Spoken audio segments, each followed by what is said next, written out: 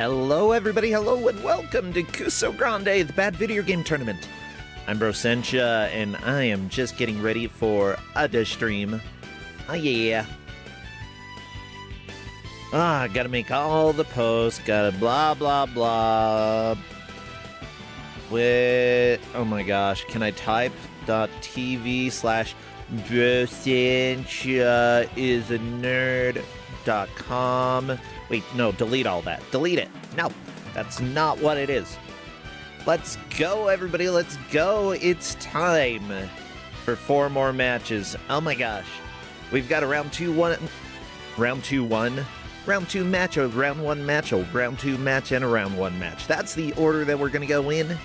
And let's see. Anybody getting eliminated from today? Actually, yes, in our 3rd match today, there will be a couple eliminations. Actually, yeah. 2 people eliminated in match number 3 today, so get excited. Gun noises. Pew, pew. Ow! Who shot me? Not the sheriff. I hate that guy. Twitch.tv/Brossentia. Since I need to update 50 billion places right as soon as I go live. This music is way too intense right now. You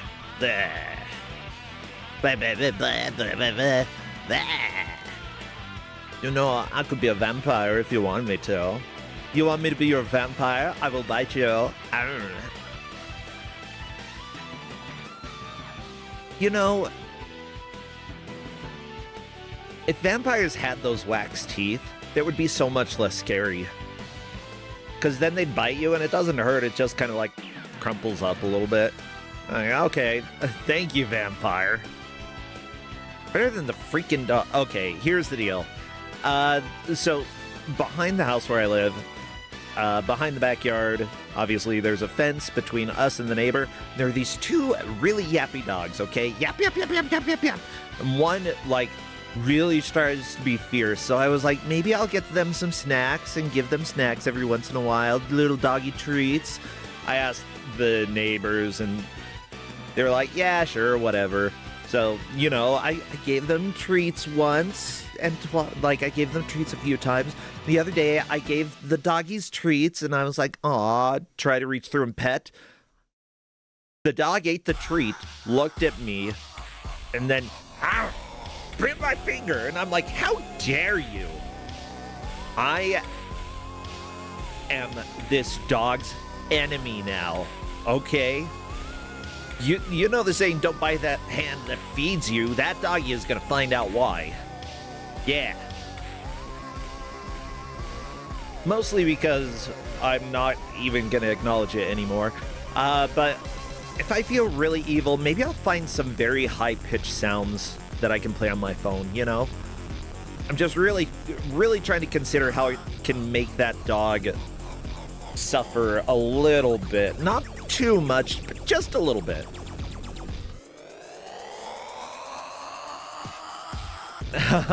Wolf, you think they're so annoying because you can hear them? The blessing of hearing loss. I've got hearing loss every once in a while. I just, like, people say things to me and I'm like, I have no idea what you said.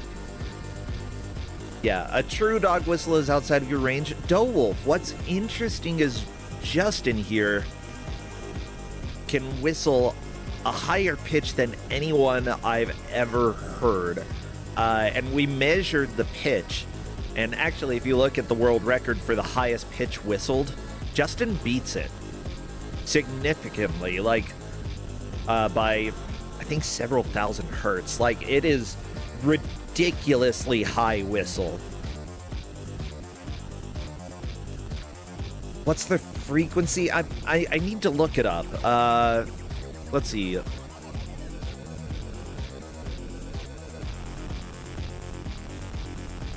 Highest whistle note. They recorded 10,599. His was something like, I think it was 19,000 hertz. It was really, like, mind you, it starts getting, what do you call it, exponential. So, like, a jump between 1 hertz and 5 hertz is a lot more than between 5 and 10 hertz. Yeah. It, like, maybe it was like 13 or 14,000. It was like, I know that it was notes above what the current record is, like, significantly. I'm not sure if it was a full octave or half an octave, but still significantly higher.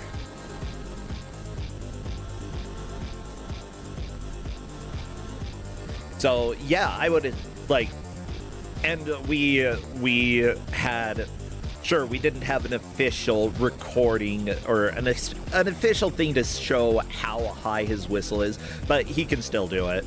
So, like, maybe one day we'll call Guinness World Records and we'll be like, hey, can you come and do this and not make us pay? Crappy, take us over to the game reveal. It's time for us to see who the GM is going to be. Watch out. Rocco's going to take you on a walk. Don't think about mops.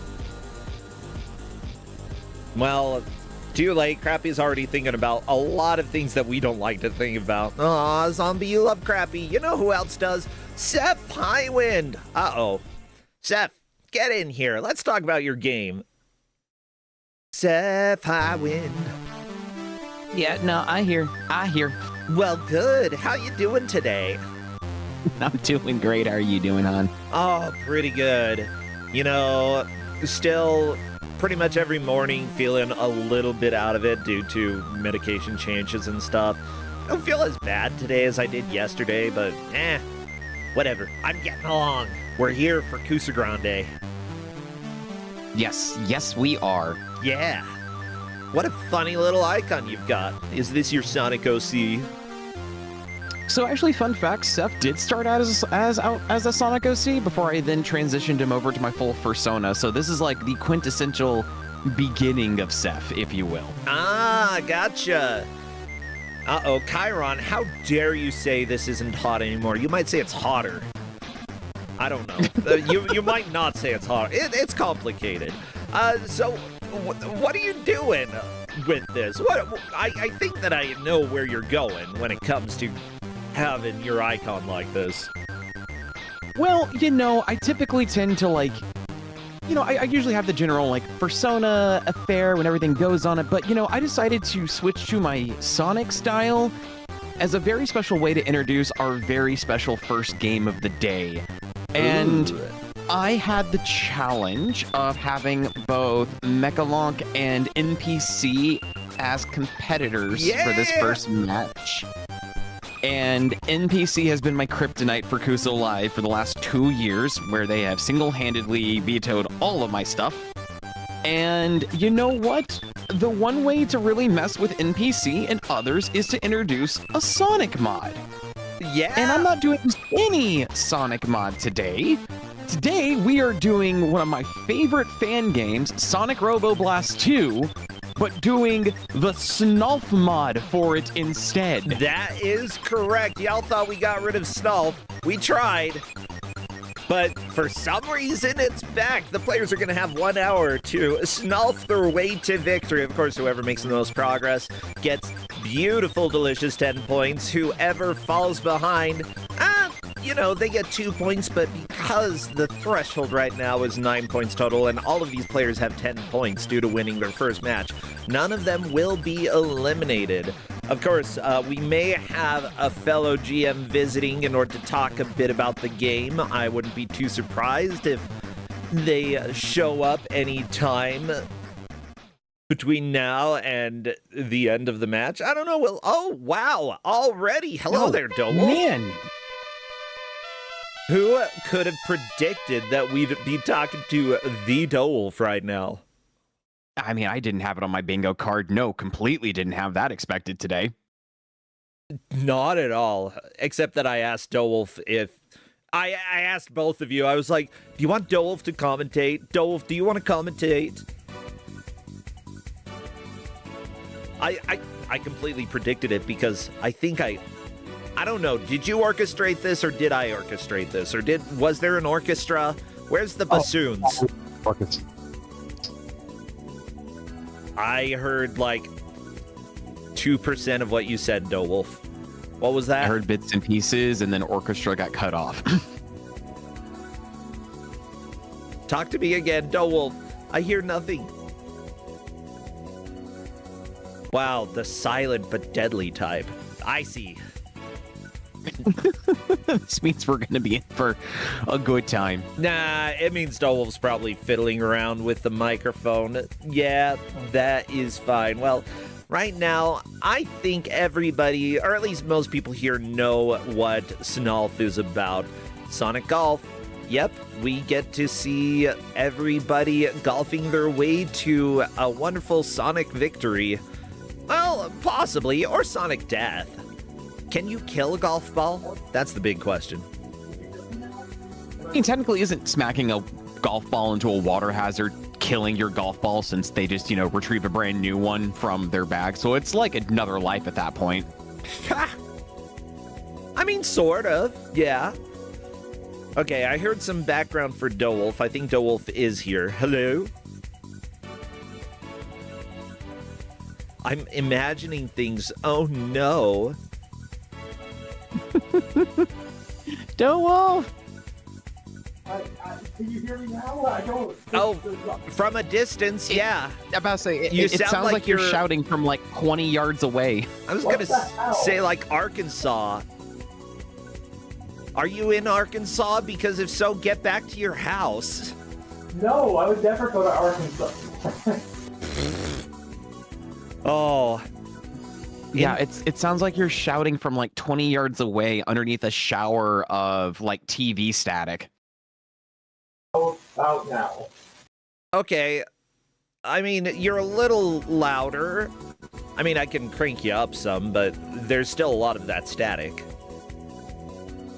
Yeah, I don't know what's going on. Sorry. It's all good. Is the microphone in front of your face? Oh, it is like right in front of my face. Wow. I mean, this can work. Yeah, honestly, I think this can work. Let me see if the players are ready to roll.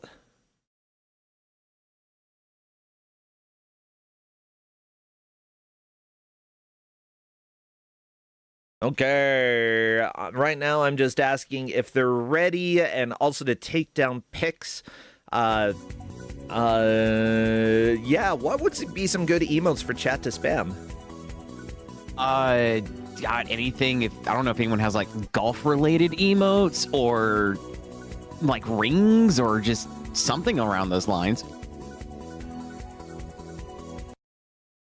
Yeah, orb emotes would work too. Yeah.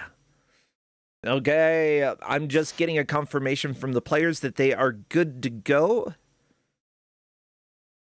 NPC put the polo on. Good. Okay. 1, 2, 3. Just waiting for Mecha Link to confirm. And once we have that,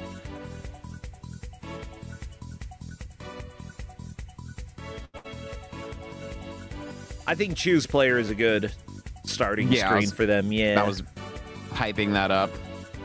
Sweet.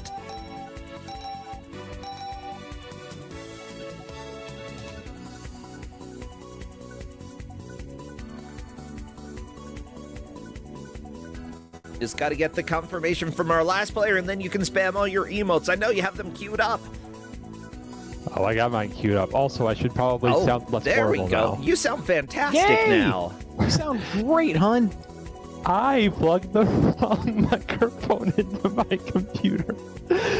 So I don't know if it was like my webcam has a mic, and I think it was trying to like do my microphone as my webcam, and that was not working well. Uh-oh.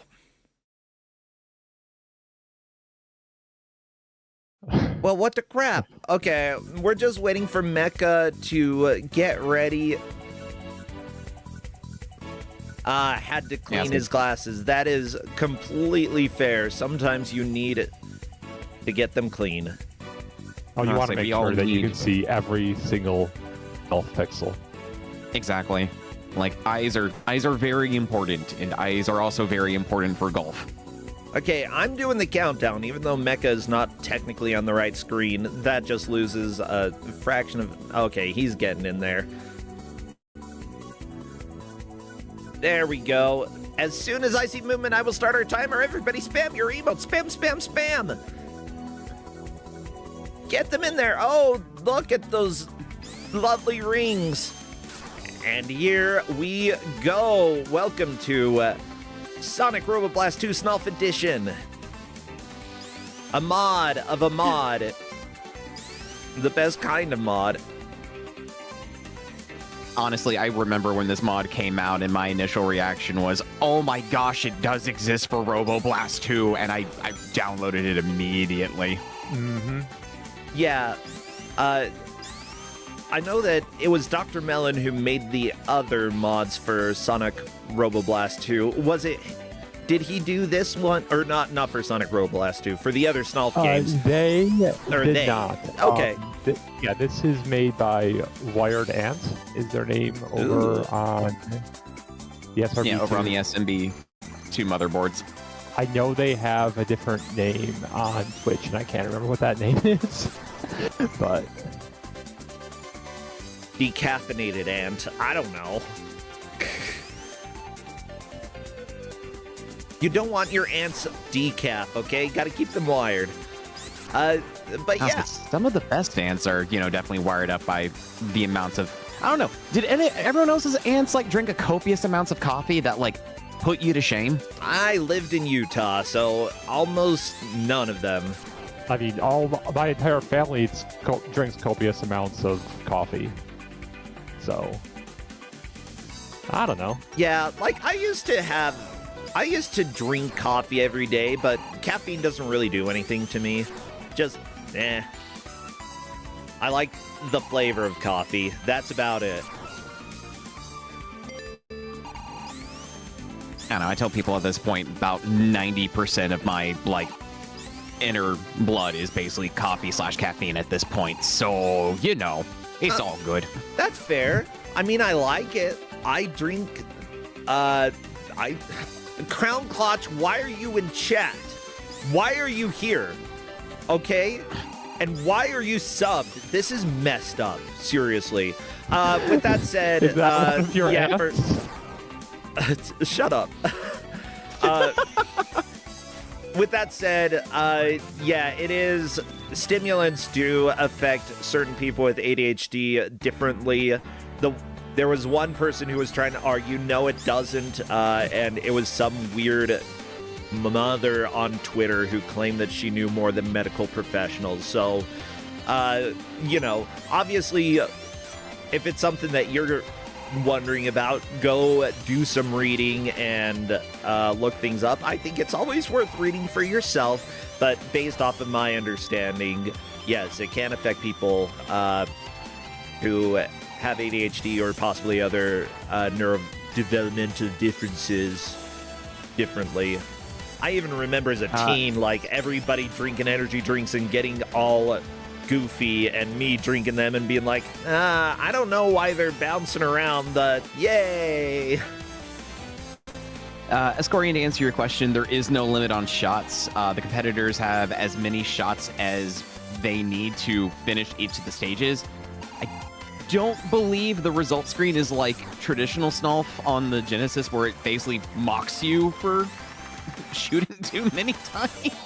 Yeah. By the way, Does it on the Genesis? It's been a long time since I've racked up the shot counter on Genesis Snulf. yeah. I do want to thank Neitzel for subscribing a while ago. I didn't catch you, but I caught you now. Haha. I think I was over 17,000 shots in my casual playthrough by the end of it. Because it 17. doesn't reset between levels for some reason. I mean, that's fair. I honestly think I would be more interested in the total anyway. It's definitely one of those things is as a Sonic fan who has played the classic Genesis games more than my current age, it just seeing the shot counter get as high as it did and having the game mock me, I'm like, I swear I know these levels. I'm just not used to the playing style.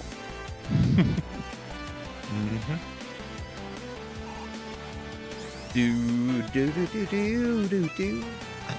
The music just rocks.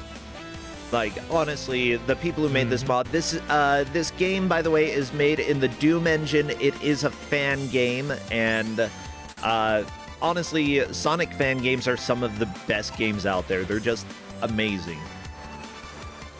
Like, definitely for fan-made games, they are top tier, and I'm glad that, like, Sega supports a lot of the modding community and a lot of the people who make fan games, because, you know, we have something beautiful like this, and then people mod it in order to make it snuff. And, you know, now it's a wonderful game with absolutely heinous controls. And by heinous, I mean, look, Asmillion is bouncing backwards in this place. The thing is, there's certain quirks in Genesis Snulf that you can take advantage of, like if you hit another sprite while flying, sometimes you get a little air control. Sometimes you're able to do a second Snulf while in the air, so you get a second swing. Those don't really exist in this version, though, as far as I remember. No, this one is very much a control your height, control your distance. They can hold the jump button down to, like, help, like, de-accelerate and start to, like, help them, like, start going down to ground level early if they want to. So it's really the controls in the player's hands on how they want to take all their shots, or if they feel like they need to mulligan to get out of sticky situations. Gotcha. I don't think the break does anything if you're in midair. Like, it definitely helped. I mean, I begged for it to exist on the slow slopes so you didn't just, like, roll forever sometimes. But yeah, I mean, Asmillion is so close to the end of the stage. Just needs to get up those springs. Oh, there we go. Perfect. Up those steps into the wrong room, but that's fine. Once you're up here, you're relatively safe. You're gonna get there. By the way, yeah, go ahead. Yeah, so at this point, they just need to do like a straight, like, power shot forward with very little height so they can continue easing their way towards the goalpost. Yeah. Now, for those who don't know, this is a mod of a game, and that game is Doom, which will probably make a little bit more sense why things look the way they do. Some of the shading. What? Asmillion got bonus? Uh-oh. What is this, Nights into Dreams? Yeah, so the bonus stages are Nights into Dreams. Hang on tight. I think if you just pause, you can put out that way. I mean, it's... all of the players were given the same information, and at this point, you know, they can try to figure out things in the pause menu themselves. Yeah, I mean, Asmillion just happened to find a Chaos Emerald. So, you know, congrats. But also, you probably didn't want to.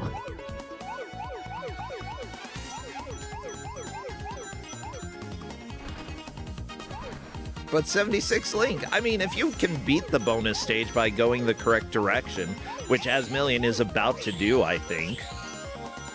Yeah, the bonus stages are very Nights into Dreams, so thankfully, unlike Nights where you have to do multiple laps, they can, like, they have enough blue spheres, they should be able to just go straight and just grab the emerald and move on to the next stage. Yeah.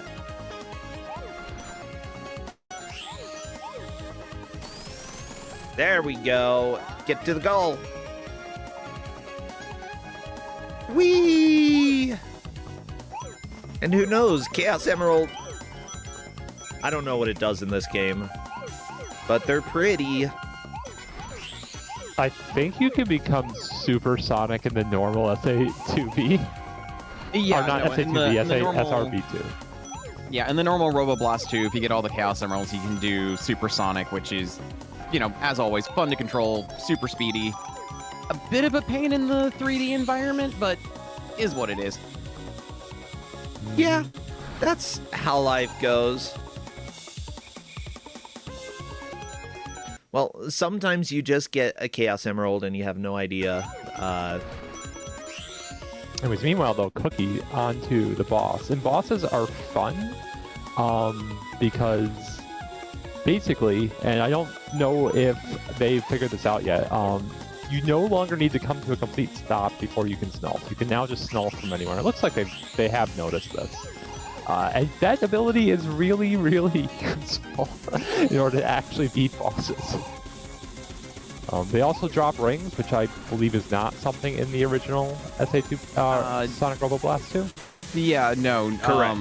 Bosses don't drop rings, so you're able to hit the boss, get some rings, and continue to snulf your heart away.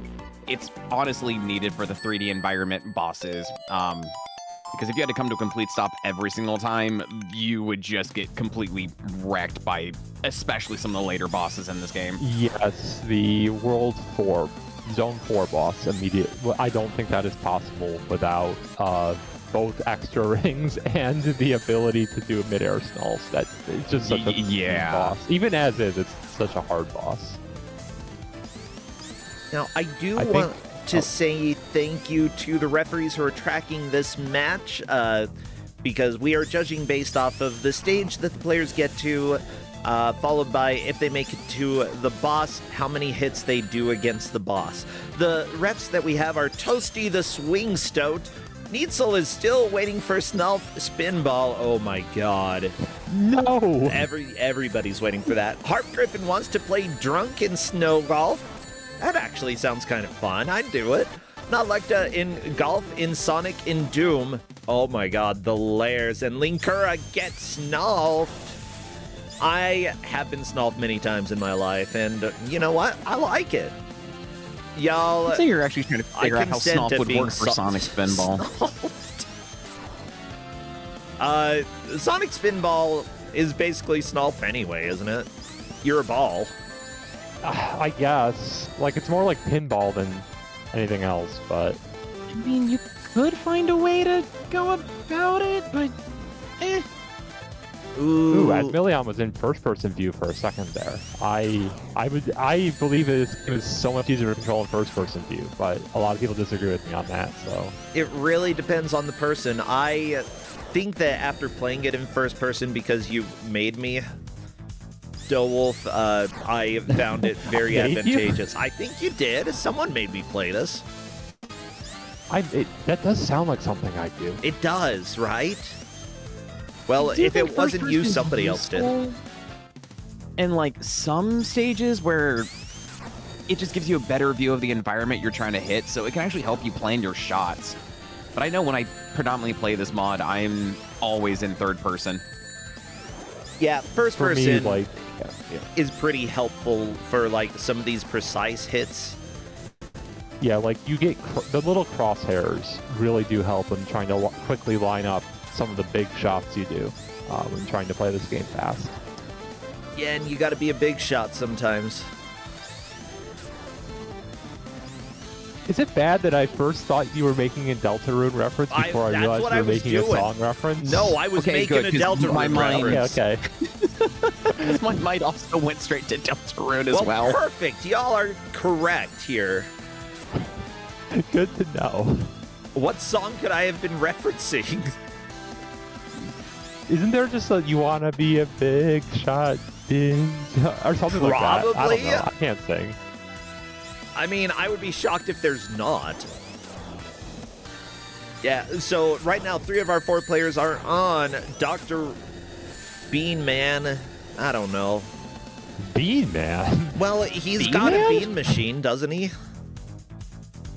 Oh, you said beam. I heard bee as in the creature, so I was just Oh. imagining a crossover of Eggman and the Pain from Metal Gear Solid 3. I hear that his machine is I has want that to beans. It's exist mean. now. He's a freaking beanie baby here.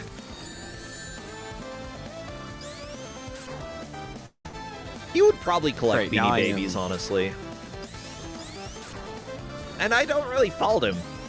You gotta have a hobby other than killing Sonic the Hedgehog. Because honestly, Great. Ooh, that is a Gets kill old. from that is a Cookies. kill. Very nice, Cookies. Now it's time for the true boss getting onto the Switch. It really is. Oh, that's not gonna work. If you thought the boss was hard, trying to get precision platforming onto a single Switch to beat the stage. Yeah, Now you Cookies get is doing something surprisingly smart. good at this eventually, but oh my god, it's so hard. Using mulligans is a good idea because if you keep attempting from the same place, it's going to be a lot easier to figure out exactly what angle you want to do. Thank you so much, Cloud, for those gift subs. Oh my gosh, you've given a lot over the years. Seriously, I highly appreciate it. Thank you so much. Glub, glub, glub. I like that, the subtitles say glub. And there we go. Cookies has it. Free those animals. Now, I'm not swapping over because I believe Cookies is playing MIDI music. Or is it MIDI music from Sonic? Let's see. Oh my god. It is. You can choose to do MIDI? Yes. We're going to listen to this for a while. Because Cookies is in the lead. Is this new to the base game? Like, I didn't actually know you could do that. I don't believe it's not new to the base game, because I think the first time I played through Roboblast 2, I think I turned the MIDI music on because I wanted something unique. Because I think regardless if you're listening to the normal OST or like the MIDI OST, like the OST in this game just slaps, with like Techno Hill being one of my favorite tracks in the entire game. Oh yeah. Yeah. Yes, Techno Hill is definitely not Chemical Plant Zone from Sonic 2, but it also does have this cool purple goop, which basically you float in, so it's interesting. Yeah, it makes golfing particularly difficult. But yeah, NPC is still working here to get to the boss. Mind you, everybody has their strength and weakness, and NPC extremely good at retro games and platformers. As for 3D golf, I don't know. We're finding out. I know that NPC does a lot of VR stuff, but Sonic isn't VR. I was about to say I've played a lot of walkabout mini golf, and I don't think that is going to help out. It doesn't carry over. No. Oh man, if only. I mean, the Walkabout Mini Golf crew has done some really awesome crossovers between like Myst and other things. I think a Sonic Walkabout Mini Golf would be awesome. Oh, very lovely bounces by NPC to get on the grass slope.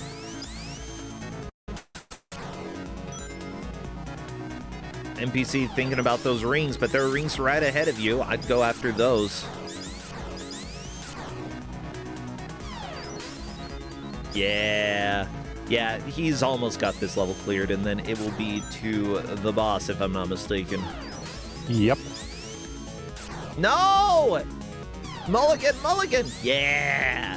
See, the mulligan button, extremely helpful in Snulf because it allows you to go back to the exact previous slot that you were in. You just have to make sure that you press it soon enough, if I'm not mistaken. Yeah, it's a little easier in the 3D games than the 2D games to not be late, but... Huh. You can just hit the bouncers and they will bounce you the correct place. No, they'll probably just knock you, like, straight up and down. Like, if you hit them just right, I guess they'll knock you up to the platform, but because you have no mid-air controls, they don't really work. Oh, gotcha. That makes sense. It's so much like Sonic, it's momentum-based, so their options right now for NPC is to hit it with enough speed that it should give them the follow-through. There we go. Or they might just have to do that and, like, situate themselves at a good height check to clear it. Yeah, Cookies, by the way, using the first-person view in order to get through this level. And yeah, this is the way that you played a lot of the game, Doe Wolf. yeah, no, this is how I just approach the speedrun in general, is just everything is first person. Yeah. Which Yeah, is probably especially like really for- hard to watch, but whatever. Yeah, I mean, first person, like, especially for Techno Hill, is honestly needed. Because this is like the first stage in the game that really does a lot of vertical momentum and movement compared to Sunflower Hill, which is a lot of your standard point A to point B Sonic progression.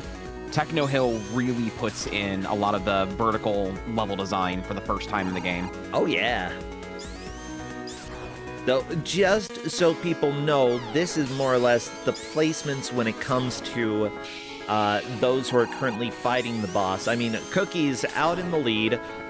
For the boss, though, Asmillion has done about 6 hits on the boss. Mechalink has gotten 1 hit. NPC, I think, is yet to score a hit, but may come very soon. We'll find out.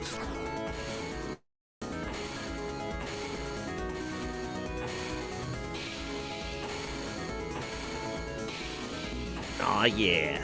Yeah, meanwhile, Cookies is actually pretty close to the end of, well, just died, but was pretty close to the end of Techno Hill 1.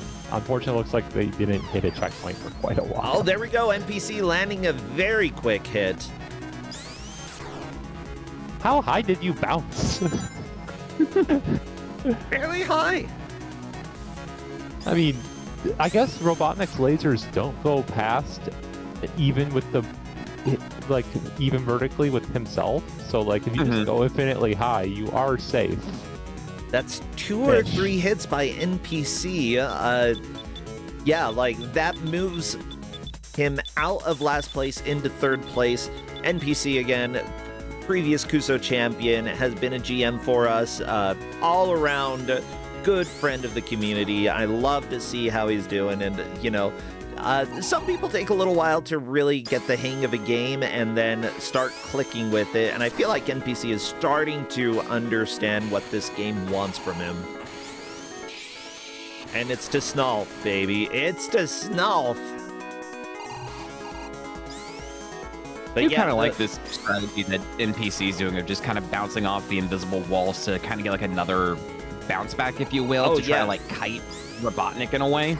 Getting an air Snalf is being very helpful. I didn't know that you could actually do that in this. Yep, you can just start a Snalf anywhere in a boss fight.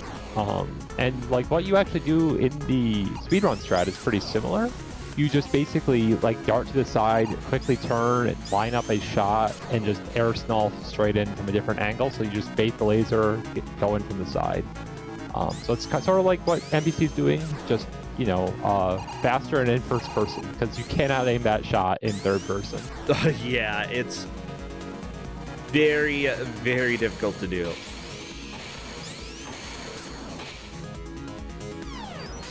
But everyone is, like, really starting to get the hang of how this works. Yes, Cookie's figured out the boss first, but there's still plenty of time. I mean, I know what the second boss is, and I know that it's going to be a nightmare. Yeah. I love the second boss so much. I think I beat the second boss in Snalf. It was very complicated.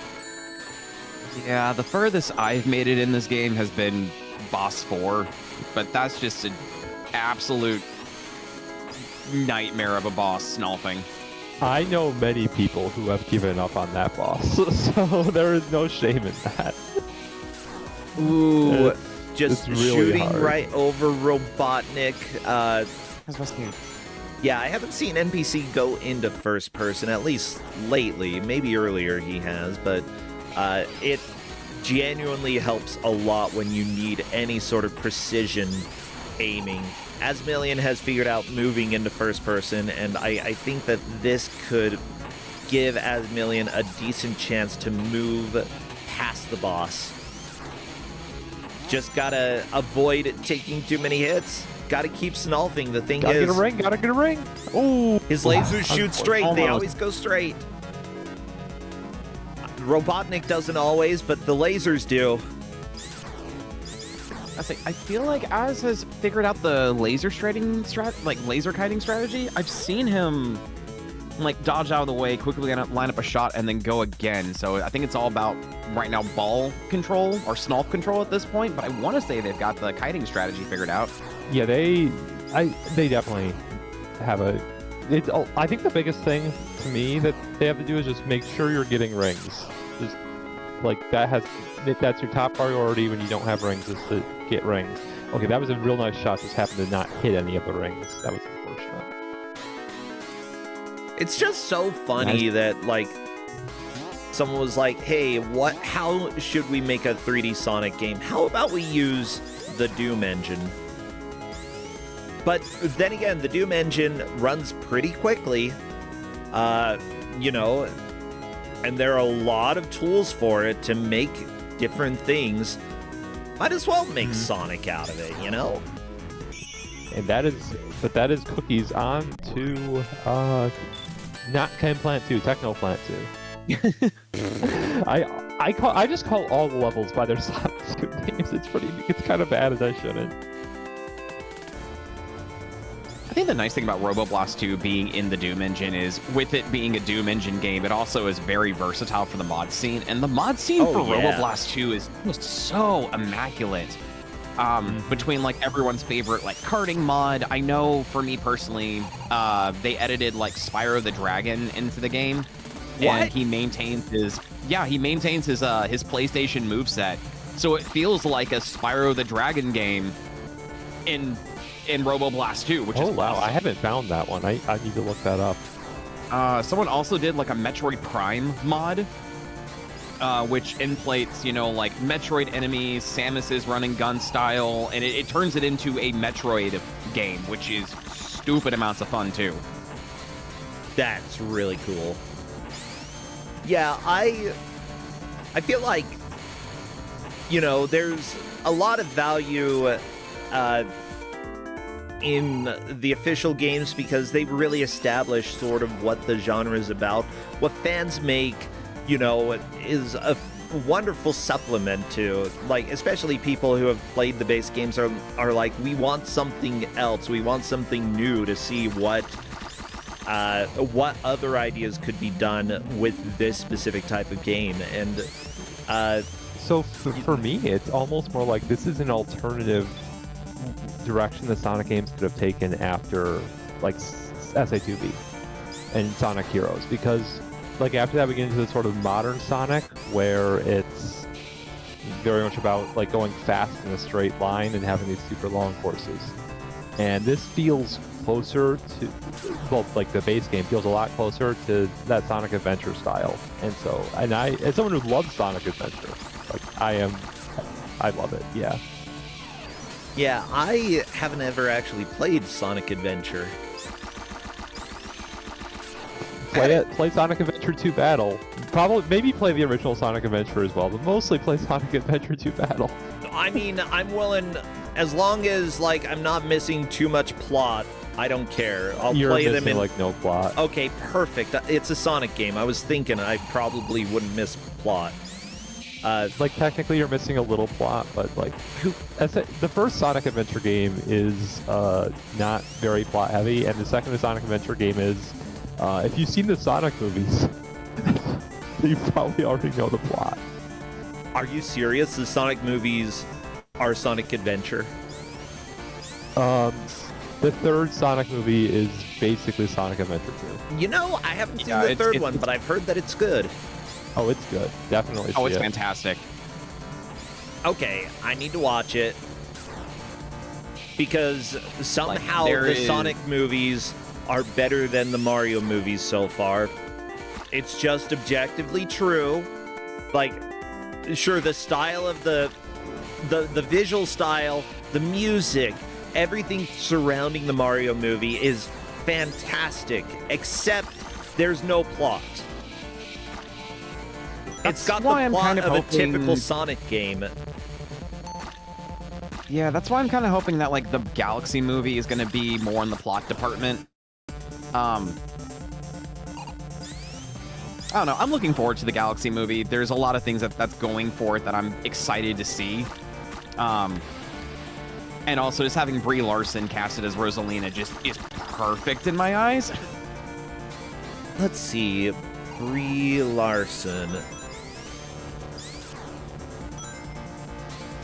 I'm trying to remember who Brie Larson is.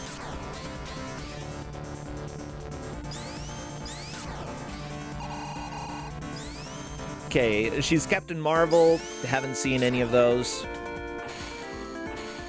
They're flawed, but I did enjoy them. Like, of the new Marvel stuff, I think it's actually one of the better ones, but like low bar. Scott I Pilgrim. kinda Okay, fell out no, like OG Scott love. Pilgrim. If so, then perfect. And by OG, I mean the first movie. Not obviously, she wasn't in the comic book, or was There's she? a second movie. There's a TV there's series. not a It looks second like. movie. Yeah, there was a, Oh. yeah, there was a TV series that kind of like is almost like a continuation, if you will. 21 Jump Street. Justin would know that better because for some reason. Well, no, that's not original 21 Jump Street. Never mind. For some reason, our TV would always turn on and show 21 Jump Street, and he'd just occasionally just leave it on, and it's like, this show's not really interesting, but it's on. I just want to say, I love the fact that like Cookies has the sound effect closed captioning turned on, so when they're on the goop, it's just goop splash over and over and over and over again. Ah, yeah. Gloop, gloop, gloop, gloop. Yeah, so they figured out how to get out of the first room of Techno Plant 2 after a while, which is you have to basically like jump into a pool of goop from really high up and just sort of like bob under the water because it pushes you up and you have no underwater control, so you just have to like get that right angle. Yeah. This goop, there's another path. You don't have to go through this goop, but they are convinced, it looks like, that you have to take this specific route. And it, Yeah. it's not illogical, it's just unfortunate because they could just go any other way.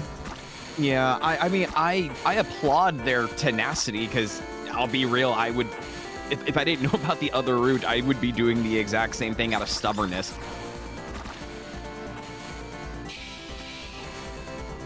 Yeah, I do remember that, like, if you hit from a really high angle, you can sort of get pretty far down in the goop, but that just might not be a doable angle. I think that one is doable. It's just going to be hard.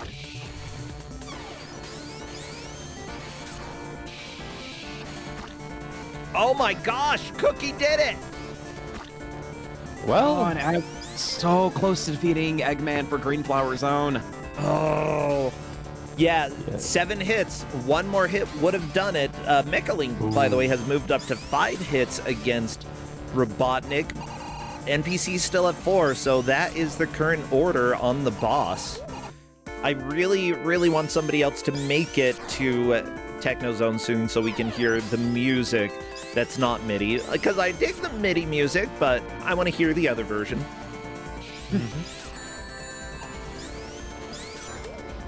yeah, I'm really hoping Mechalink and NPC try first person because, like, you can see how the camera kind of like doesn't get shoved out of the way by walls, and when it does, it makes it really hard to aim a shot at all in third person. So like that's another reason just you want to get in first person. Yeah. And the competitors are aware that you can change the camera. That was specified in both the controls and asked in the match channel, so everyone is aware of how to do first person. Yeah, but it's also easy to forget partway through. I know how life goes. Sometimes you're playing Snarl, and sometimes you're like, I don't possibly see how first person would help me, and then you do it and you're like, oh, that's how. It makes it playable. Ah, I see.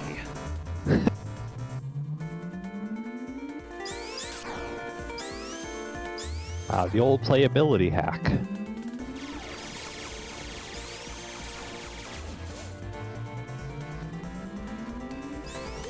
Whee! Yes, making things playable. Generally a good thing. If the devs aren't going to do it, they did do it because they added the first person option. I mean, it is a Doom game. It is a We Doom started game. in first person. I've got no doubt in my mind that Cookies is going to make it to the Techno Hill boss. I'm wondering if they're going to be able to make it to Deep Sea Zone. Because this is a Doom game, do you think that you can play multiplayer? You can. Yes, there is a multiplayer setup for Snalf and standard Roboblast. Oh my gosh. Okay, I'm interested in this. As Alucard says in the library. I think of that quote way too much. Ha, thank you! Ha, thank you! I'm interested in this. Ha! Yeah. Nah, that makes sense. For me, like, I always get the museum curator for Mega Man Legends stuck in my head of, thank you so much! Like, every now and then that just plays rent-free in my head. Oh, I do have a question from YouTube. Is the time any matter in this game? Do you die when you reach a certain time, or is it just art, is it just there? Yes. Yes. Yes to which? You do die? You do die. Yeah. So Cookies at may die $9.99. soon. $9.99, $9.59. However, it's not really that big of a deal. It just takes you to the previous checkpoint, right? Mm-hmm. Or, okay. Yeah. I mean, Cookies is nearing the end of Techno Hill 2, so they've got a sporting chance of beating the stage before the time limit really becomes a factor. Yeah, but this part of the map it really opens up, and there's, like, if you know where to go, it's really quick, but if you don't, you can get lost for quite a while. Yeah. Like, you have to go left here. And if they do, they're fine, but there's so many other options. Oh no! I saw a bunny. Well, okay, it wasn't the bunny that attacked. It was the monster inhabited by the bunny. Yeah, I think Cookies is gonna time out. I don't think there's a chance.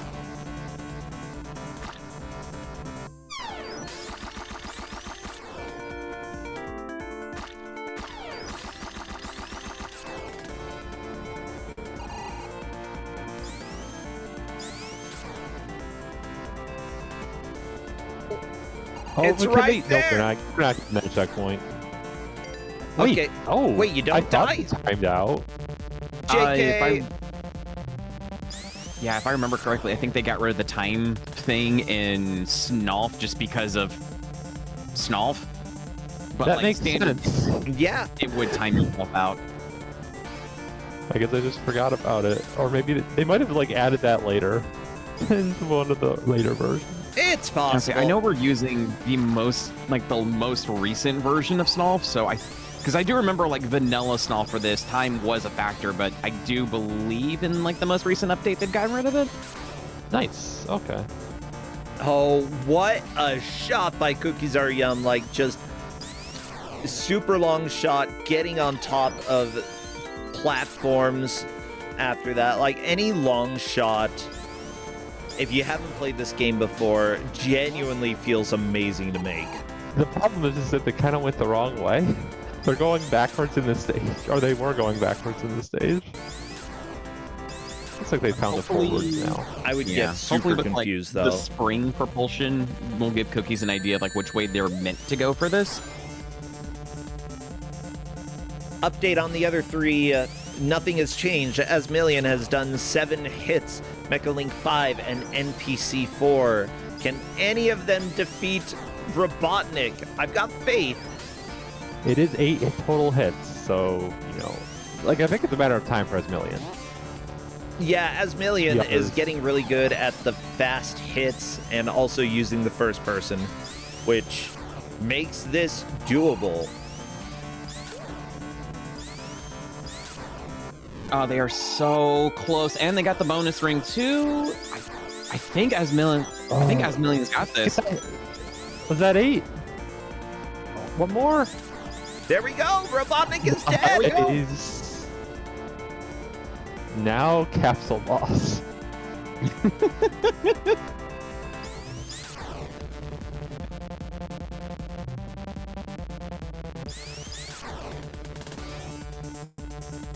I'll say they can breathe now, but I wonder if the adrenaline might have them just itching to. Yeah. Meanwhile, Cookie has found the right direction and now just has to go up. Poor Cookies. You can do this in one shot with a perfect angle, and that's so much easier than actually like trying to ride the elevators.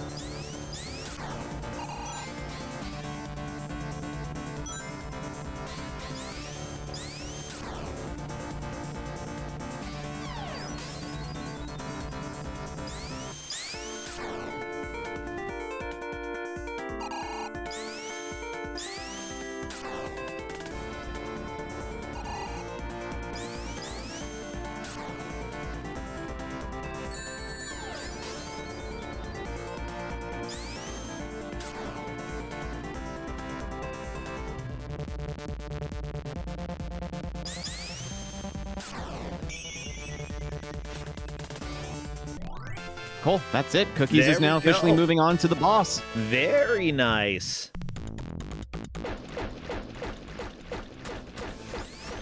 So tell us about this boss, Seth.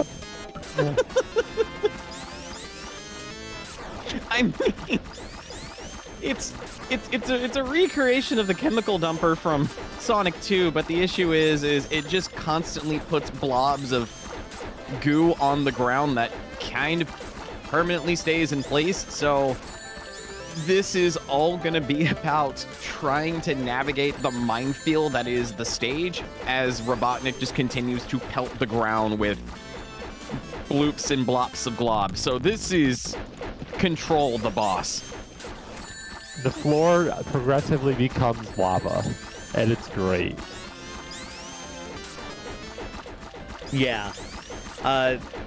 Yeah, NPC is getting very frustrated by this, saying, you know, he feels completely defeated by the game. And I think that, like, pretty much all that I was able to say is try everything that you haven't tried before, because it helps. And honestly, the first-person view, I cannot say that is what has not been tried, but that genuinely would help here. And Mecha Link as well can benefit from that. I think everybody can benefit experimenting with things that they haven't done before in a game, just to see if that helps out. Oh, right, I was going to listen to As Million's music, because we've got a audio swap here.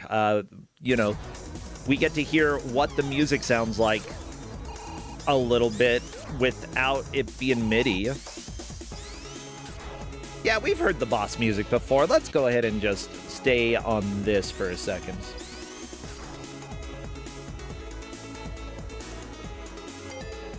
My god, Cookies is just doing some maneuvers with zero rings that is very scary with how much the floor is lava at the moment. Goop splash everywhere. No.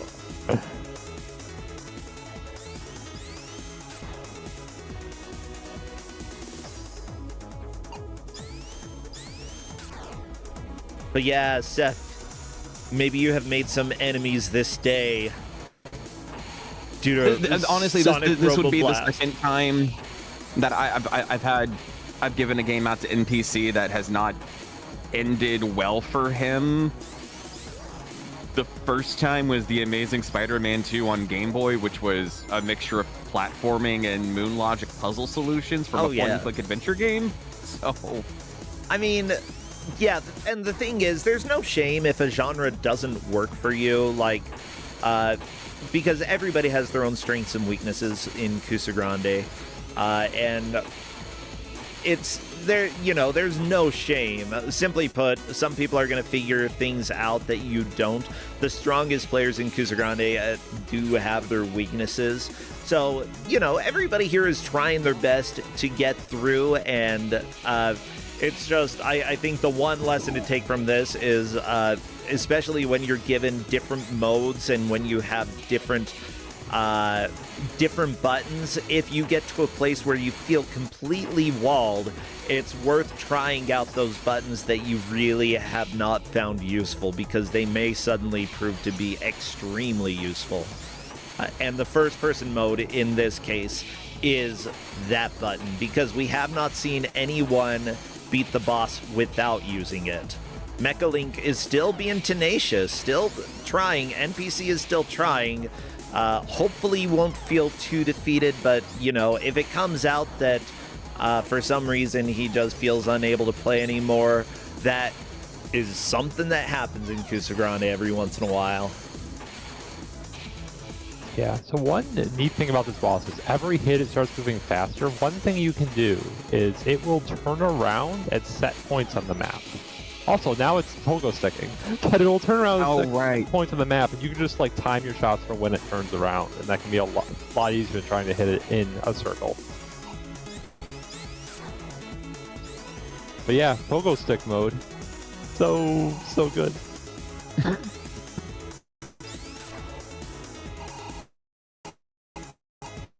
Okay, and we have gotten the official tap from NPC.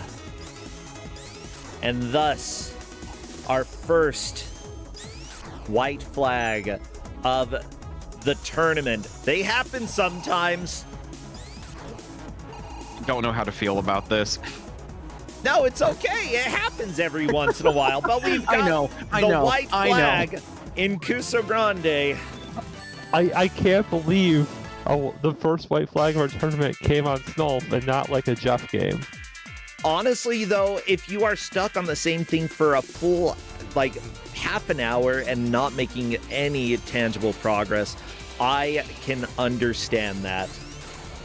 I can as well. I don't remember what game that was given to me when like one of the years I was a competitor, but I was in the same spot where I felt like I was making zero progress, and I was wanted to throw in the towel, but I kept with it. So I think it's a kill for Cookies right there. Oh, but Cookies nearly died after beating the boss. Yeah, because of the goo on the ground. Like, we do have players who we do have players who have the tenacity to keep going despite being stuck on the same level for 45 minutes in Pussy Love Story from Titanic.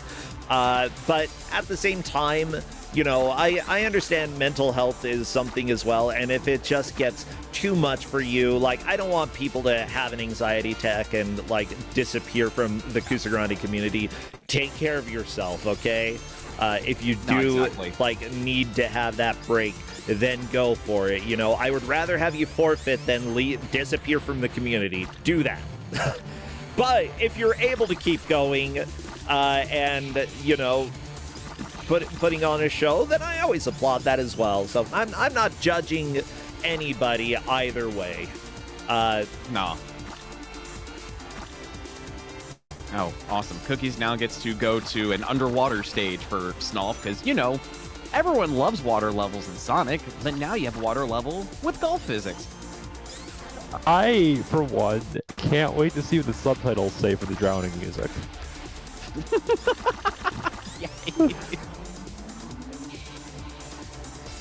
Yeah. Good job getting on the platform where you need to go. I can't believe that worked. They don't know. Oh, that's not. No, go back. Good job getting back. Please stay here and continue moving. I've got to spin around. I'm not sure which way is the better. Oh, I think, yeah, that's not the way I go in the speedrun. I don't know how hard this route is as Snull. Oh, you're underwater. That probably means it's wrong. Honestly, I think this was the way I played normally vanilla, so there are some ways around this, but it's definitely the harder of the two path choices. I do believe we are going out air.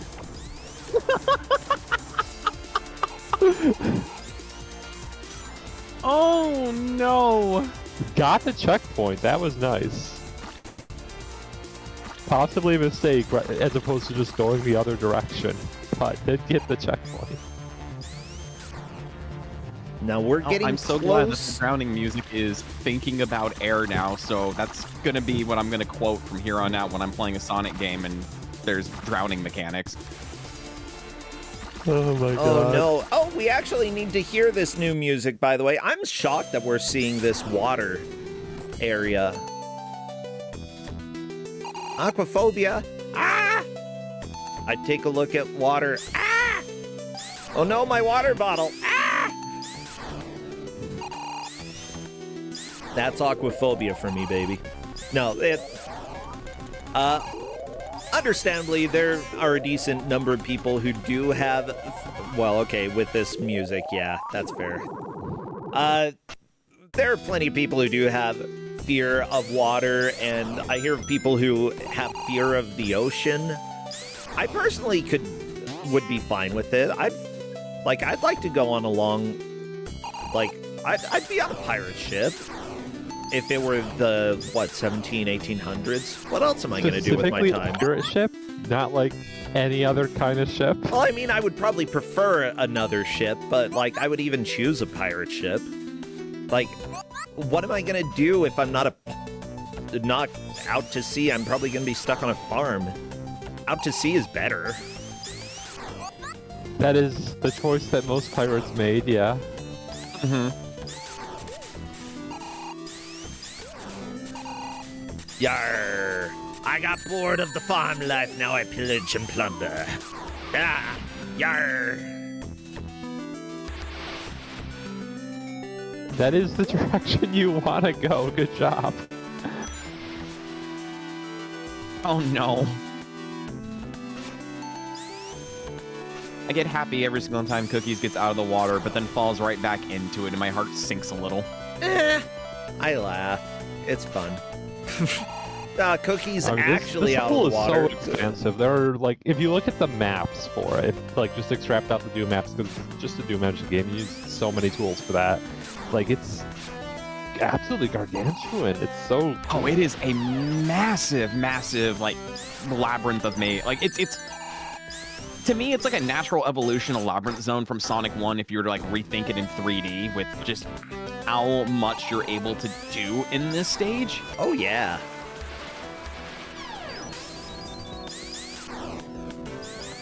I guess it kind of I always think of it as being Aquatic Ruin because I just assume everything is Sonic 2. But yeah, I guess it is kind of more like Labyrinth Zone.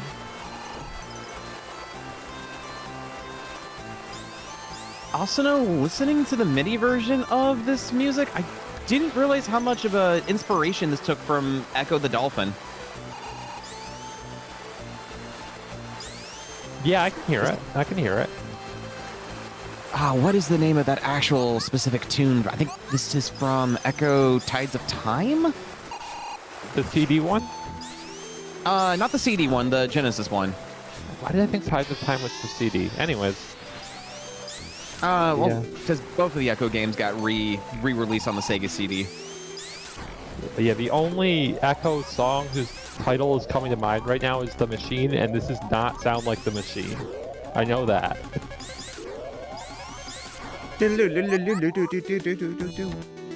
Good job getting air. You gotta get the air. I mean, if you don't get the air, you're going to die. And if you die, then you can't be a golf ball. That's Sonic rules. True facts. Yeah, I'm adding such deep, commentary to this game. I'm literally trying to get ready for the next match. This is probably why I am so shallow while talking about this. It's okay. It's okay. Cookies is deep enough for all of us. Yeah. Yeah. Cookies are deep. All right, now listening to the music again. That's right. It's Big Ocean from Echo 1 is what this track reminds me a lot of. Okay. Okay. I've never beaten Echo the Dolphin. Or any of the Echo games. Or that Shamu game that's basically Echo but worse. I usually tell people if you're looking to try to actually beat the Echo games, play the Sega CD versions of them, especially Echo 1. Because Echo 1, it turns every glyph you clear as a checkpoint instead of having you reset at the beginning of the stage. Oh, yeah, that makes the game so much easier. I actually don't know this route that Cookies is on, so I'm not quite sure. Like, I assume you just go forwards. Forwards is usually a good direction, but I don't really know it. Yeah, no, they need to continue pushing forward. There's a couple of air bubbles here and there, and it's after this cave system, if I remember correctly, is where the next, like, actual air pocket is. Because this is the path I took when I played the game, like, vanilla for the first time. There we go. Oh, I like this route just because I love the spectacle of just seeing, like, the wide open ocean spread out before you. Yeah, that's fair. I like to not drown, so I want to avoid the wide open ocean. You can also just, like, if you just snuff straight up, you'll just go out of the water and you're fine. I don't think that's occurred to them quite yet.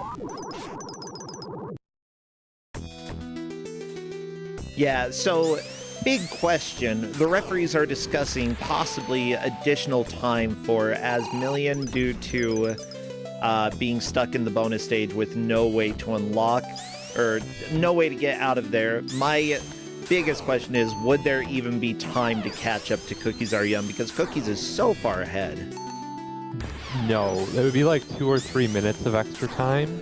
Yeah. And Asmillion is a full zone behind, right? Because he is on technical. I'll say, yeah. We like, if they were still stuck on the, I can't talk anymore today. If they were still stuck on the boss fight, I would say an extra 3 minutes just for the special stage alone would be useful. But since they are leaps and bounds ahead in Techno Plants, the 3-minute timer wouldn't really help them catch up at all to where Cookies is. That's really what it seems. Of course, if the referees decide against us, that is completely fine. I will live with that decision, and we will have 3 more minutes of Sonic Golf. Which, honestly, 3 more minutes for people to figure out how to golf, I'm not going to say no to that. I give huge props to Mecha Link for sticking with the boss. He has moved successfully into 3rd place and has stuck with it despite how frustrating it is. But again, like, one person can get a lot more, like, frustrated by something than other people. You never really know what's going to get you. I mean, I've gotten motion sickness due to music in a video game, and other people didn't feel that. Motion sickness from music? Yeah, that was and it was a puzzle game out of all things, like a 2D puzzle game. I got motion sickness because the music subtly sped up and slowed down, and I'm not sure if it was a game issue or an emulator issue, but yeah, it made me nauseous. Oh, that sounds atrocious. Yeah. Because I love songs that just mess with things like that. Well, the thing is, I've listened to the actual song for the OST. It doesn't speed up and slow down, so I think that it's either a game engine thing or it's an emulator thing. That, depending on what's happening with the action in the game, the music subtly goes faster or slower.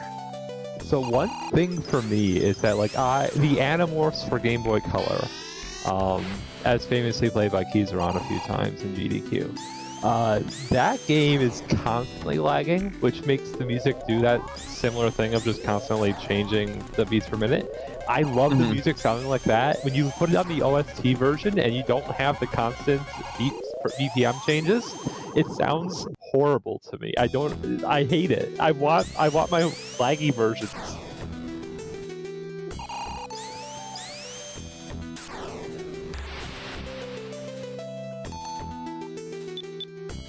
Do.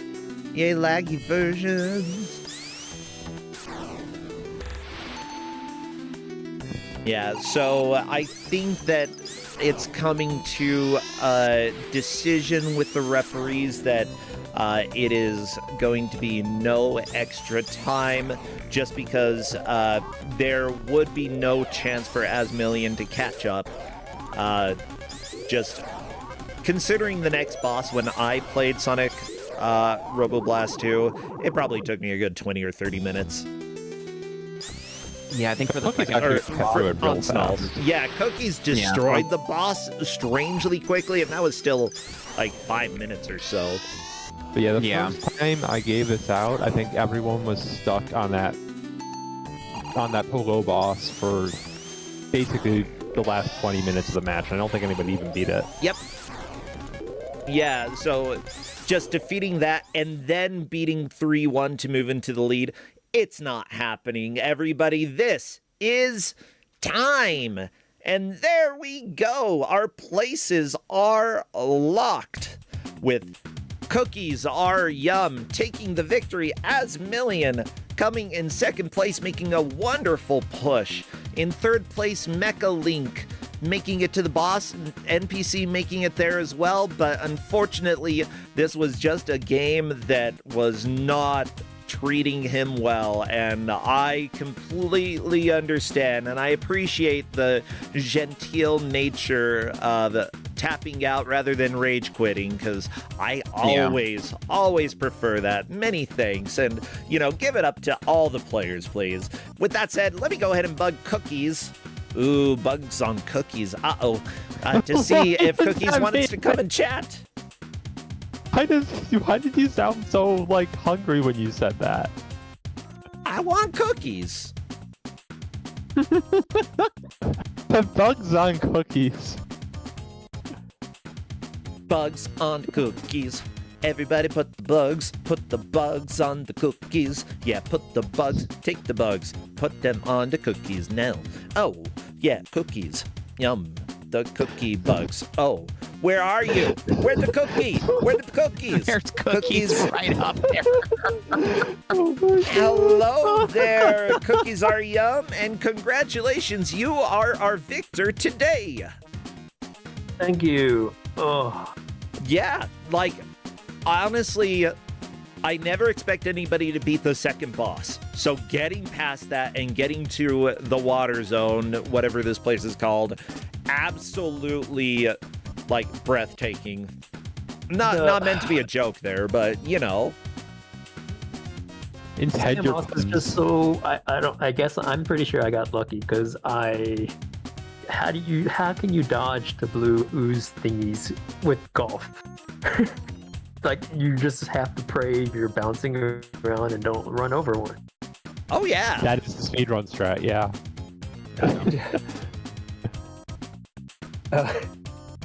Yeah, and then I don't know how you're supposed to do this in water. You have 15 seconds and you die. Yeah, the answer is that there's 15 routes through that stage. I'm not even exaggerating. There's so many routes, and one of them is much easier than the others. Yeah. Basically, at the very start of the stage, you went right. If you go left, it's easier. It's really what it comes down to.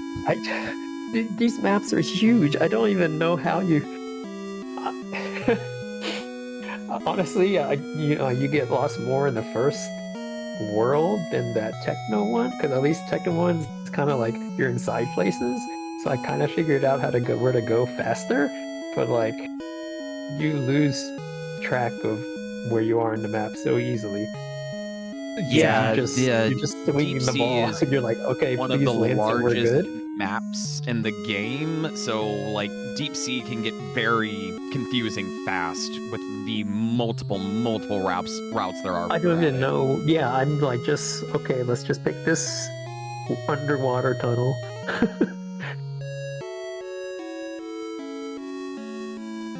Yeah, by the way, I'm pointing out, it seems like this is something that you figured out pretty early, and it helped you out a lot. First person makes a huge difference when you're fighting the bosses.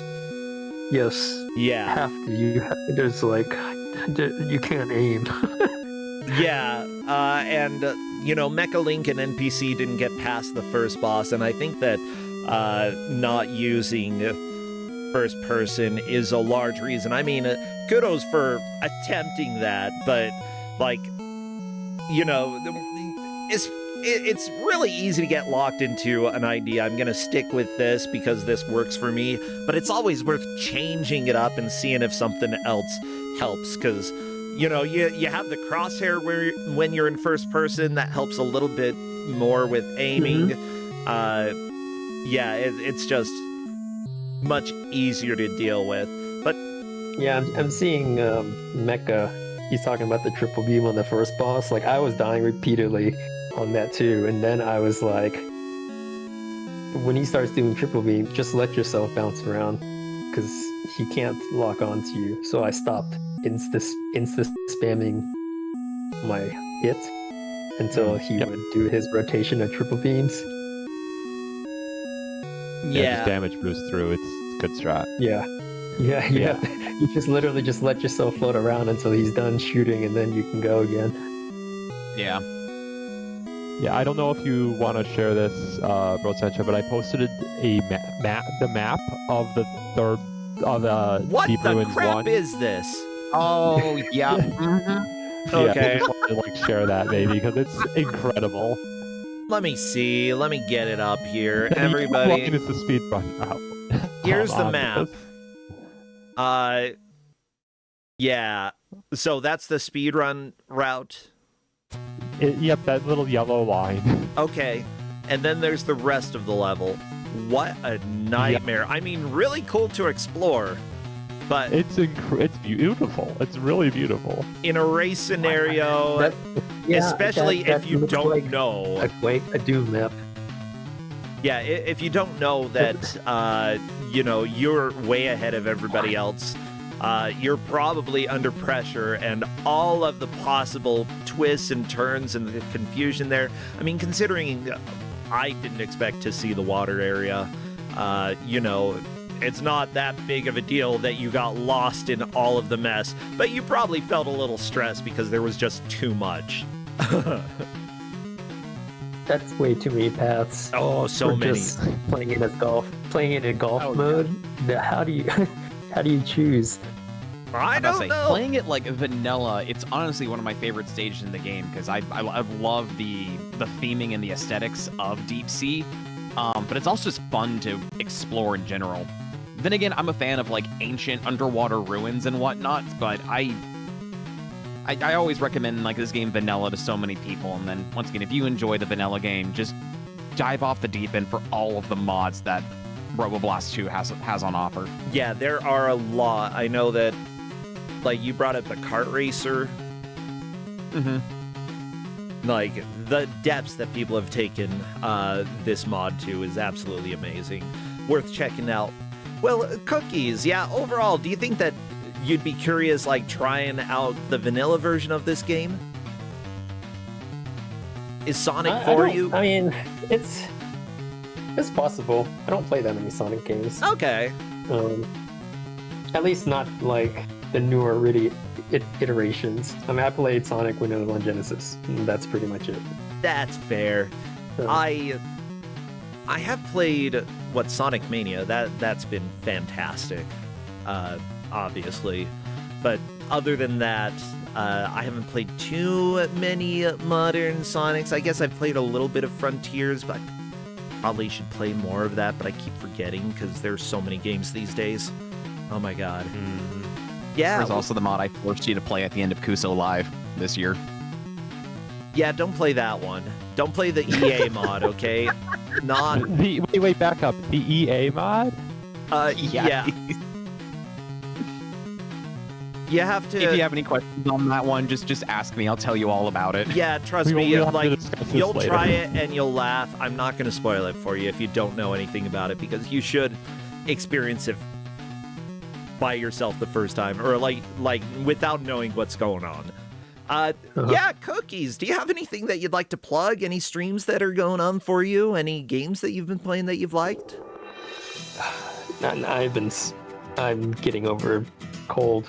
I haven't been playing anything. Oh no, hopefully you're feeling a little bit better now. You know, Sonic, I hear, clears up the any congestion. You know, he's like an herbal tea. I guess I could shout out Limit Break. It's happening soon. Yeah. Last day for volunteers. Volunteer sign up if you want to volunteer and you're in the area of Denver. They need volunteers, and today's the last day to sign up. I dreamed of RPG Limit Break last night, which means that, yes, everybody here should sign up if they would like. I'm not going to, probably. Because I am low on money. I am... Like I said, if you're in the area, or you're going, then, yeah, you should sign up. You get a free badge and stuff. You don't have to pay for the badge. Yeah, that's awesome. You get a shirt, I think. I did last year. I volunteered last year. I think so. You get some swag and you get free entry the whole week. Yeah. And you just do some volunteer work. And honestly, volunteering is a lot of fun. I mean, I helped found RPG Limit Break, so I'm a little bit prejudiced, even though I'm not involved these days. I still have a lot of love, and I know that there are some people from the Kuso community who are going to be running stuff there, so, you know, it will be a good time. Highly recommended if anybody gets a chance to go. It is good. Well, anything, Dowolf, that you'd like to plug or shout out? I mean, I was gonna plug RPG Limit Break. Okay, also RPG Limit Break. But yeah, no, I haven't been streaming much lately. Though I kind of want to like be Russ Snulf 3D Blast now, or Snulf 3D Blast, Snulf Robo Blast 2 now. I know. This is what happens when a game that you personally love returns to Kusogrande. What about you, Seth? Anything you want to plug? Shout out? Not much. Just currently going through a playthrough of Wild Arms 3, and I'm also doing a blind playthrough of Deltarune with a good friend of mine. I'm actually going to be probably starting Chapter 4 on Monday, so yeah, got that to look forward to. Good. Wild Arms 3. Such a good game. Such good music. Gonna say Chapter 4 is pretty good. Also true. Yeah. Although, I don't know if it's my favorite chapter, but I still like it. Well, good to have you all here, and I will let you go. Take care, friends. Bye. Thank you. Bye. Have a good one. Bye. Everybody, we are going to be moving on to the next match. Of course, we have 4 matches today, and technically this is a round 1 match. Let me change this background. I'm going to be swapping back and forth between them. Bam, round 1. Nobody getting eliminated from this, and in fact, we probably have a zombie, aka a player who doesn't count because we only had 3 players, but somebody who will be filling one of the corners of the match so that we have 4 visible streams. Because why not? If we've got an empty slot, it's boring. Crappy, take us over to the reveal, and watch out! This alternative promo art for Sonic Robo Blast 2 is pretty dang good. We didn't even show it during the stream. Too bad. Y'all can go look it up. Well, please say hello to our second GM of the day. Wait, is it Fox Day? Oh my gosh, it is. Polk, get in here. Come on, Polk. Nothing but foxes around here. I mean, we had Dowolf, but whatever. Where? You! Oh my gosh, I've been playing Silent Hill F, and I have literally taken a screenshot of every fox that I've seen. Every single one. None of them are real. A lot of them are statues or art, but still, I'm taking lots of screenshots so far. Yay! I'm sorry, I'm a gay nerd and a furry, and that's just my life. You're not a furry from what I understand, but you're still a fox. Indeed. Yeah, we can enjoy that. Yeah, but I don't have any suit or anything like that. Yeah, but persuaded. But still, Foxo, yes. Yes. And I approve. Well, Polk, what are you giving out today? Today, this one's a little bit more obscure here. I found this out for another streamer here, and actually one of our other GMs was doing some bad games, and this one looked especially undercooked, I have to say the release here. Oh, okay. If anybody's heard more details on this game, please let me know. But have you ever heard of a little something on Game Boy Advance called Dual Blades? You know, I haven't, but I've heard of Muscles, and those guys have them. Oh, baby. They sure do. Well, hopefully they sure do. players enjoy Muscles for the next hour because they will be playing this game. What is the game like? What is the game about? I don't know. Let's hop on over to see who's playing. We've got at the Violet Hour. Oh, ignore the RAR. I need to enter in who are... I put that there for reasons, okay? I need to enter in who our zombie is. Oh my god. There we go, because Buster Curry is going to be doing the zombie work for us. Buster. And if so desired, Buster is welcome to come and join voice. No, get rid of that. Get rid of that.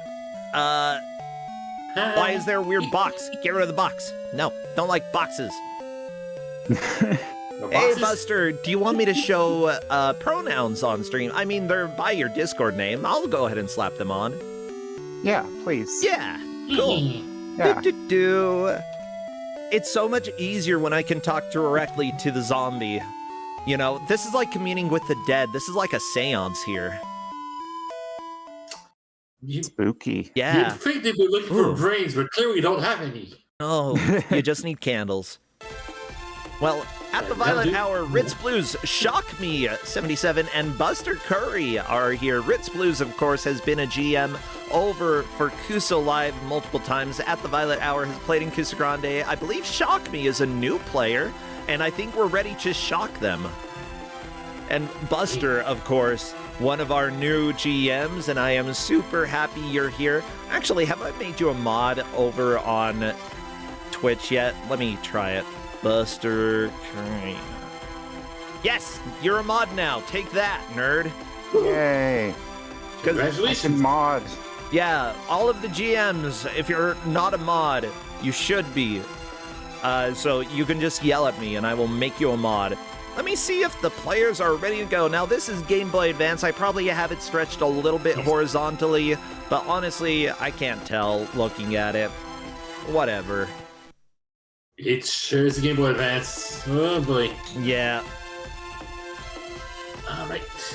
Now, I did set them up here, set up on a specific save state. They're going to be locked on the same characters here, just like the match. Unfortunately, outside of first character, it is going to be randomized here. I can't control that. But I think it's going to be good enough for this. This screen hurts to look at. There's too much.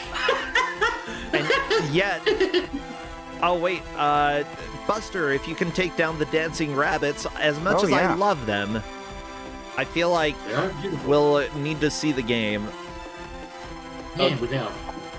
And are you ready to begin as well? Oh, I'm very ready. Well, Bulk, what should chat spam? Ooh. What emotes? Swords, ghosts, crows, of course muscles, because there will be some.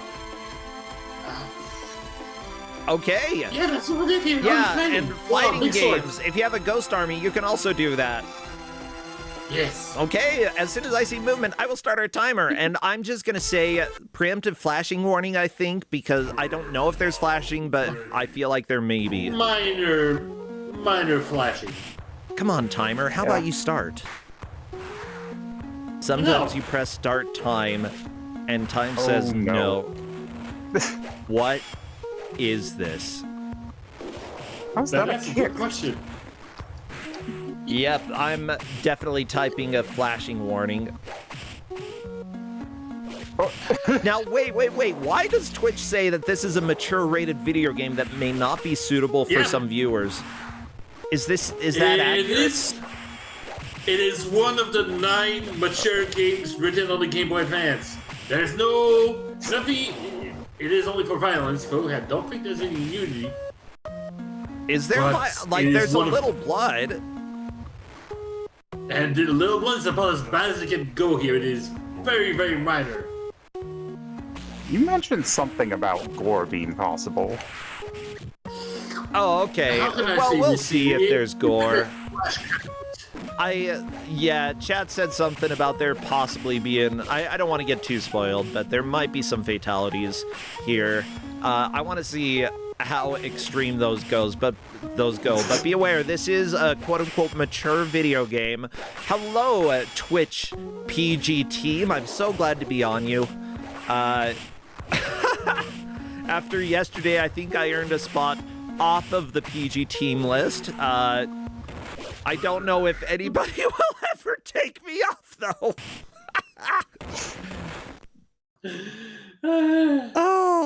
Oh, she's so happy. Might and loyalty, signs of a warrior.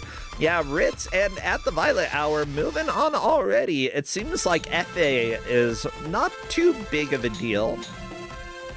No, he has a very short blade. No, he's big on muscles, and he will slap you around. That's not much. Yeah, as for all of you over on YouTube, I'm so sorry if you have to see two grandmothers fighting each other on Ritz Blues' screen. Now, it looks like At the Violet Hour and Ritz Blues have different enemies. Does it randomize who you're up against? It does randomize. Unfortunately, I have no way to control over this, but in general, it should not make too much of a difference. All the players only have about 2 continues, and they're all the same states. And some of the characters may be more difficult, but overall here it should not make too much difference. Gotcha. So I will put up the ref sheet as soon as I have all of that sorted out, so that you all can see who is in the lead. Of course, the referees who are helping for this match are Linkura. Donkey Konk is dual unwieldy. Kissinchu, the Kuso swordsman. Redford summons a Kusodilo attack. Oh no, not the Kusodilo. And finally, Dragon's Cloud is sharpening his dual blades. That's D-U-E-L. Ooh, that means 2 of them. Linker, you can get a silly name on the ref sheet. I allow it. I'll still read it. I see Linker furiously typing.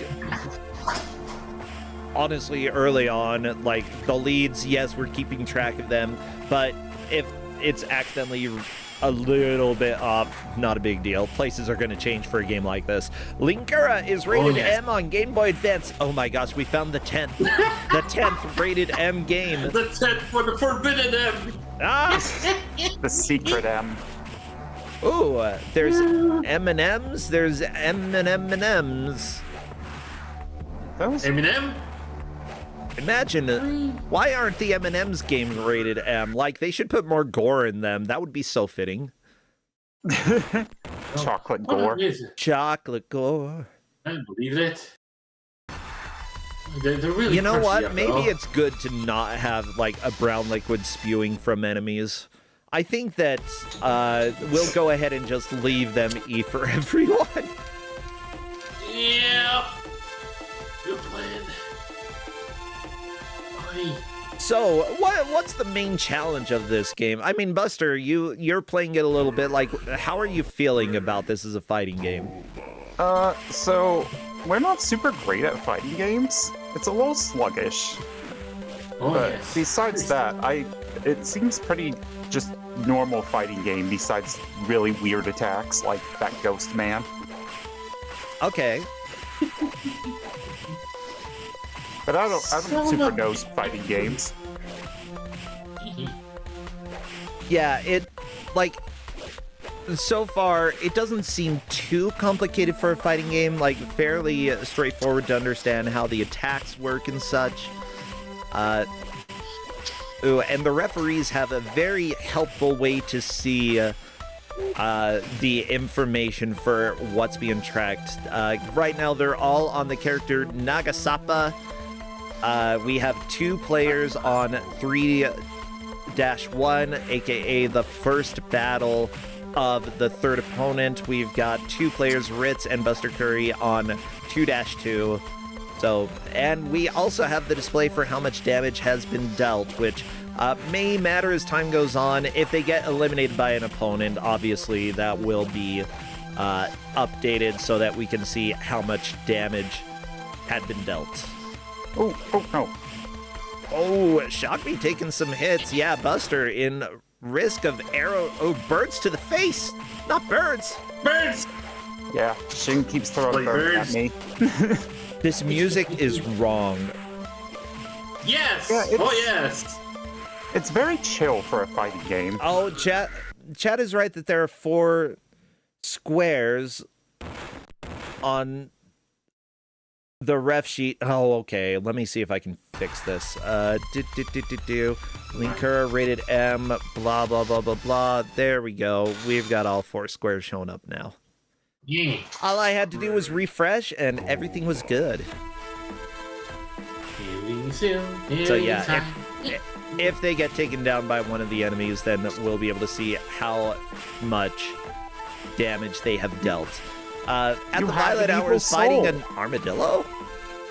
Leave this place Yeah, or armadillo. else. Thank you, Grandma. Actually, this is a bonus game, or rather a bonus game, and you gotta block attacks. Unfortunately, blocking attack in this game here is done by pressing forward. Pressing forward? It's 4? Pressing forward.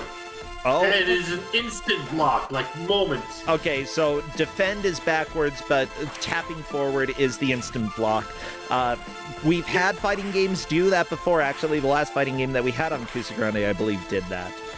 So, yeah, people are saying it's like a parry, but they call it a block here. Yes. Oh, no. Kind of confusing at first. Yeah, which game did we have recently? That was Chianti, right? Yes, that was Chianto. That was a lot better than this game. It had Kinoko. Oh, yeah, I love Kinoko.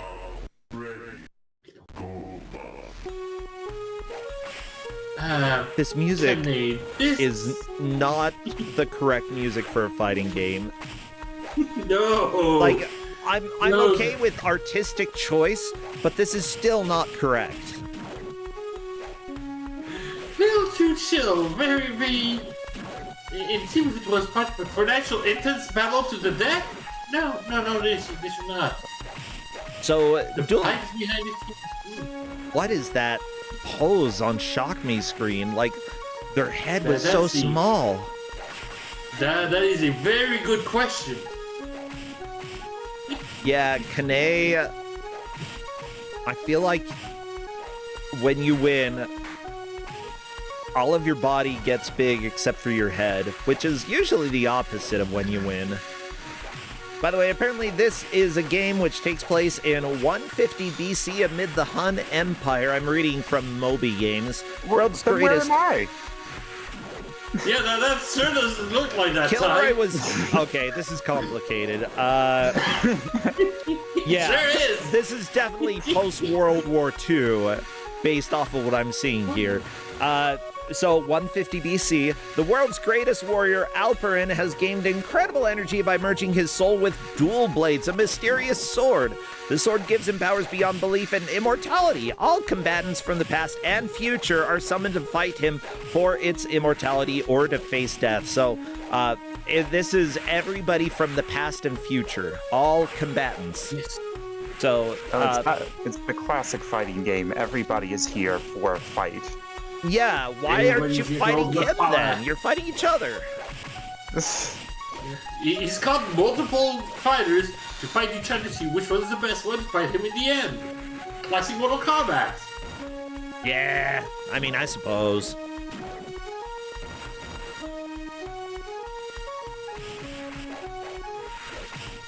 This music sucks. I gotta be honest.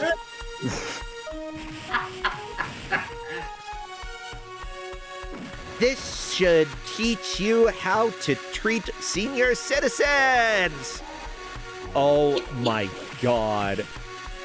Oh, it's armadillo time.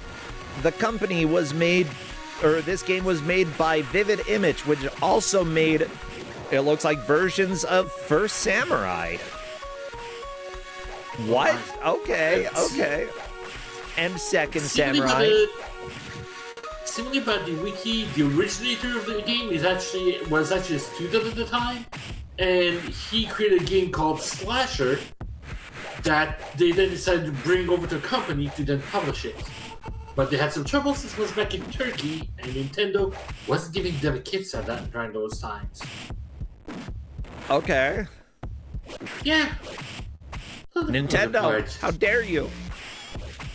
Yeah, we got through the You Are Kinoka training, Buster. Good job.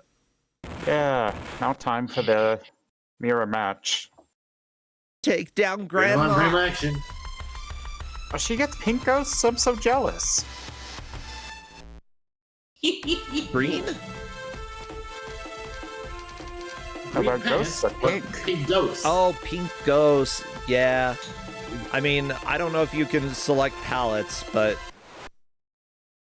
if you can select palettes, I would definitely prefer the pink ghost. Oh yeah. Well, I have to go with the official, so. Yeah.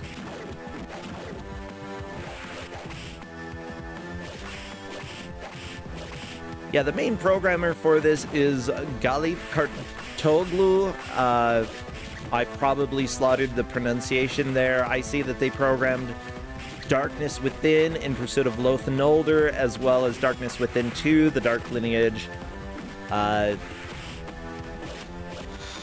Yeah, Dual Blades was their first game from what I can see. However, you've also got the music tools. Music was made by two different people, Owner and Oral Samli, who actually have worked on a decent number of games, it seems. A lot of art for Lunacy, Saint Rhodes, some of the audio for Transient, Conarium, Blue Libra. I don't know any of these games. Oh no. I've never heard of any of those either. Like, what? Yeah, what's Transient for Windows? That's a mighty solid question. Interesting. I think it's on Steam. Actually looks pretty good. Probably not, like, it doesn't look like AAA standards, but it's 3D and stylized, and honestly, I prefer that. Interesting. This? Oh yeah, there's a... Oak was pointing out there's a sequel to this on Steam. Yes. Oh, really? Yes. There's a sequel on Steam here called Dual Souls. Ooh, Dual Souls. Yes, that was released 19 years after this one. Oh my gosh. That's a long time to get a sequel, but you know what? I'm here for it. Nagasapa's back. That's as far as I looked at it. Yeah, Dude shows up. There's a whole bunch of returns and new characters after all. The person who designed the music tool that's used for this game, by the way, they didn't make the music, but they made the music tool, did program for the various SingStar games, as well as Everybody Dance in 2011. Did UI programming for that. Yeah. I mean, it's near. That is. That's a lot of SingStar credits that I see. How many of those games came out? Like, it seems like 50. Oh yeah, there's at least once a year that multiple consoles. Like, it's like Just Dance, just all brand. Ooh, at the Violet Hour, almost down. Can you survive?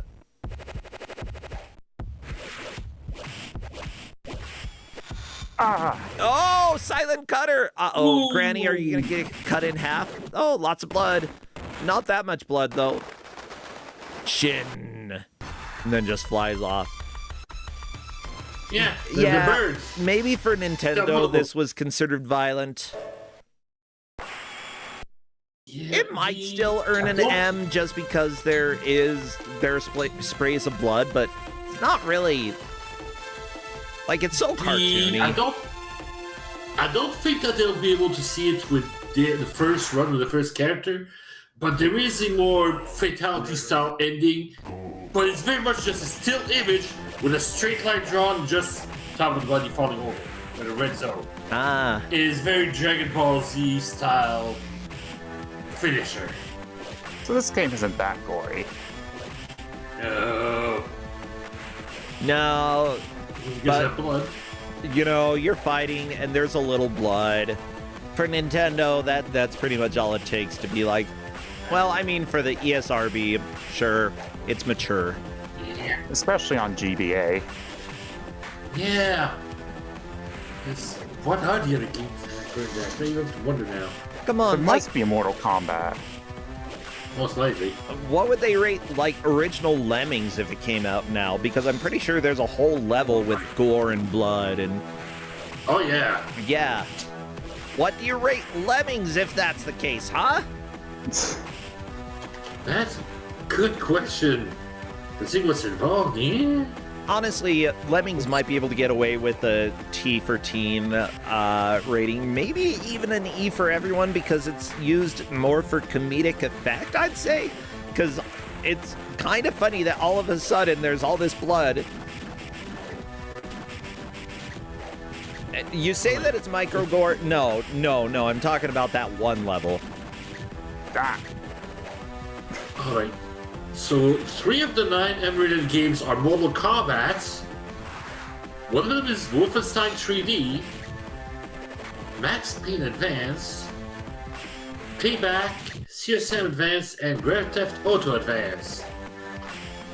I Those forget are Grand Theft Auto Advance exists. It's a thing. Oh, jeez. Probably a lot closer to the original. They tried with it. But yeah, everybody, I'm gonna put up a scary Lemmings picture so that you can see what I'm talking about here. Oh.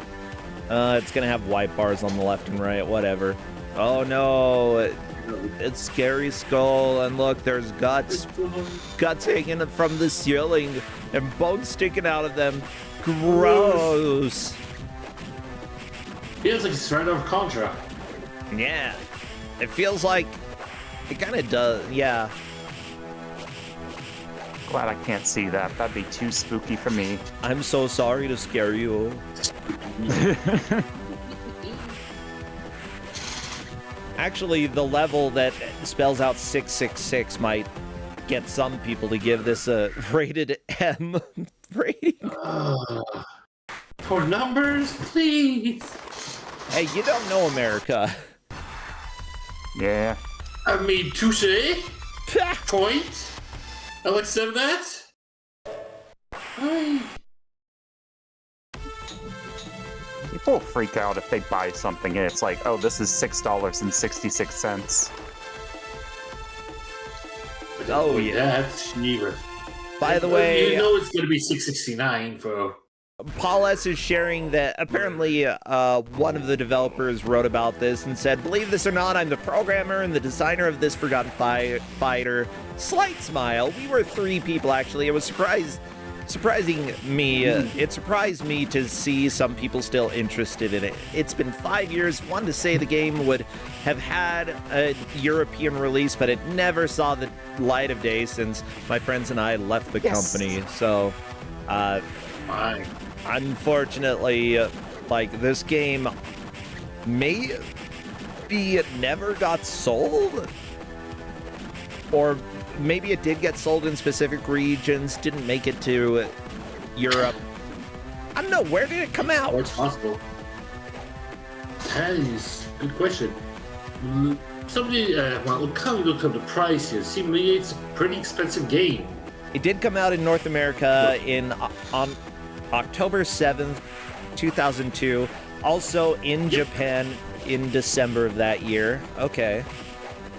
And yeah, the student Galip Kartoglu developed a PC game that he called Slashers. Yep. He reached out to Mev Dink at Vivid Image, who was impressed. However, game piracy was a serious issue in Turkey, so Dink suggested that instead it be developed on Nintendo's Game Boy Advance handheld. Why? Okay. Yeah. I'm just trying to decide, like, if game piracy was an issue. Oh, because they didn't want other people to pirate their game. So make it for Nintendo. That way nobody's going to be able to pirate it. Okay, it makes total sense. At the time, neither Nintendo nor Sony were issuing development licenses to Turkey, but through his connections, Dink was able to secure the licensing and strike a deal with Metro 3D for global distribution. Title was changed to Dual Blades. and then after 6 months of work, managed to turn this out. Honestly, working on a new system that you've never developed for and making a game that works in 6 months, pretty good. It's a beat. Yeah. Yeah. For a 6-month game, this is pretty solid. Yeah. It's this one you gotta take care of the skill, the situations, the place here. It's not a great game here. It sounds not too good here. The graphics and animations are rough, but considering the situation and what you have, good effort anyways. Oh man, that's in that aspect. Yeah, I mean, GameSpot gave this a 7 out of 10 somehow? Yeah. Wow. I'd probably give it a 7 out of playing so far. Okay, IGN gave it a 5.5 out of 10. They were a little crueler on the game. And yeah, people are saying that it plays better than it looks. That's actually good to know.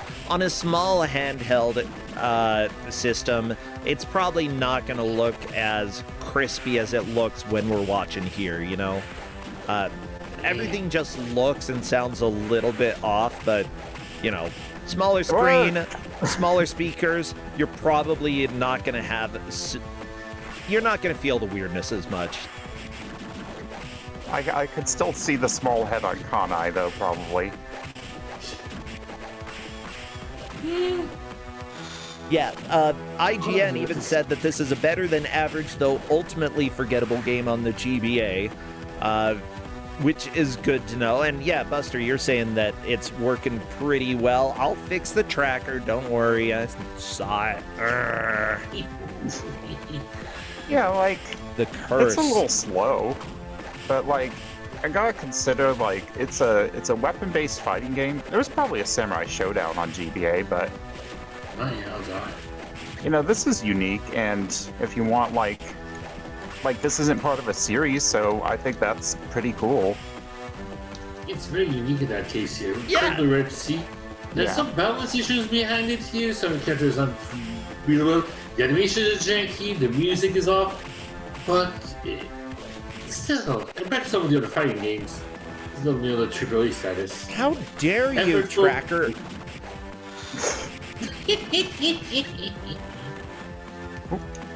Why you be like this? Yeah, Kus9rande has some reach, huh? It seems like it. Like you're sending Ghost to try to fight her a little bit. Oh Yeah, no! I'm trying to. Kanye, I feel, is one of the tougher AI opponents. I feel like she's got her replies and her posts to a lot of things. She's a troublesome one. Oh yeah. She can wombo me pretty easily. Yeah, it seems like everybody has Like pretty much that. been stuck on opponent 5. So, big question is, does the difficulty go up with each opponent when you're fighting in a single, Oh no. like, string of enemies? Because it seems like it does, yeah. It sure does. It sure does. Your first opponent is not going to reply anywhere close as the later ones. Yeah, I honestly, for mostly solo dev, making a game, and then 6 months changing it over to GBA, kudos. This is pretty dang fantastic. Oh, It's solid. Ritz ran out of continues and is back on 2-1 Yeah. per chat. Thank you so much. Ritz fighting Brandon. Yeah, man. Yeah, I'm gonna run out of continues soon. Yeah. And at the midway point, you can still get back to where you were and still make progress. And that's going to depend on Ghost how the Army kill. bring up the Ghost Army. And Shock is on to 6-1 fighting Rungard. Hey, Ronnie. Yes, me. Behold the wizard! The music on At the Violet Hour screen just kills me. It's so silly. And not like silly, haha. It's just silly like, why? Why you do this?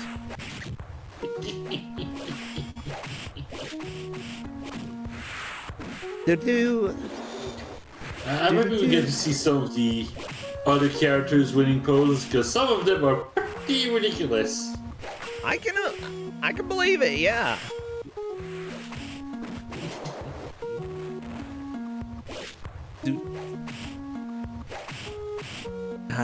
Unfortunately, it doesn't seem like there's a version of the manual for this game online, at least not that I can find easily.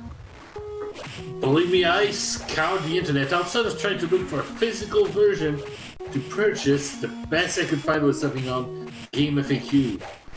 Yeah. It's all I had. Like, it is obscure.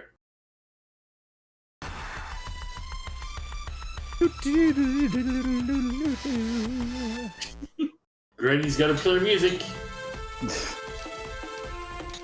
Like, they don't have any sound effect when she plays the shamisen at the end. So, big question. There are multiple difficulties for this game. What difficulty are they playing on? Easy, normal, hard, or deadly? The first one that they start with here is just a normal. Okay. Second save state, not only have I increased them over to hard, but I've also set up that speed up to fast. Oh, ooh. Yeah, there is normal, extra, fast, and super fast. There's also rage mode that you can turn on and off, healing on and off, music on and off, which I believe that you set the music on for everyone. Thank you. Of For course. good. What an optimistic fool. Game over. No, shock me. Is that a full game over? No. I believe so. No. That sure is. Roll game over, time to reload the save state. Back to the beginning, back to FA. Yep, we've had a few people go back to the beginning, and Buster is going to be going there right now. Yep. I like Grandma, though. She's pretty amazing. I do like her. Mhm. So what do you have like a preference on the specials? Like, do you think either of these are better? The Ghost Army feels better, and the Spirit Impact I feel is better in this case here. Okay, If you want, so you it's can also what? try the other characters since you're a zombie after all. Nah, I just want a granny. Right. Yeah. Maybe look if at we her. get like halfway Impact. through, maybe if we get like at some point and nobody's seen the other save state, I might load it up. Yeah. Thank you. Yeah. Enjoy yourself.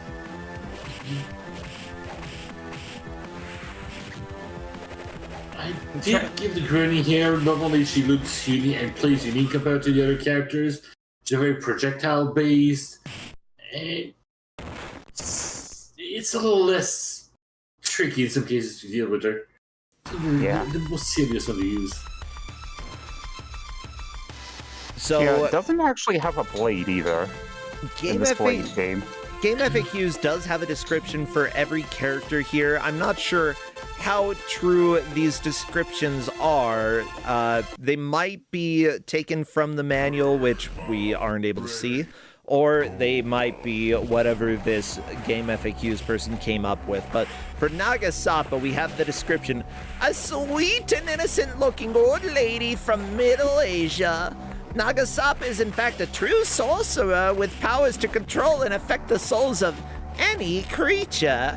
But she can only do this for the good of the human race. One day, Nagasapa received an important message from her favorite soul, a most dangerous and powerful force held inside a sword. So she is friends with a sword, apparently, an evil sword. That's great. Nagasapa quickly left her Oba, a traditional old Turkish village, to destroy this unholy power and the sword that holds it. Nagasapa is not very effective in close range with her short Kazakh whip, but does have powerful magic. It does have Magic. powerful magic. Yeah. There's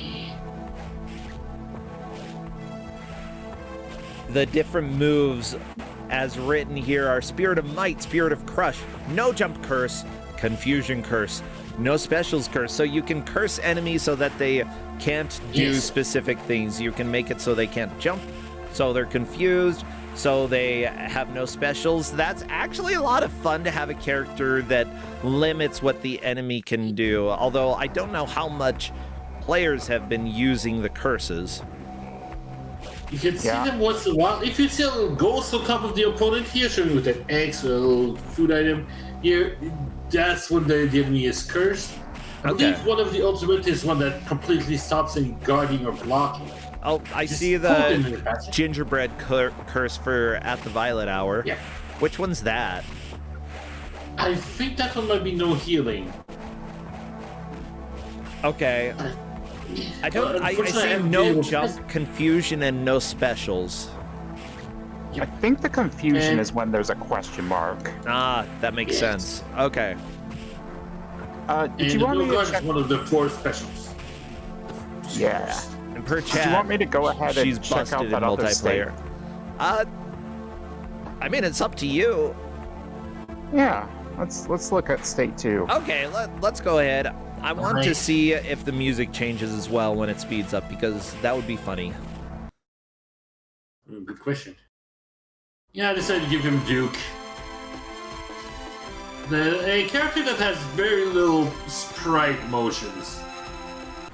Yeah. Yeah. Doesn't look like they finished him. No. Nope, music doesn't change. Oh no, you stabbed her in the face! That is rude.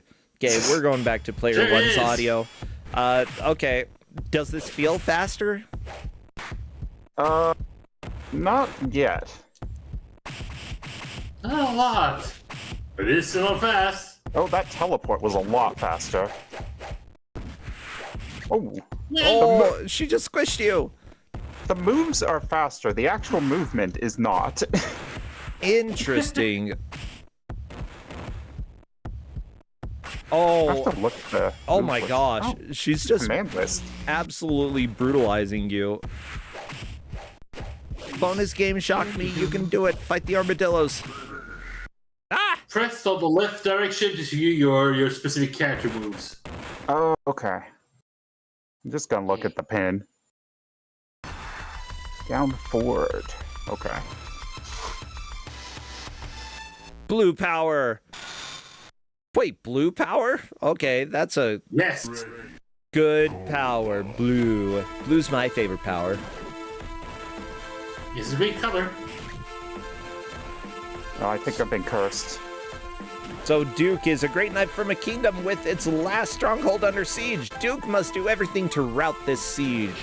While Duke's task seems quite insurmountable, his measured will for victory is felt by the dual blades. It's up to Duke to take full advantage of this single opportunity to save his kingdom with his great sword and limited magic. Yeah, it's gonna let it go. It's gonna sort of blade. Now, I will make a question for here, because I'm not sure. It's always called dual blades, but as far as I know, there's only one sword, not 2 of them. Yeah, it seems like the sword is the dual blades. The single blade of the dual blades. Correct. Exactly. Oh, come here, Granny. So, did you give them a third state for a third character as well? I have not. Okay, so Probably should have. no, I don't think so. Nobody else has made it. Nobody has made it to Duke. Our zombies only on Duke because zombie sequence broke. Yeah, I cheated. By the way, our zombie here, just to clarify for anybody who is new here, we have one player who is playing who doesn't count because we only had 3 players who were able to play in this specific match. So because of that, to fill screen space and to keep providing entertainment, we have a 4th non-counting player that we just call a zombie as per tradition. You stabbed Granny in the face.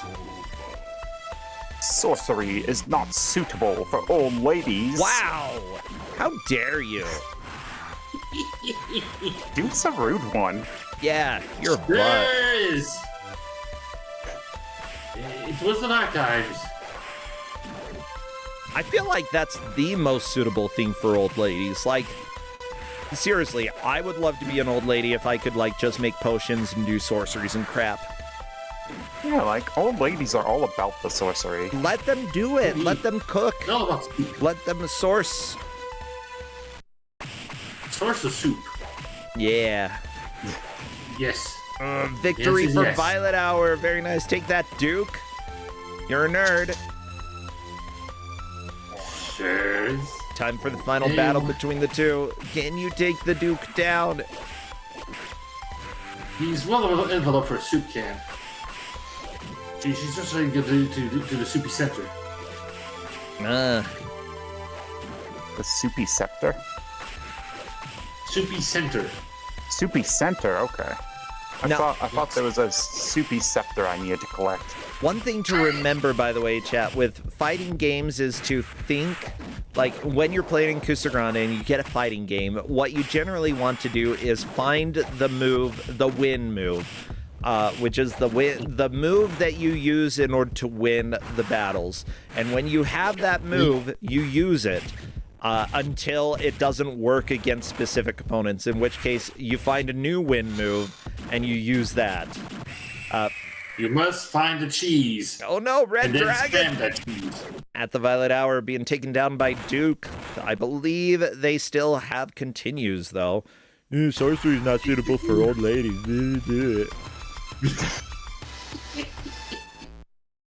So do they each have a win quote against a different character? Like Yes. a specific quote? That's cool. Yeah, I mean, it's a nice It little is good. touch. Indeed. It's something that's been around since, let's see, Street Fighter 2 here, at the very least, probably even earlier than that here. But when they add that here, wow, Chef's Kiss has so much character. Yeah. Yeah, let me just say, like, if not for the music and the visual aesthetics, I would say that this game is actually a pretty passable fighter. Like, Yeah, it's decent. It just has few loose things. but I kind of like that for, like, showing up in Kusogrande because it's not well known. Like, there are things that are bothersome about it, but at the same time, like, it's kind of... It's a little bit of a shame that this didn't become a little well known, but, you know, it was by a small company, by very small-time developers. It's just understandable it would be forgotten. Yeah, it's a good thing that it did actually get a sequel. And it is actually available to see. Yeah. You can read the back. Oh no, Ritz! Jamon taking you down! Ooh. Yeah, but little man, no! No! Granny, go down. Yeah, and YouTube, Plasma Gun is saying, I would say that Nagasapa is actually a breath of fresh air. Very few fighting games actually give old grannies a chance since they don't sell, unlike, yeah, other characters. And I would agree. I want to play as a granny. I feel like today fighting games would be a lot more acceptable to having grannies because there's something a little humorous about it. About having grandma kick your They're butt. not get silly. Yeah. You definitely have to add in more to it here, something more mystical to them. But that doesn't mean that you get a lot more fun with it. You get more creative. I mean, you don't have to. You could have a granny with muscles. I mean, Granny with muscles. look at Dan. Like, the granny in that. Dan. I think there's one too many Dans there. Dan. Okay, Dan. sorry. Yeah, Dan. Dan. Dan.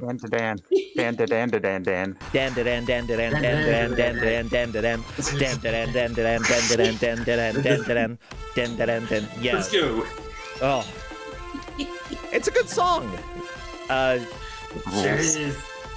But yeah, Granny in that, mind you, she doesn't look like a granny. Maybe that's my biggest problem with her. If she looked like a granny and had all the muscles, that would be amazing. The biggest granny thing is that she has gray hair. But she's also got a baseball bat. Well, a baseball bat that's also pencil. Here, she doesn't have as much muscle. But then I'm also reminded of the other granny. Turbo Granny. I can hurt with my Oh, taunt. yeah, I mean, Turbo Granny is pretty good as well. Wait, you can taunt and hurt people? Yeah, my taunt is throwing a rose and it does like scratch damage. Beautiful. I love it. Watch this. End is near. Oh, he shot it down. You might End kill him is with your near. taunt. Oh my gosh. Oh god.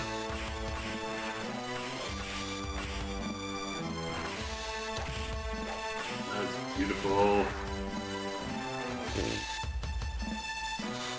No. Stop it, FA.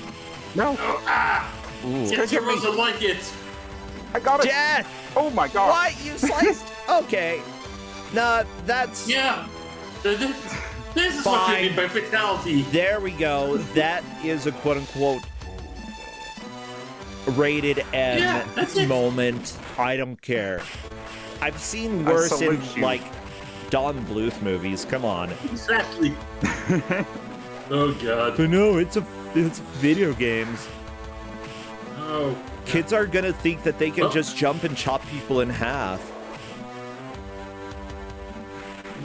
And you can't, kids. It's not that easy. You jump and you whack somebody with the stick, their body's not gonna fall in half. That's just not how it works. No. Yeah. This- And if this you just have a doesn't sword, work. your parents shouldn't have bought you that sword. And if you bought the sword yourself, who the crap sold a sword to a kid? Rami's Yeah. illegitimate swords. That just reminded of that one comic strip. It's a sword. This could be dangerous for them. It's an educational tool. They could get hurt. That'll be a very important lesson. Oh yeah, where it was like death, being like, okay, Yeah. the kid must learn. Play the violin, Johnny. But Papa, no. Play it. Don't know why I'm thinking of old videos like that, but I am.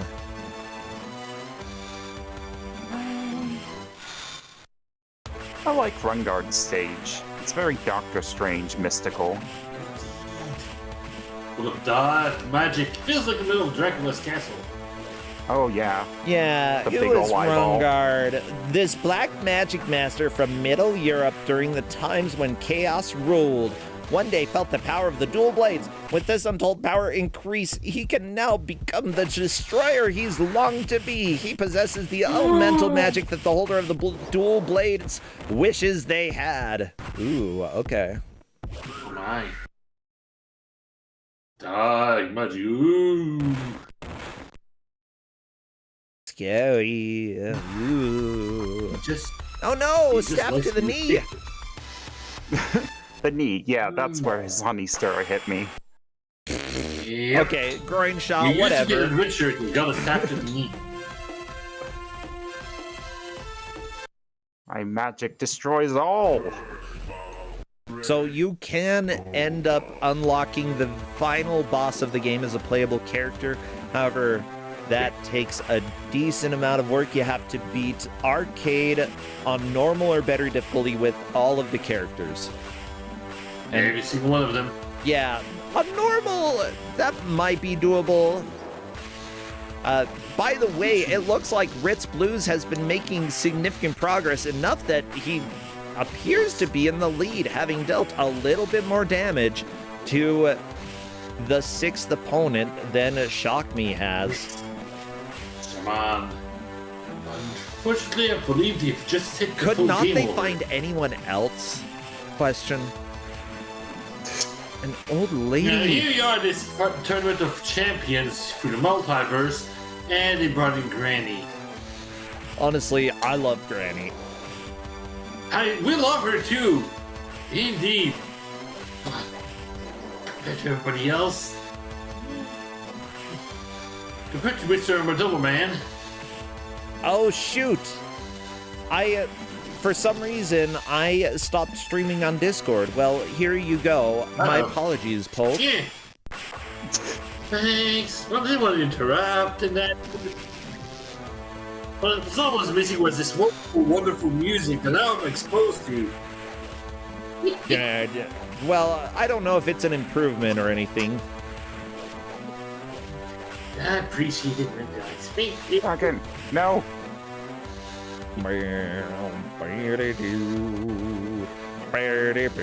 Yeah, I usually try to stream the whole thing on Discord so that the GM can see exactly what I'm seeing at pretty much the exact same time and hear what I'm hearing. So, there we go. We're back here now. As a reminder, GMs, feel free to yell at me if you don't hear or see through Discord, because I forgot to pay attention. That guy does not look right.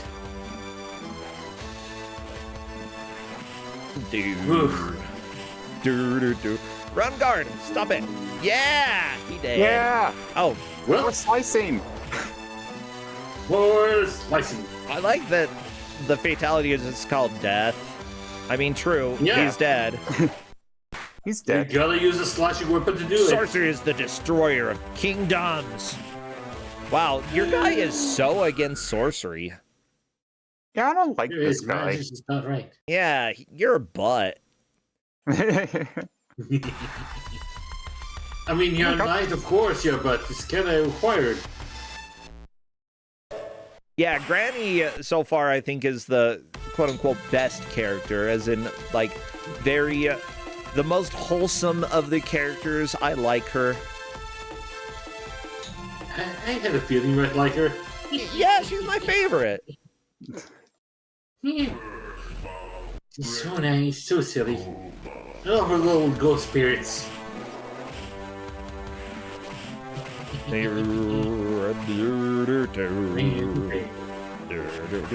Like, the existence of Granny in this game honestly makes it much more enjoyable. Without Granny, I'd be like, I don't care.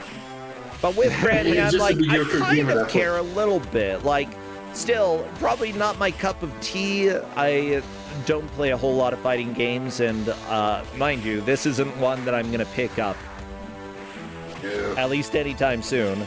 But, you know, Granny's here, and I'm here for her.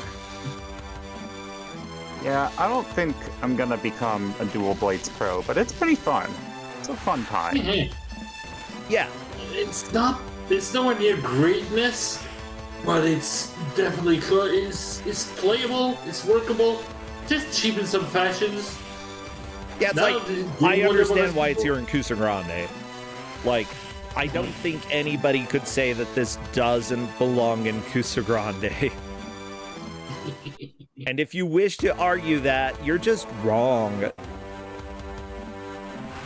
Does make me wonder if they would have gotten a better chance if they were on a different system too. Different mode, better production values. They could have gone far. Yeah, but, you know, your first game, you made it mostly by yourself for a and then got a very, very small company to be like, yeah, sure, we'll go ahead and support a port to GBA. You know, I don't even know if he was getting a regular paycheck until he actually got the game out, so, you know. Yeah, and 6 months to do this. Yeah, I hope Jeez. they were paying him while he was doing the work. But, you know, yeah. Turkey in the early 2000s, you never know exactly how things worked out. I mean, even today, there are certain cases where people work on things and do not have a guarantee of any pay until it's out. I mean, I'm working on an NES game right now where most of the hope for making money on it, like, I'm getting paid a little bit each month, but it's like, you know, the hope of possibly being able to sell some of it, No. you know, that'll be part of the payoff later on. At least you are getting some paid. Yeah, and if it doesn't sell that much, that's fine. Like, we still made something, Yeah. you know, but it's mostly just developing on hopes and dreams. Ooh, at the Violet Hour, taking down Runegard. Very nice. I don't know if that's enough to make some progress here. I don't know which fight that is, but at the Violet Hour is pushing, trying to make progress. Yeah, Granny just Well, they're all complains how up on sticks. others use sorcery. So you're using sorcery bad. Yeah, 6-1. Very nice. That is progress. They could find a lead. At the Violet Hour could move from third into first, depending on how the fight against Brandon goes. And from what I've seen, Brandon is relatively simple compared to some of the other fights. This may be good luck. Oh no, never mind. Brandon is kicking Granny's butt. Yeah! He is very straightforward. Okay, that's a lot of damage. Oh! Ooh. At the Violet Hour might be able to take Brandon down. Come on! Granny! Come on, Granny! Do it! No! No! Granny. Don't let Granny can't do no! it. No! That is so much damage, No. though. Very close to taking her down. I don't think it's enough to move into first place. Possibly second here. But if Violet Hour can take Brandon down just once, that is a very clear lead. Yeah, and based That's off the still gauges, they're likely third place still.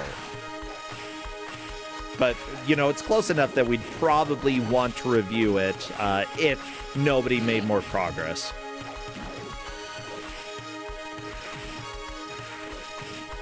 So close on this. Why?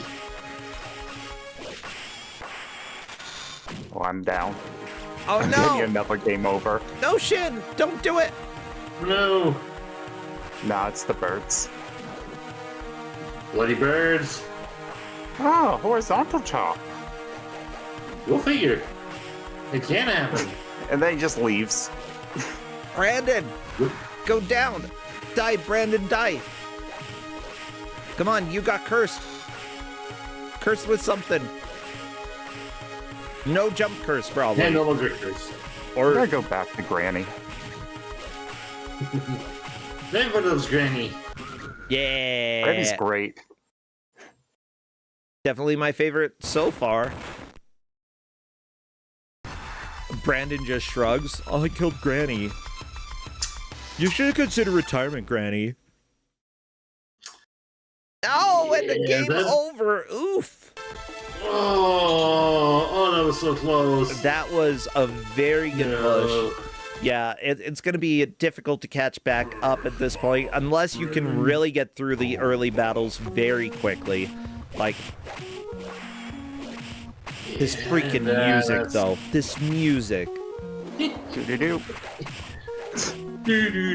Yeah, depending on Shock Me could potentially make enough progress that it doesn't matter. Shock Me is a little further through these fights, and if he can manage to, if they can manage to get to 6-1 and win one battle, then that's a clear lead. Yeah, that's a clear lock at that point. I didn't expect Face would get this close. Ritz has a chance as well. I don't know how far Ritz is. Like, Violet Hour is the least likely to get back to where they were before. Oh no, they're currently only at strike 3. Who is? Shock Me. Oh, what about Ritz? Yeah. Ritz, that's a good question. We'll have to find out after the fight. Wave your stick, Granny. Okay, Shin. Get taken down. Go. Granny's got quite an arsenal too. She's got a staff, she's got a whip, she's got a guitar, well, lute or instrument. I thought it was a shamisen, but if she's Turkish, then I don't know what that is. The Turkish shamisen. I don't know.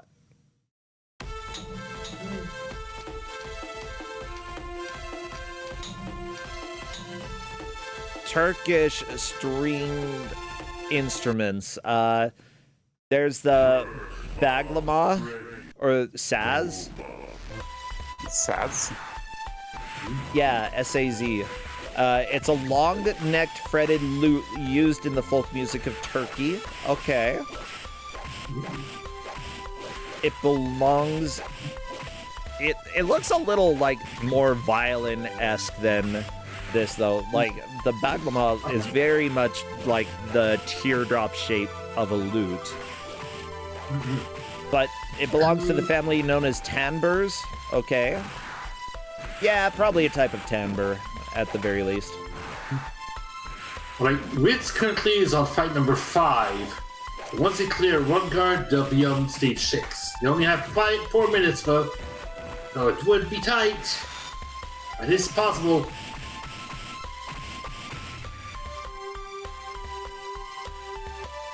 Aw, yeah.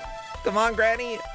Use your cane. You can use your cane as a weapon, too. Oh, no! Buster, the birds caught you. Yeah, the birds got me as I was doing my special. How dare you, birds. Bad birds. Shin is a toughie. Yeah. Shin seems like they have a lot of protection. Like if you get big close, wide attacks. yeah. You just come around. Yeah, unfortunately, with Shin, very little is known about this mysterious dark person. To Alperin, he looked a bit Asian, but to find him in front of a goblin lair really confused him. That's odd. I think you can fight goblins no matter where you're from. But Alperin could see Shin's obvious hunger for power and his readiness and willingness to do anything to obtain it. Shin is very effective in both close and long-range combat. Other fighters must also watch out for his crows. Caw-caw! Birds. Caw! Wait, go different bird.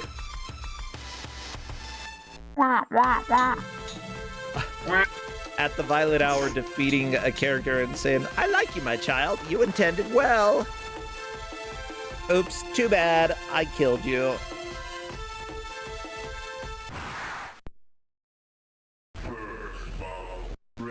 She's a rough granny. She kills people she likes. Yeah, I mean, she smiled while doing it, you know? That's sometimes just what you have to do as a sorcerer.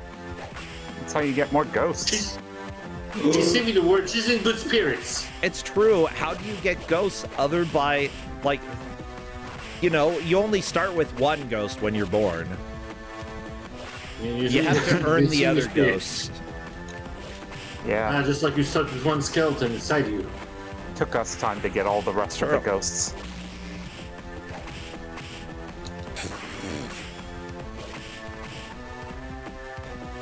Most people don't try to get more ghosts, and I think that's a good thing.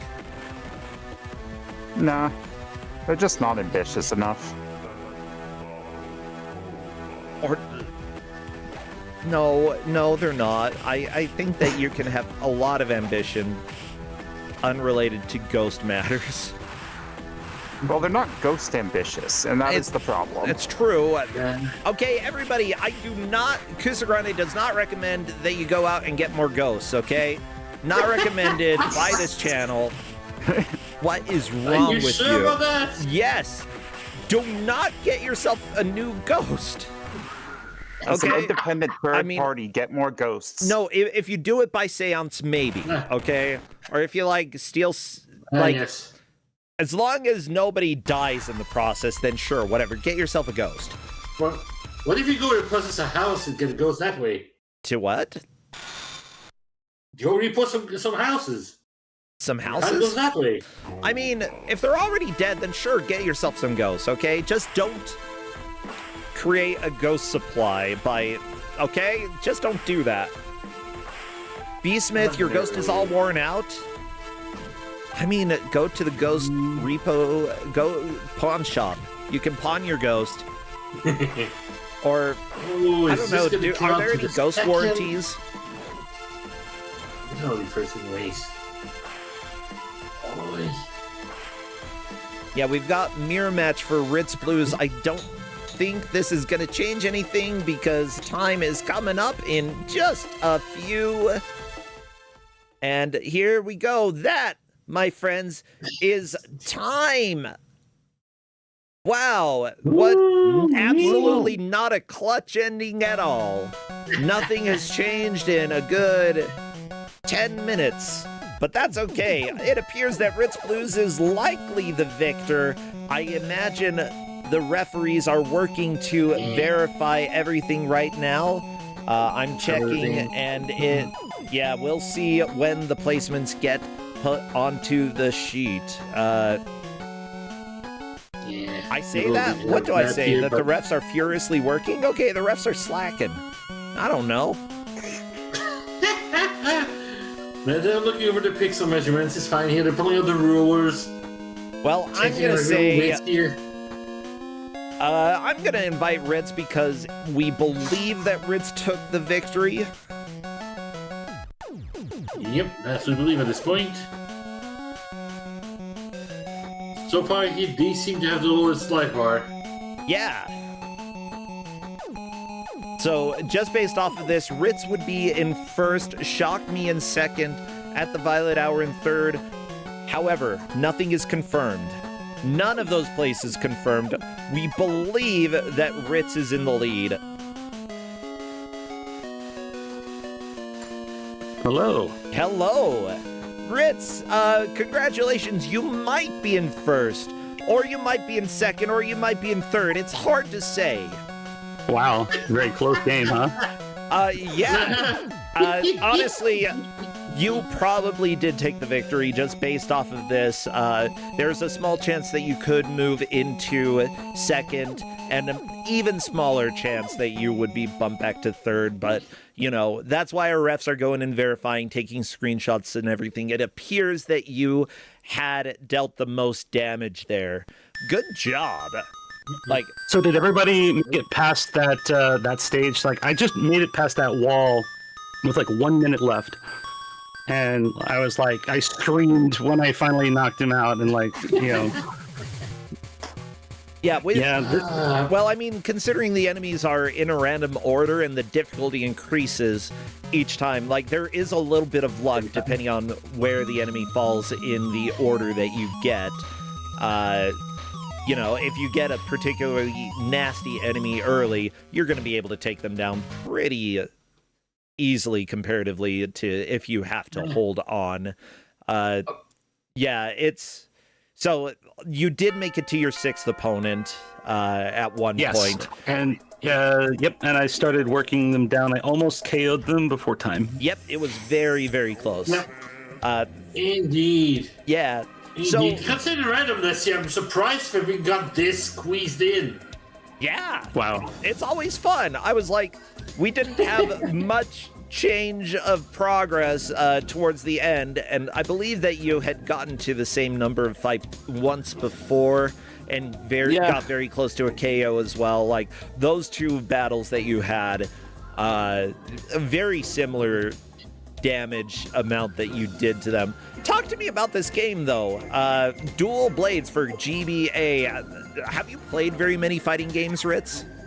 I do like fighting games, and I enjoyed like the Tekken series quite a bit.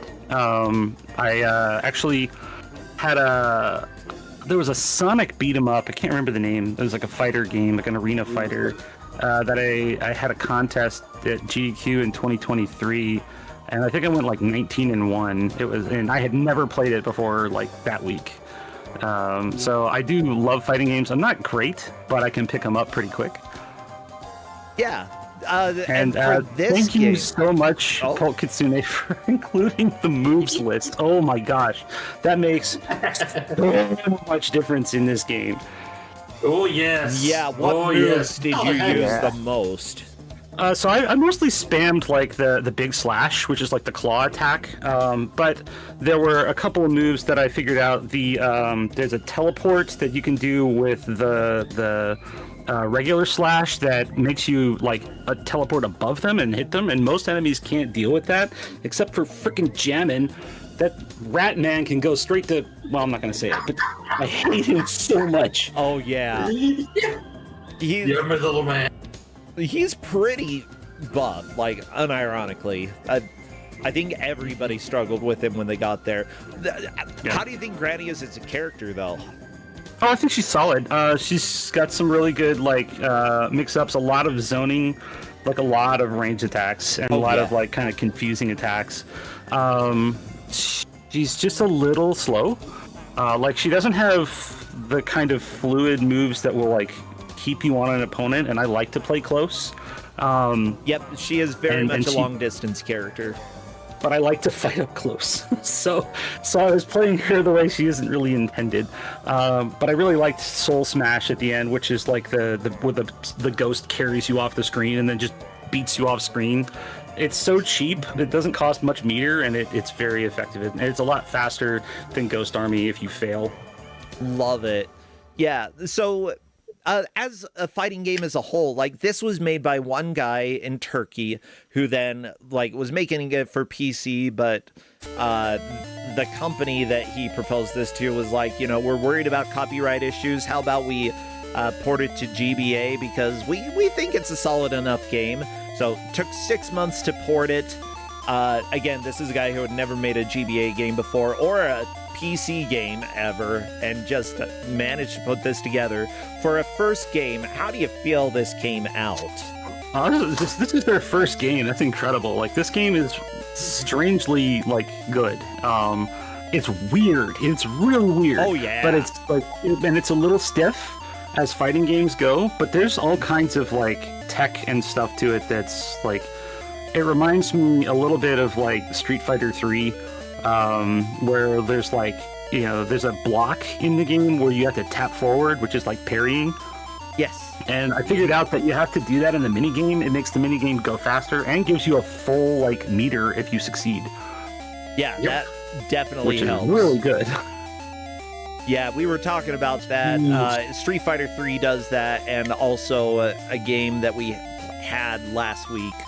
A silly fighting game that I always forget the name of because it's a Japanese fighting game name. I don't know. But Kyanta. Yeah, Kyanta, that one.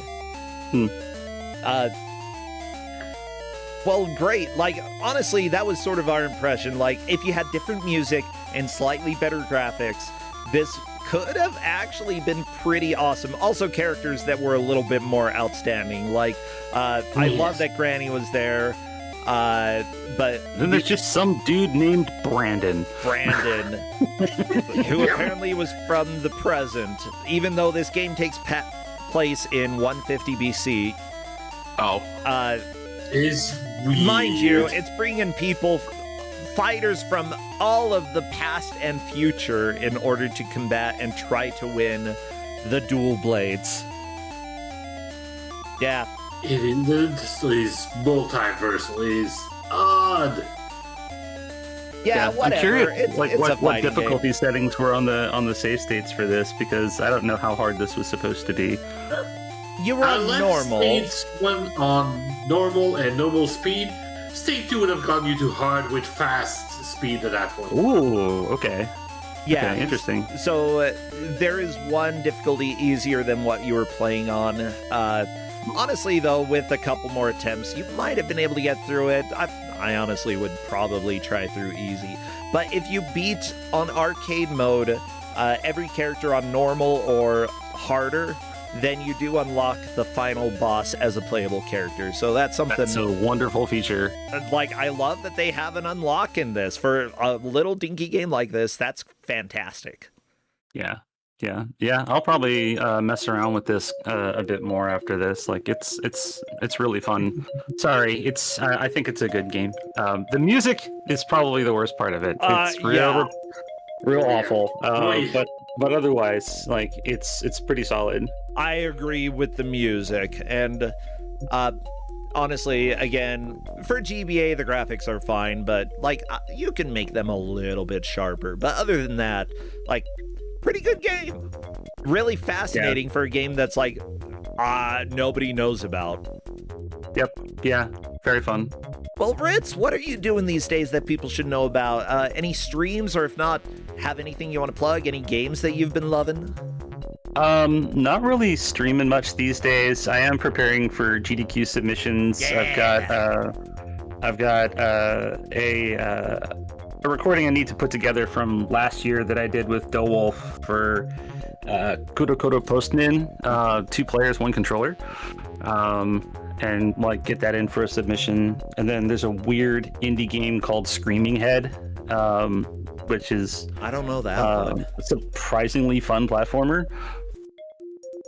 Okay. So, just been kind of working on those. Working on GDQ submissions is kind of what I'm thinking about these days. Good. Yeah, I've got to get some of those together this next week as well, because I'll be traveling. Well, I was going to say April 1st, but submissions are due before then. So, Yep. Well, cool. What about you, Buster? Anything you want to plug or shout out before we let you go? Yeah. Like, we've got our YouTube channel, Buster Curry. We've still been going through True Crime New York City. The game is starting to fall apart. It's great. Oh, yeah. Well, good. Polk, how about you? Usually, well, not too much happening here, but on Wednesday we have the Shuffle Cafe with Farron and crew here, and at the end of next month we are making a bit of a rebranding on it. We'll keep everything on the surprise here, we'll try to make an announcement of it, but look forward to that part. Good. Yeah. Well, thank you so much. I'll go ahead and let you all go. And to confirm, Ritz Blues, you did indeed take first. Shock Me second. At the Violet Hour third. It's fantastic that we had to go and review all of it since, you know, you all made very close to the same progress. So great job at keeping it this close, friends. Yeah. Thanks for this. This was a good game. Yeah. All right. Take care, friends. Yep. Thanks, guys. Bye. Bye. Bye. Well, everybody, we are going to move on to a very quick ad break. And by quick, I mean it's going to be 2 minutes long. And then after that, we will get into the next match as quickly as possible. So go get some water, use the restroom. We'll be back.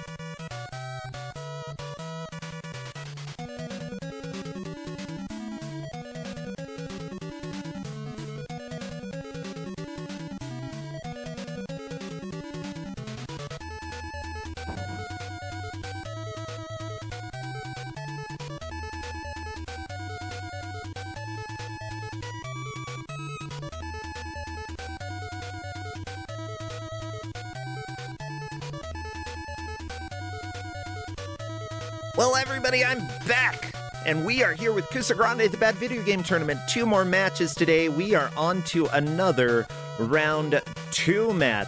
And what does that mean? Some people will be eliminated. Oh, no. In fact, I believe, I think it's just 1 player, actually. We'll see.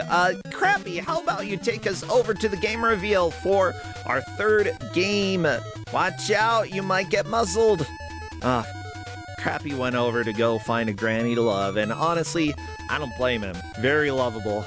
You know who else is lovable?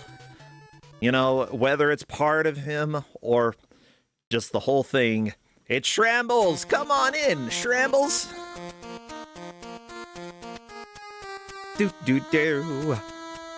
At least it better be Shrambles. Shrambles. Scramble that Shramble. Hello there. Hello. Hey, how you doing today?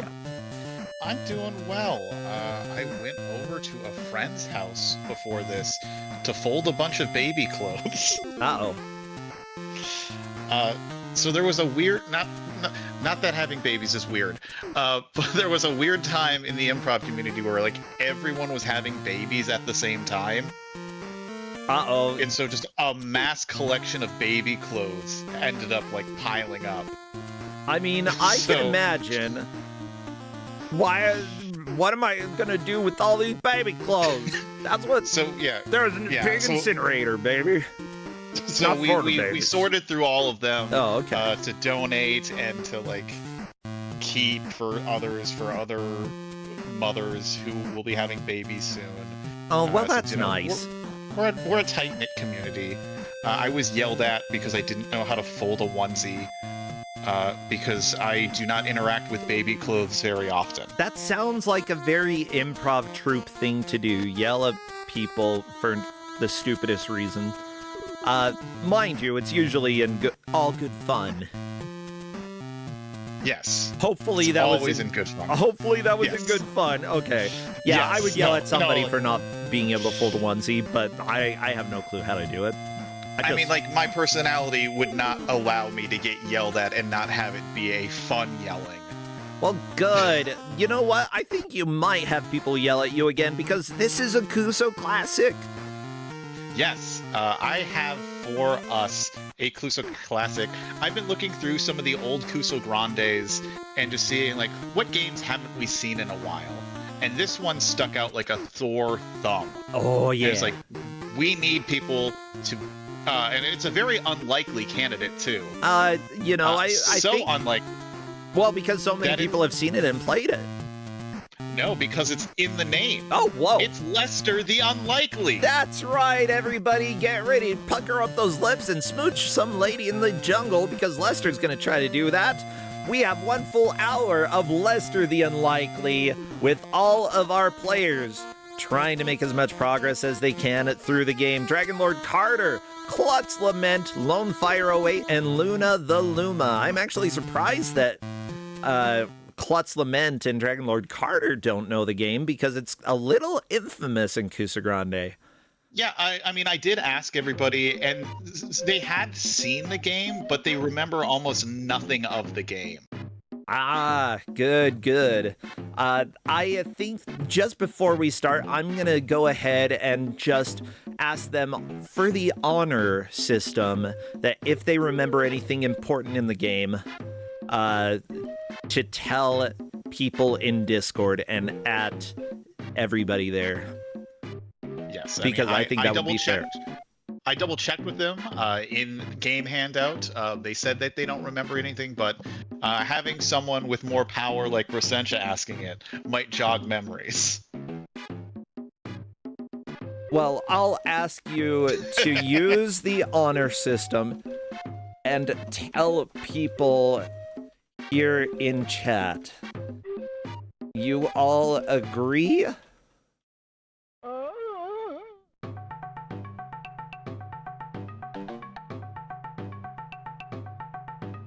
Yeah, who was it who has seen it before? So, both Klutz and Dragon Lord Carter have seen the game before.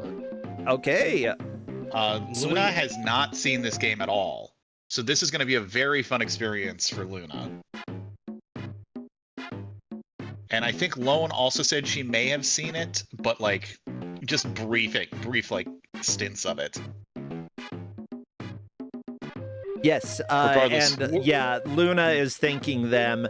Everybody has agreed to the honor system that if they remember something, then they can take time in order to tell everybody in chat, because there are some puzzles that you may remember all of a sudden. And because of that, there's if they one- do take time to type that out, the refs may give additional time in order to compensate for the time they spent sharing that information. Yeah, I there's distinctly a few moments in this game that are just like, really? That's what I need to do? So hopefully there isn't like, if there's instant solutions. But we have an honor system in place. Yep. And they've all agreed to it, which I am cool with. Oh my gosh. Oh, take pics down, BTW, winky face. I mean, I like the moose. I like the Vaporeon because that will help. I mean, anything to go over the scared little boy of Lester. Okay, just waiting for Dragon Lord Carter to confirm. What would be good emotes for chat to spam? Oh yeah, let's go with just birds, turtles, rocks, skulls, snakes. There's snakes I remember distinctly. Yes. What else? Oh, I mean, and also, I doubt... well, I mean, like that. Strange Dreams is very similar to Lester. Sure, that works. Yeah, I mean, if we see the pirates, I'll be very surprised. Yarr. The pirates are also good. There's a possibility. Okay, I'm just waiting for one player to tell me that they're ready. Sometimes it's hard to get people to confirm, but I'm not starting. Okay, here we go. We're doing the countdown. Best of luck to the players. Spam your emotes. Spam, spam, spam. If you don't, then Lester dies. Lester dies. Lester will die. Well, I mean, he will die anyway. Get ready, everybody, because as soon as I see movement, I will start our timer.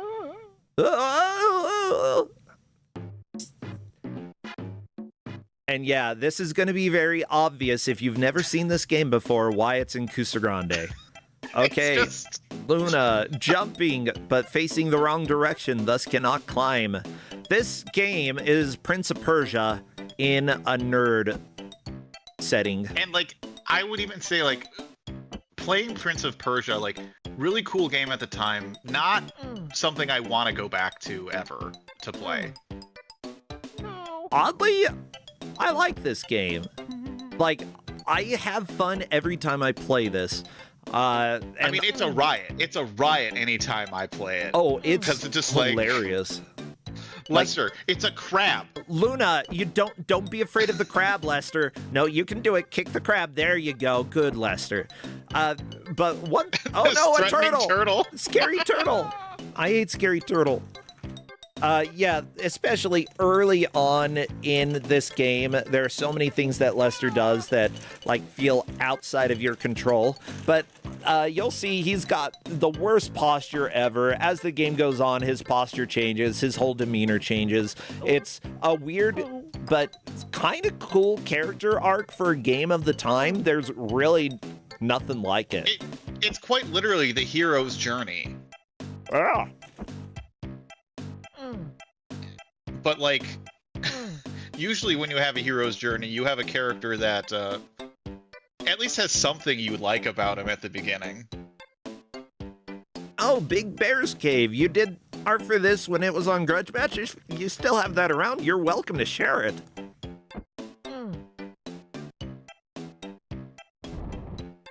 Yeah, we're just at the beginning here. Nothing too... Yeah, Lester takes fall damage. That's anything more than, I think, 2 Lesters.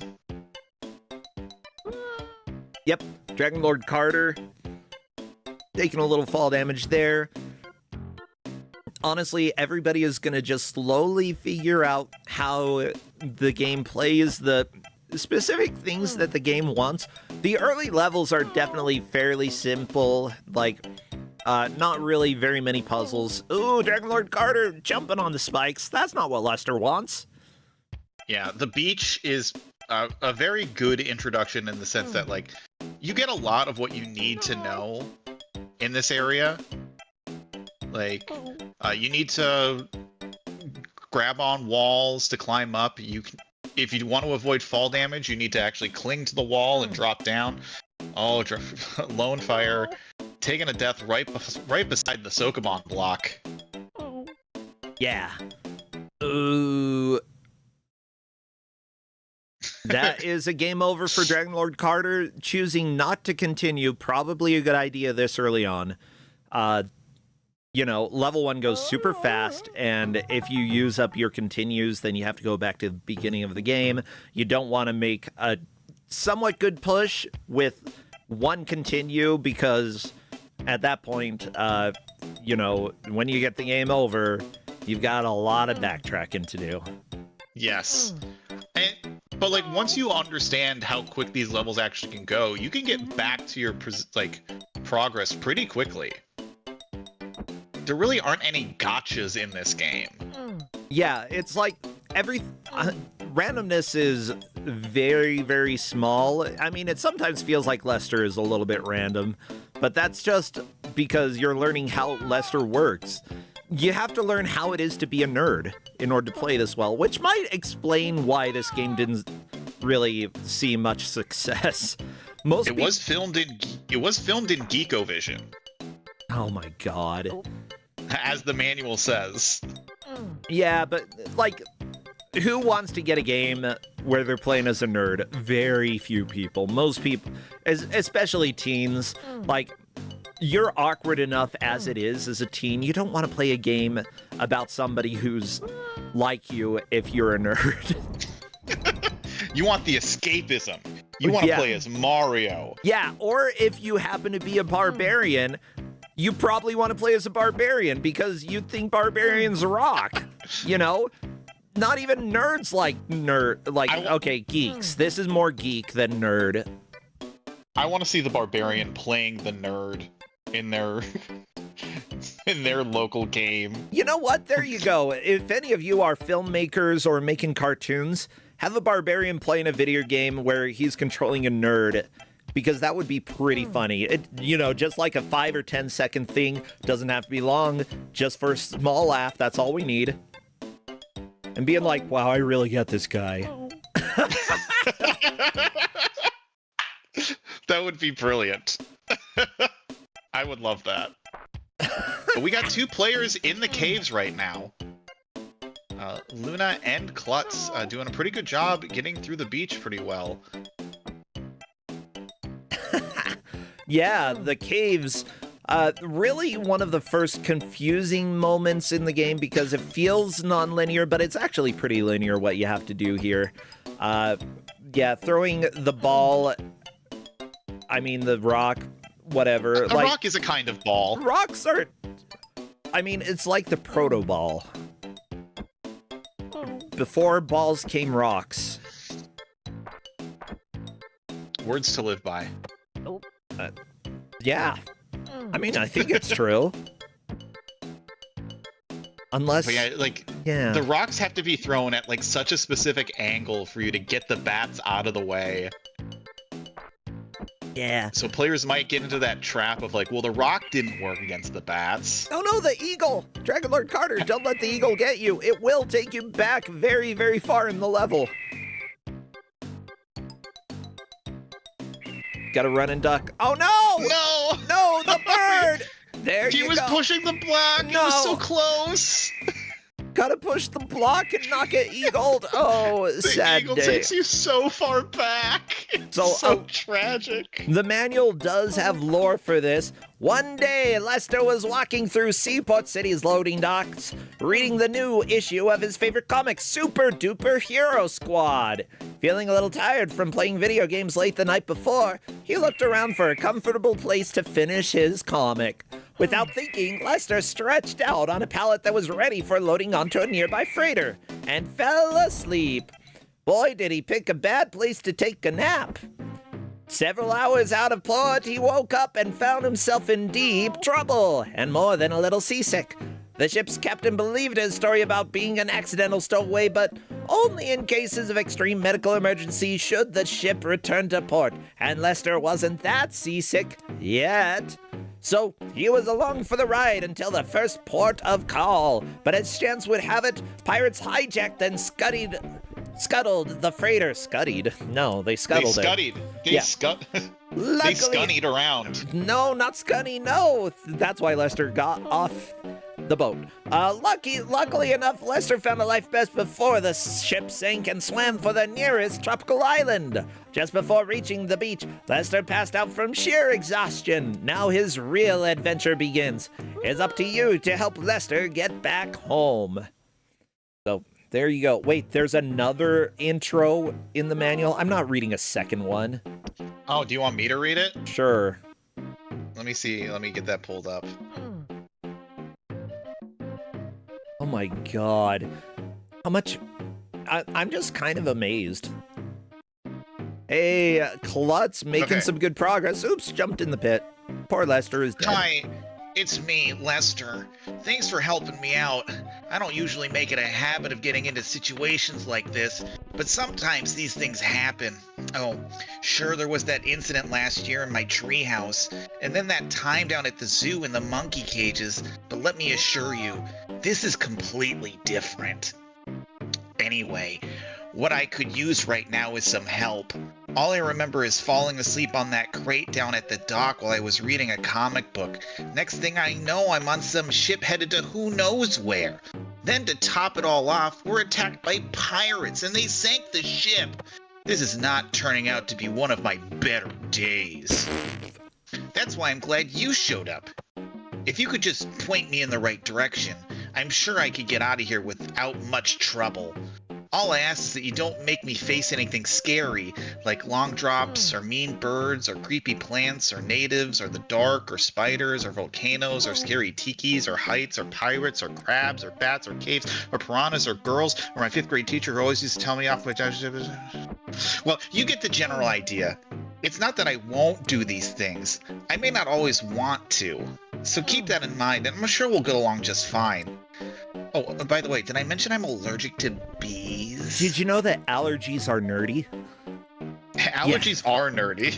Yeah. Oh no. Is that why I'm allergic to bananas? Crap. Slash multiple fruits and vegetables unless they're cooked. Oh, I'm a nerdy. Wait, is that a thing? I'm not severely allergic, just like it's a pollen allergy, yeah. Oh, okay. Yeah, I also have a pollen allergy. Yeah, question, do you still eat that stuff? Yes. I will always eat that stuff. Yeah, you know what? I don't think I should eat that stuff. But it tastes good. I know it tastes so good. No, Lone Fire. Oh, okay, Lone Fire went into the cave. Perfect. All right, we're all in the caves. That's great. Yeah, like, I've never had a doctor tell me not to eat that stuff. Speaking of stuff to eat, yeah, our players right now need to find the gem in this cave. And then they'll need to place it at the end of the cave in order to open the door. So our players are now kind of just looking for that gem, and that gem is going to be our mark of progress. Not the gem. Yeah, the gem is actually super important, and it takes a little while to really figure out how to navigate this cave. But once they do, they'll be fine. They'll be able to move out of the cave, and we'll actually be able to tell the difference between where the players have made it. What about these rocks laying around? Because you can pick the rocks up. Do they help in any way?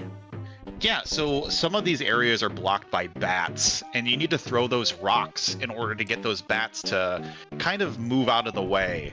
If you don't throw the rock correctly, it will just go right by them, and the bats will still remain. Xandra, thanks for rating. Yeah, you can't get by the bats any other way. They will just destroy your canteen health.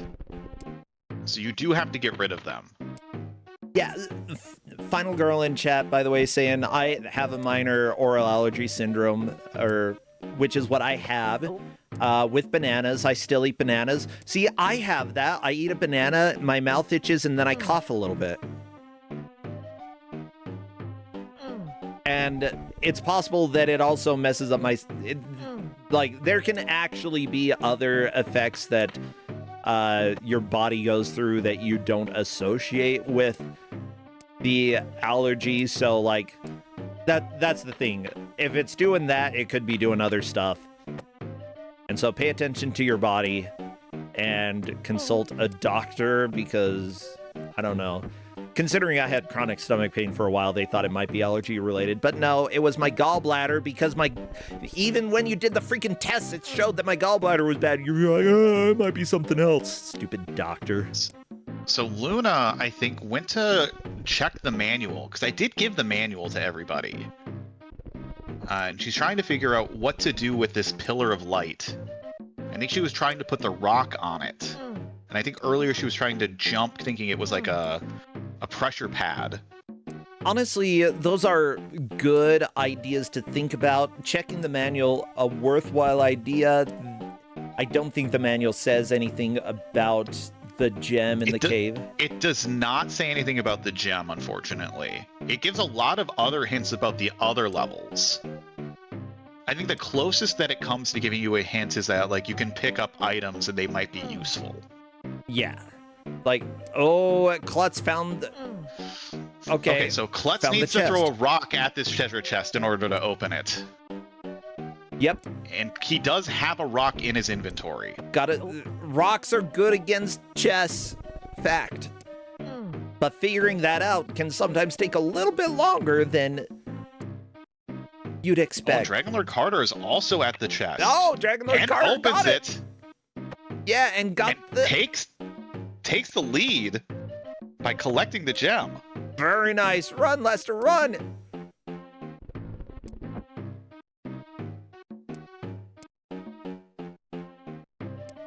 This string instrument. Dun, dun, dun, dun, dun, dun, dun, dun, dun, dun. Oh, and that's a full game over for Lone Fire. That so is fine. Back at the beginning.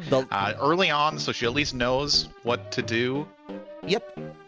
Like, the early levels go pretty quickly. Now, one person is getting eliminated due to Lester the Unlikely, so whoever comes in last today, out of Kusogrande.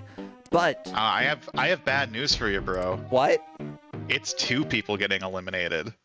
Oh, you're right, because these are 2-point players. I'm so confused. I thought giving Lester would be a great kind of exit. No, I love this game. I think that it's a Kusogrande classic. Honestly, I enjoy playing it, but you know, it's in Kusogrande for a reason. It's difficult, nerdy, and you know, especially if you don't click with the movement, it can be a little bit frustrating to play. But I feel it's also fair. You know, it's very easy to tell, like, when you are making progress, and you're never going to deal with randomness, or very, very little randomness in this game. All right, and Dragonlord Carter is going to come up on the Tiki section. Will Dragonlord Carter get Tiki'd? Oh, for sure. I would be shocked if Dragonlord Carter doesn't die here. So he's past the second Tiki section. Okay, third Tiki. Here it is. What? Oh! Dragonlord Carter, how dare you? Immediately kicks them. I'm ashamed. We want to see Lester get Tiki'd. That's great. So though there is a second opportunity for him to get Tiki'd. Yep. I mean, Dragonlord Carter did read the environment and was like, ooh, these Tikis look evil. I'll kick them. Which is a lesson for all of us. If something looks evil in your life, kick it. Yeah, I guess maybe it's just me who would die every time, like, the first time I get to an obstacle like that, because if there's an obstacle, I'm probably going to die. That's just how it goes. And I'll be like, haha, yeah, okay. I should have expected it to kill me. Luna sees the treasure chest, so she might be able to get that open. Just got to get a rock.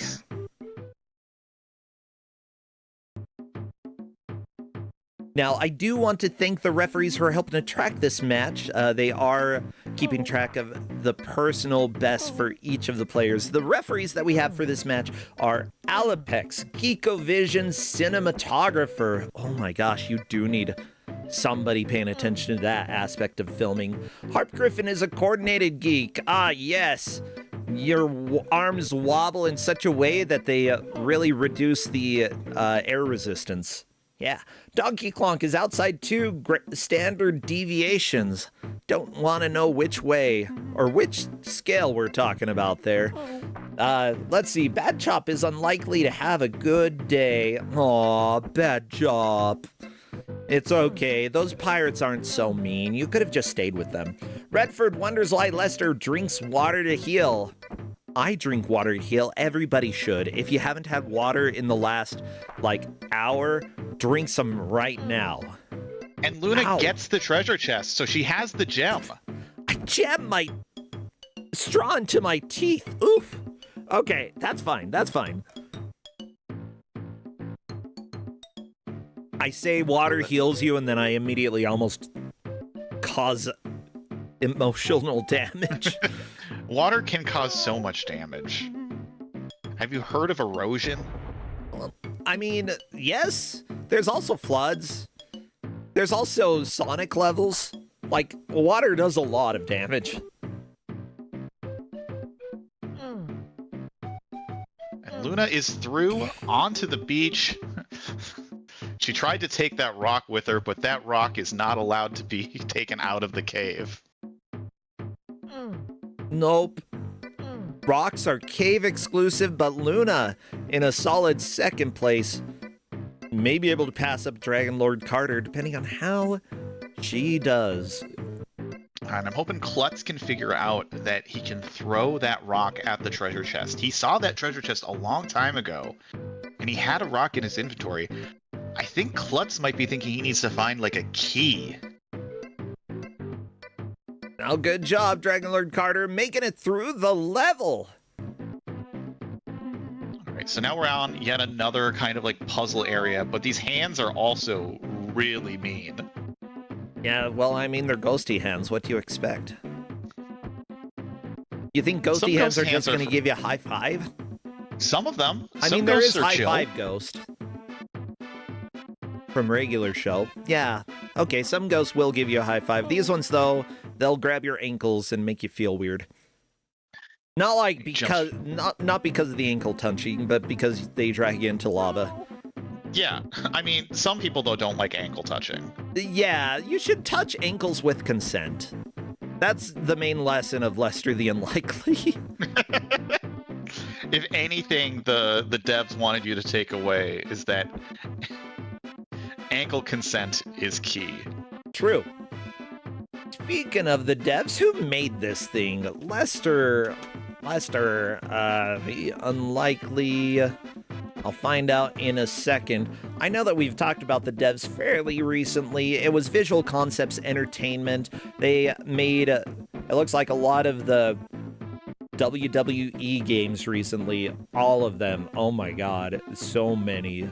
But going back in the day, Zoop, Nickelodeon Guts, Clay Fighter Tournament Edition. Oh, baby. As certified the original. classics. We're back, A Dinosaur Story. That is not a classic, okay? That game is the bane of my existence. I hate it.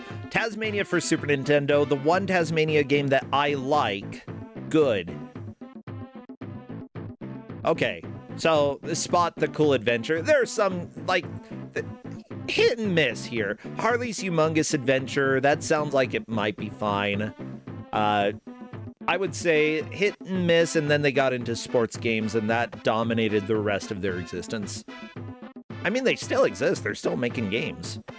Yeah, if they're still making WWE games, maybe we can petition them to get Lester in the next WWE game. Oh my gosh. Secret unlockable character, Lester. Would he be overpowered or underpowered? I think he'd be both. He'd be one of those... Well, I mean, he can't be both. Oh, like but a trick character where it's really hard to use well, but if you can, if you know the gimmick, he can win every time. But Klutz has gotten the gem, so Klutz is going to be able to get some more progress. Oh, It's true. Well, as it turns out, the music was made by a group called Bite Size Sound. The composers were Kyle Johnson, Matt Scott, Mike Seahawk, and Rudy Helm. I actually don't know too much about them, except Kyle Johnson appears to have worked on Three Stooges for DOS. Escapegoat? Did some of the guitars for Escapegoat 2. That game rocks. Legitimately. Okay, that's cool. Matt Scott sounds like a name that I should know. Just trying to see if there's Oh, Taz and Escape from Mars. Yeah, we had that recently. Yeah, Mohawk and Headphone Jack for Super Nintendo. Okay, Maui Mallard and Cold Shadow, the Game Boy version. Oof. Oh, that Dragon hurts. Lord Carter has gotten past the king puzzle. Is moving on to the village. Very nice. Dragon Lord Carter is making a lot of progress very quickly. Drink that good water. progress. Oh, well. And we can only hope that he barges into someone else's hut while they're inside of it. Unfortunately, you can only have 3 canteens worth of water inside your stomach at all times. So, oh no! Spirit! Immediate death! Welcome to the village. This isn't some Legend of Zelda game. You can't just go into people's houses without knocking. Yeah, they don't like that. Did he just go back in? No. Oh, yep. But you can leave immediately if they're in there. Okay. Just gotta be ready to push up. Push up, push up. Oh. Just a canteen. Yeah. It's so funny. Like, where are you going to take 1 pip of damage in this level? Yeah, as far as I know, like, most things insta-kill you here. Hector, okay, this is a puzzle room. Do you know what the puzzle is? Oh, Dragon Lord Carter wants to jump out the window. As it turns out, maybe you could have just gone around the house. But yeah, drag the chair over and then make this stupid jump. That... Okay. Never mind. I guess it wasn't that. My name's Lester. Hi, I'm Tika, daughter of the clan. Okay, blah, blah, blah. What coincidence. I've been looking for you. I'm sure he can, but maybe I can help you too. Well, maybe so. You're about first friendly. Tell me what's going on around here. Some pirates have been hanging around our island. They must have built themselves a dock behind the volcano, and they're using it as a base to attack passing ships. They've angered our ancestors and scared all of the animals in the jungle. What's worse, they kidnapped my father, and they're holding him hostage to make sure we don't interfere with them. Gee, that's terrible. I've got to rescue your father. Leave it to me. More like Lester the Unlikely. Haha, you can hardly take care of yourself. How could you possibly rescue anyone else? I'll show you. Quick, Lester, you better leave the village. Stay on the rooftops and look out for the other villagers. They might mistake you for a pirate.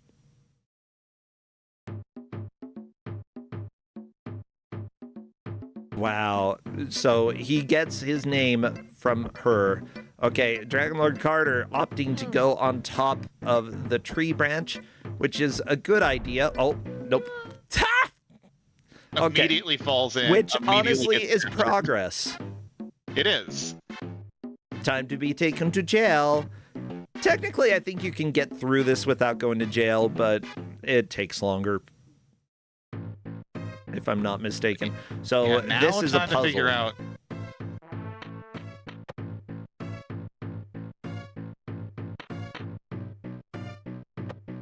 Yeah.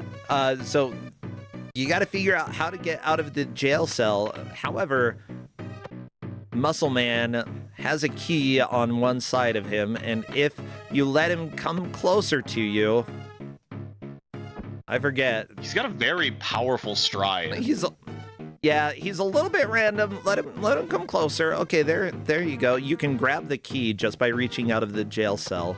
You don't need to throw the rock yet. Oh. I think Dragon Lord Carter is just trying to hit him with the rock. I mean, it seems like you would be able to, but you gotta attack later. There you go. You got the key. Time to... Oh. I understand trying to do that. No, but you gotta open the door, then throw the rock. Order of operations, you cannot hit somebody in the head while a door with very thin poles is closed. It's just impossible. Okay, there, you got the key. You're good. Grabbing the rock. You can actually... Yeah, if you stand right there, the guy throws the spear and can't do anything. Oh, he can't do anything. Yeah, he threw it past you. No, just sneak He's just by. trying to kick him. By. You're good. Video games are good, everybody. No, Dragon Lord Carter. No, full game over. Game over. I love this game. What a wonderful sequence of events that was. That was an amazing game over.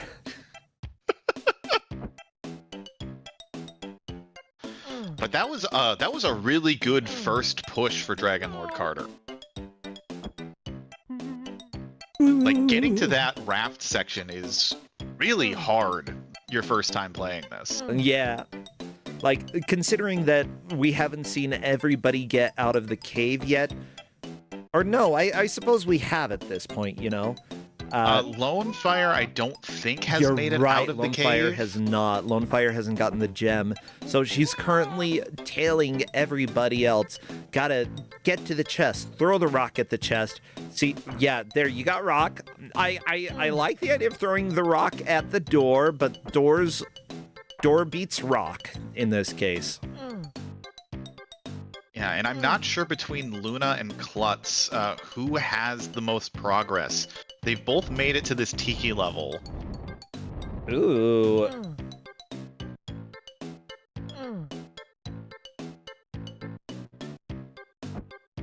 And Klutz gets Tiki'd. No! And it's a full game over. Oh no! Sometimes you get Tiki'd. I mean, we're halfway through the match. That's plenty of knowledge. Yeah, and that's gonna be hard for, I think, our players to at least match Dragon Lord Carter at this point. Yeah, but the knowledge is really helpful because every level in this game goes really quickly if you know what you're doing. And you're going to have more lives when you get back to where you were. So, like, yes, it feels frustrating to go back, but knowledge, you don't lose that unless you weren't paying attention to what you did. But this game is pretty straightforward. Once you get a solution to a level, I think that it's really hard to forget. Yeah, now it's just a matter of how efficiently the players can beat these levels that they've already beaten.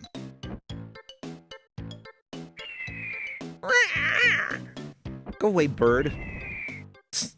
There we go. Dragon Lord Carter is back to the cave. I'm pretty sure that's a oh my gosh, red-tailed hawk. We didn't rail-tailed? No. Rail-tailed? Don't rail that tail, everybody. A rail tail. No! It's a whale of a tail. I heard this tail's rail. It's not based in fiction, it's rail. Oh, for rail. Yeehaw! Some might say it's 5 rail. Five That's how rail it is. So many rails, your grandfather's gonna be like, oh, I really like trains. Yeehaw! Yeehaw! Oh boy howdy, I love trains too. Yeah! If only Lester had access to a train. Oh, he could ride that son of a gun out of this cave back home to New York City. Yeehaw! Alright, Luna is through, back on the Tiki level, and it looks like Klutz has reset his game. I think took a death early and just wants to reset his live count. That is fair. After a certain point, you probably don't want to do it just due to the fact that you've got the booting time or like all the intro screens and stuff. But since we still have like 27 minutes left, sure, go ahead and reset if you have a sloppy death. Yeah, I think there's definitely enough time to get 2 good runs in. Justin, I know that I called it a sloppy death. It's true though. Okay, stop giving me that look. Stop it! We all have that. Oh. You right there, Brosentia? Yeah, he's just giving me the look because I said sloppy death. The look. Yeah, like, ugh. Like, gross. Oh, that's sound. Okay, That's well, the noise. How do I replicate a look over the microphone? Here, I'm doing it. You feeling it? You feeling it? You getting it? I'm feeling it. I'm feeling it. That is really weird because honestly, I conveyed no sound while I was doing it. It's just an aura thing. Oh, right. Oh, I believe in auras too. Ooh, your aura is so orange today. No, Dragon Lord Carter. I think your aura is a little blue because, oh boy, Lester is feeling a little sad right now. I don't know. Luna is on Death King's Valley. What's the coolest aura color you can have? Like fuchsia? What does that mean about somebody? What's my aura? An aura color. I mean, what if it's one of those colors that like mantis shrimp can see, but we can't? I think that's probably the strongest aura color. A color you don't even know exists. Well then, I'm never gonna know. And maybe that's the best for us. Let me see. I'm gonna search on what's the most unique aura color. Oh, Luna getting grabbed by the hand.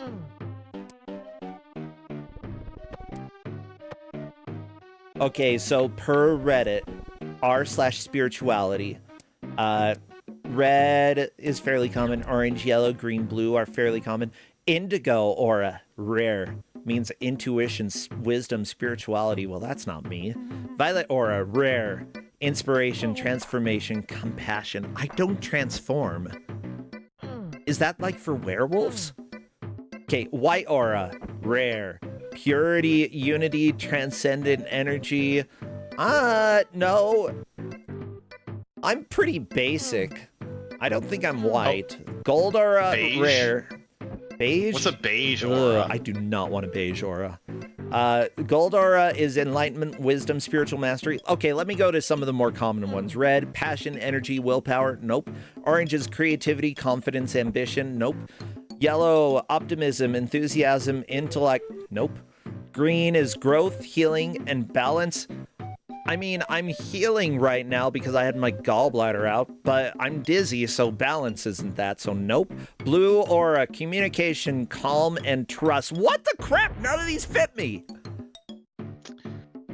I'm sorry, maybe you just don't have aura. Yeah, is there a sleepy aura, as Bad Chop is asking? I want a sleepy aura, okay? Gotta be like that's beige. beige. I think that's beige. Oh, I think you have a beige aura. I hate having a beige aura.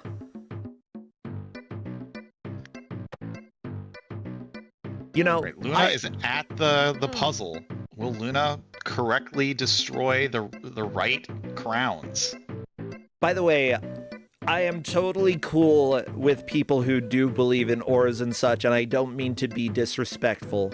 However, they do kind of make me giggle a little bit. But I fully, like, I know some people who, like, believed in auras and were, like, trying to tell me about how to see them, and I was like, not getting it, bro. But that's cool. Good that you can see them. I'm only using it as a tool to disrespect you, bro. Yeah, if that makes you feel better. Yeah, and the fact that none of these aura colors are fitting me. What's the aura for yelling at bad video games? Probably red. Red? That's passion, energy, and willpower, but, like, I mean, you need the energy to be angry. It's true. I could be red. You need the willpower to actually, you know, like, continue playing the game. Yeah, but I'm not playing. This is more like joy in others' suffering. Is there an aura for that? How do I... Is that part of growth and healing? I don't think Schadenfreude is growth and healing. Optimism? Communication, wisdom, transformation. Maybe it's transformation. We've got violet auras because we're transforming our lives by destroying others. By the way, it appears that Luna may have figured it out per one of our chatters. Yeah, looking at the crown, Luna has eyed the crown and now knows what to do. Good. I think she made a mistake the first time. No! The ghost! Oh. I think she picked up the right crown the first time, thinking she needed to keep that, not realizing she needed to destroy the two and leave the one that she identified correctly. Yeah, But yeah, it's a little unintuitive, but once you do it, you're like, okay, this makes sense. yeah, but these hands have been really brutal for Luna. I think she has lost at least 5 or 6 lives to these hands. And Dragon Lord Carter's also back at this spot, also getting got by the hands. Sometimes the hand... No, Luna! That's so cruel. What a She butt. made the jump. She made the jump. Hand, just give it to her. These hands, their aura is unity? Spirituality. Ethereal. Maybe creativity or confidence. I mean, just let them play the bonus level. Let them get that P-Wing. They're probably Put 'em red back. aura because they have passion and energy and willpower.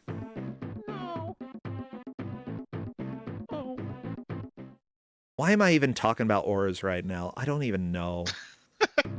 I've gotten you distracted. I don't need your help to distract myself. Thank you. Yeah, well, you're getting it. You'll get it, and you'll be thankful. Thank you, Daddy Shrambles. Oh, don't call me that. Too late. The improvisers at the baby thing were threatening kidnapping a baby because I would be the next one to have a baby. They were threatening to kidnap your baby? No, they were threatening to kidnap a baby and give me one, so I would be the next one to raise a baby. Oh, well, no. You could just say no. I mean, I did, but they are very strong-willed people. Oh, they've got witch aura. Strong. Yes, they have witch willpower, aura. They definitely red. have witch aura. Witch aura. Ooh, I like the witch aura. You know, I clicked on a page that talks about the meaning of aura colors, and there's just like electromagnetic emissions, measurable bioelectric fields, and let me just tell you, I think they're maybe going a little too much into this, okay? But I'm fine with people being like, if it's something that helps you understand the world, like to be able to be like, oh, this person, yeah, the way that they act, the way that they move, yeah, the way that they are around me, that's a blue aura. That's a calming thing for me. Yeah, that, like, if it's a way to understand the world, then go ahead and use it. Luna, into the village! Oh, and I think this is her last life and last continue. So she is going to get thrown spears at by these guys and have a game over. And I think that's going to be the most disheartening thing to happen. And I'm going to feel so bad about it, but also revel in it. Oh, I found a couple new auras. There's pink. Ooh. Oh, which represents game that over. was right. No! Oh, I hate the pink aura. It's game over. Now, that's heart energy, unconditional love manifesting physically, gentle healing. That sounds like it's very colored by the Western perception of colors. But again, if it helps you to describe people in your mind, fantastic. Grounded emotion, stability, sometimes repressed feelings. Oh no, that's brown. Crap, I was reading the wrong. So loving, kindness, loving, it's just all love. Pink is love, love, love, okay? Do you have a pink aura? I don't think I have a pink aura. Cool. There's also the brown aura. Practicality. I like to dig. Digging's my job, and that's what I'm gonna do. It's a practical thing. Connection to the physical world sometimes indicates health concerns. Uh-oh. I might have a poopy aura. I think, yeah, you might have a brown aura. I might have a brown aura. Grounded emotions, stability, sometimes repressed feelings. Might be brown. Practical thinking, focus on material concerns, sometimes self-doubt. Do I have poopy aura? Earth connection. Oh, I'm not that. Okay, good. Need for grounding spiritual energies. Might have that. I don't know. I think you might have crappy aura. I might have crappy aura. Yeah, there's also black aura, energy blocks, protection, absorption, sometimes health issues. Okay, so the colors that are gross. are the ones with health issues. I get it. But those Hey, that there's nothing wrong with brown or black. That's chocolate ice cream. oh my gosh. You're right. Maybe you have a chocolate ice cream aura. I like chocolate ice cream. Yeah, see? We don't have to pay attention to the bad things here. We can pay attention to the ice cream things. Protection of emotions, boundaries, sometimes emotional wounds. Black? No. Ice cream. Protection of thoughts, mental boundaries, sometimes mental stress. Okay, black is protection as an aura. I don't know what that means. Is it like if you have a bodyguard, they've got a black aura? Maybe. Maybe they've got ice cream. You know what? I'm going to get a bodyguard so that they can bring me ice cream. I think this is a good plan. I'm 100% for that. I think we all need bodyguards with ice cream. You know what? That's where our taxes should be going. Bodyguards with ice cream. Right, Klutz is at the king puzzle. Will Klutz get this correct?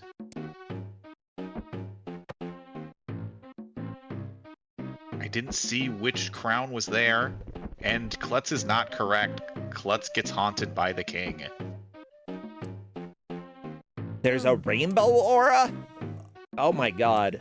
Is that the gay one? Because if so, I'm definitely a rainbow aura. Indicates healing abilities, multi-dimensional awareness.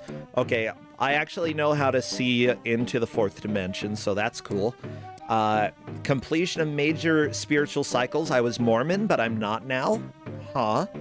Qualities indicated versatility. Aha, I can play games and I can make people play games. Healing capacity. I heal everybody watching by making other people suffer. That's true. You are healing currently. Service to various types of people, specifically the sadists. Okay. Rarity factor, considered among the rarest aura manifestations in many traditions. Everybody, I think that we may have landed on my aura. That's because I'm special. Beige. I'm not beige! Oh, god damn it. Oh.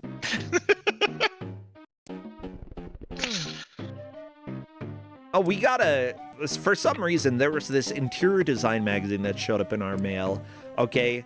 And, like, just flipping through it, I'm like, this is all one color. And Justin's like, yeah, and that color is beige. It was gross. Just, how do you have an interior design magazine to show the variety? It was thick as well. Like, seriously, I have books that aren't that thick. Beige is an important color. Well, apparently, according to that magazine, it is, yeah. Oh, and Klutz is through. Klutz is on the village. Oh my gosh, Klutz might move into 2nd place depending on how it goes. It might actually take the lead as well. Just don't get... Well, you can get speared at least once because you got 2 extra lives.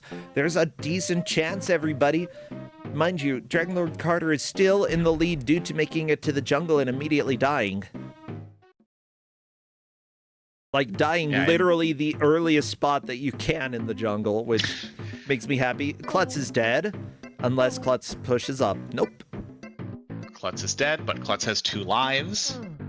But I think as long as Klutz goes past, I think, this hut and goes into the other hut. Nope, this one is deadly as well. Gotta push up, gotta push up. Up, up, up, up, up. There you go. The next one has a canteen, and the 5th one is the one that you want to go into to push the chair. Yeah, but this is a now solid 2nd place for Klutz Lament. Yeah. And possibly, if Klutz can figure out the jail puzzle. There's still enough time for people to catch up, though. The levels go fast. Oh, thank you, Justin. Ooh, jambalaya. Yeah, both Luna and Dragonlord Carter are on the Tiki stage, I believe. And as long as they're not gonna get got by those hands again, they have a strong chance to making a push to that jungle stage.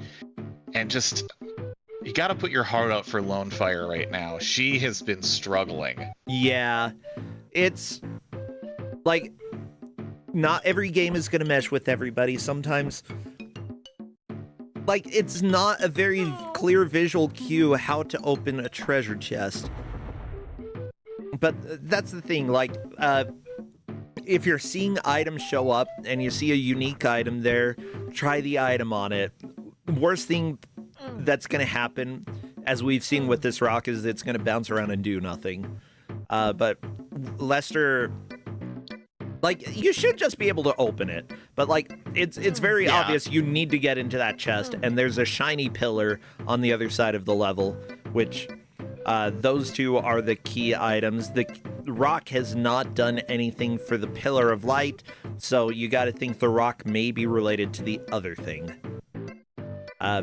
Mind you, I say you gotta think that. That's, like, the type of puzzle mentality that'll help you get through there. Lonefire getting the rock.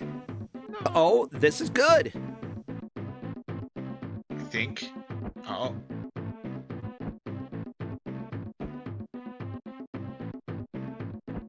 And, like, even though it's fairly far behind, you know, Lonefire doesn't really have much of a shot to make it out of last place, still, like, a little progress I always cheer for, even if it's later than other people. Luna, meanwhile, making a really good push, getting back into this. I think Luna's going to make it back to the village. I think so. Klutz is still wandering the village. Hasn't figured... Oh, I think has figured out now. Oops, pushed it the wrong way. Gotta jump over the chair. I guess crawling over the chair works too, Lester. Good job. All right, now... So that puts Klutz one level closer. And Klutz will die at least once in the prison. If Klutz can figure out... Oh no, Klutz! That's where you gotta go! No!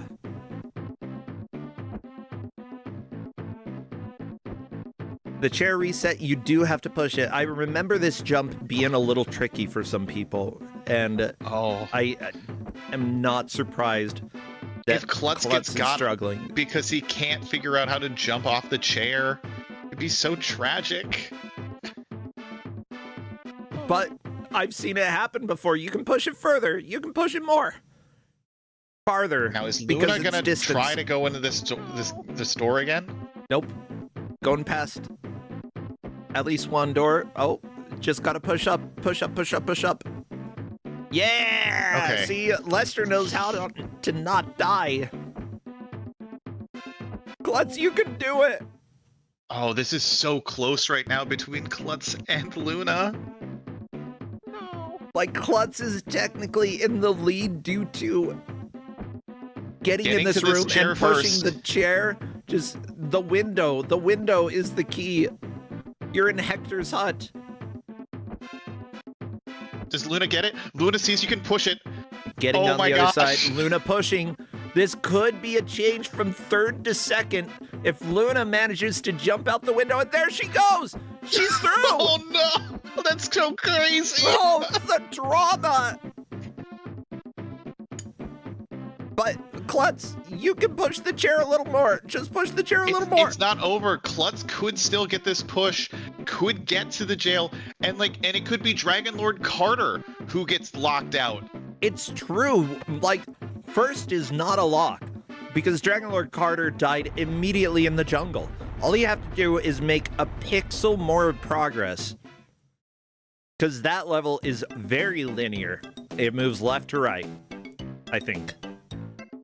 Klutz, just push it a little bit more. Klutz, push the freaking chair! Push the chair! Come on, Klutz! No, not that way, the other way! Stop kicking it!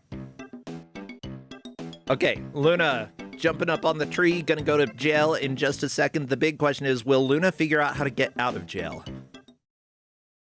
That's gonna be tough. Luna has plenty of continues, I believe. Luna, hasn't really died leading up to this point, so Luna could definitely move into the lead if she can get out of jail, but I've seen jail stump people. Yeah, Dragon Lord Carter's right there, so Dragon Lord Carter is on his path to, extending his lead. Push the chair, Klutz! Push the chair! All the way, no, Klutz! That's not how this jump works! You gotta push the chair as close to the window as possible and then make the jump. Just no. What? What? How did he do it? He did it though. What? Oh my god. This is so stupid. Okay, Luna died as expected, but Luna knows how to open the door. Yes, that's very important. So, just completing the level now is the mark of progress. Oh my gosh. But Luna is in second place right now. Klutz does not have continues as far as I know. So Luna very much has a chance to stay in the tournament. Luna waiting for guard to move as far away as possible. Technically, you can jump over the spear as it's thrown, but like getting him as close as possible to the door is really the easiest way from what I've seen. Okay, there, get the key. Gets the key. Oh. No, drop the key, no. No! Oh. She has plenty of lives.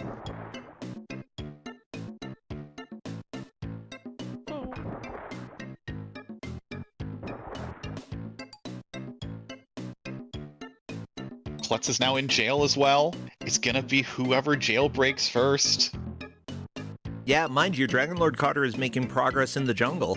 This is a very good push. How is this so dramatic? I love this. I think Dragon Lord Carter is basically locking in first, or is at least not getting eliminated at this point. I believe so. Like, the jail's so stupid. It really shouldn't be this stupid. Opening the door as close, like, I think if you throw the rock to the left, the guard will walk to the left. Walk to the left, and then you can open the door and go past him. So that's the pro strat. Throw the rock to the left. As in, like, the way that you're supposed to do it, because he'll follow the rock. Oh, he's going. He's going. Luna sees that he's following the rock. Okay. Luna may have figured out the trick. Very nice. Oh, but he walked fast. Okay. That's okay. Just gotta grab the key. Oh, good. Oh, okay. It's fine. He got distracted by that rock. Go to the left. Klutz has 3 more lives to figure this out. Luna, I think, has the solution. Yeah, just go. Luna. Yes, you're good. Woo! Luna solid is free. Second. Klutz opened the jail, but unfortunately died. I swear that Klutz had 1 life just a second ago. He had 1 life, and he lost some really quickly. He's on his last continue at this point. Oh, okay. Klutz just needs to figure out you can throw the rock to the left, or figure out how Dragon Lord Carter did it and just have him be right on top of you. Yep. That worked. Oh! If you ducked, it might have worked, but it was still very questionable. This is Klutz's last attempt. If he doesn't get it, we will have our positions locked. Yeah, well, I mean, between first and second. Between Luna and Dragon Lord Carter, I think Dragon Lord Carter has made more progress at this point. Well, Dragon Lord Carter has made it to the second waterfall. Luna has gotten to the first waterfall drop. Like, Luna could potentially make it if she can get enough of these jumps. Oh, vine swinging. Yeah, there we go, Lester. That's how you do it.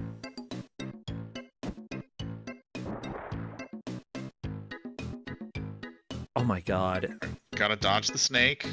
No, Did not dodge the snake. No. Game and that's over. A game over. And that locks the places. First, second, with Dragon Lord Carter in first, Luna in second, Klutz in third, and Lonefire in fourth. Lonefire could still potentially open the chest, though. There it is. Just throw the rock. Throw the rock. Oh, Please throw it. Please throw it. Yes! Yes! And she's gonna get. She's gotta make it to that door. Big on. jump. Oh no! Oh!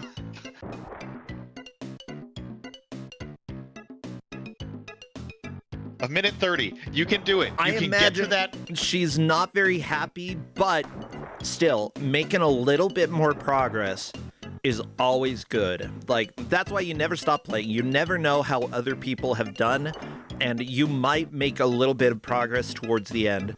You know, in this case, it's not changing any places, but it's absolutely the correct way to approach. Just, you know, try, don't give up. Even if you do lose in Kusogrande, you may end up learning something that will help you in future matches. And it's also just like the moral victory, like the sanity victory. Like you overcame the thing that was keeping you stuck. Yeah, we celebrate those. Like, yeah, personally, I don't care if people win or lose. I'm here for the entertainment. And any... We got a lot of great entertainment out of this so far. Oh, yeah. We learned about what aura I have, which is a good one. I promise. Yeah, which is beige. Shut up. We learned about how rocks open treasure chests. We learned that Lester gets a little bit more confident as time goes on, though we never really saw that confidence play out. We learned that you should not stub your toe against crabs. Do we have to learn anything from Kusogrande? I don't think so, but we did, and that is time! What wonderful music. Oh my god. Well, as it turns out, the places are simple. Dragon Lord Carter will be taking the victory with Luna, the Luma, taking second, both of them staying in the tournament. Klutz Lament and Lone Fire unfortunately eliminated, but with fantastic efforts, Klutz not very far behind Luna. Oh, I love this game so much. It is such a silly game. Let's go ahead and let Dragon Lord Carter join voice if they want, because I would like to talk to him and see his opinions of not of Dragon Lord Carter, that's him. Of Lester the Unlikely, specifically. Of his performance. Of Dragon Lord Carter's performance in Lester the Unlikely. I saved it for you. Yeah. Good job, me. Doing my best.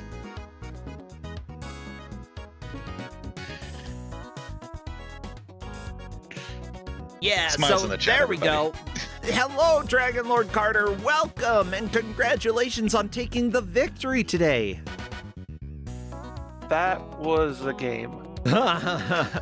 Okay. It's a Kuso classic for a reason. I love this game. You know what? Someone almost passed you at the end. You know, I think the fact that you got back to the jungle and made a push towards the end, that is what really solidified your first place. If you had not managed to get back there, then it wouldn't have been that case. Yeah, Luna was making a fantastic push there, almost made it, and yeah, made it a little ways into the jungle. But like, you made it a couple. I think one waterfall ahead of Luma, half of a waterfall. It really wasn't that much.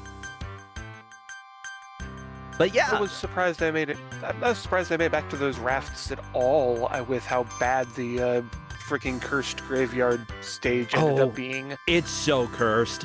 The hands just love your ankles. They love to drag you in.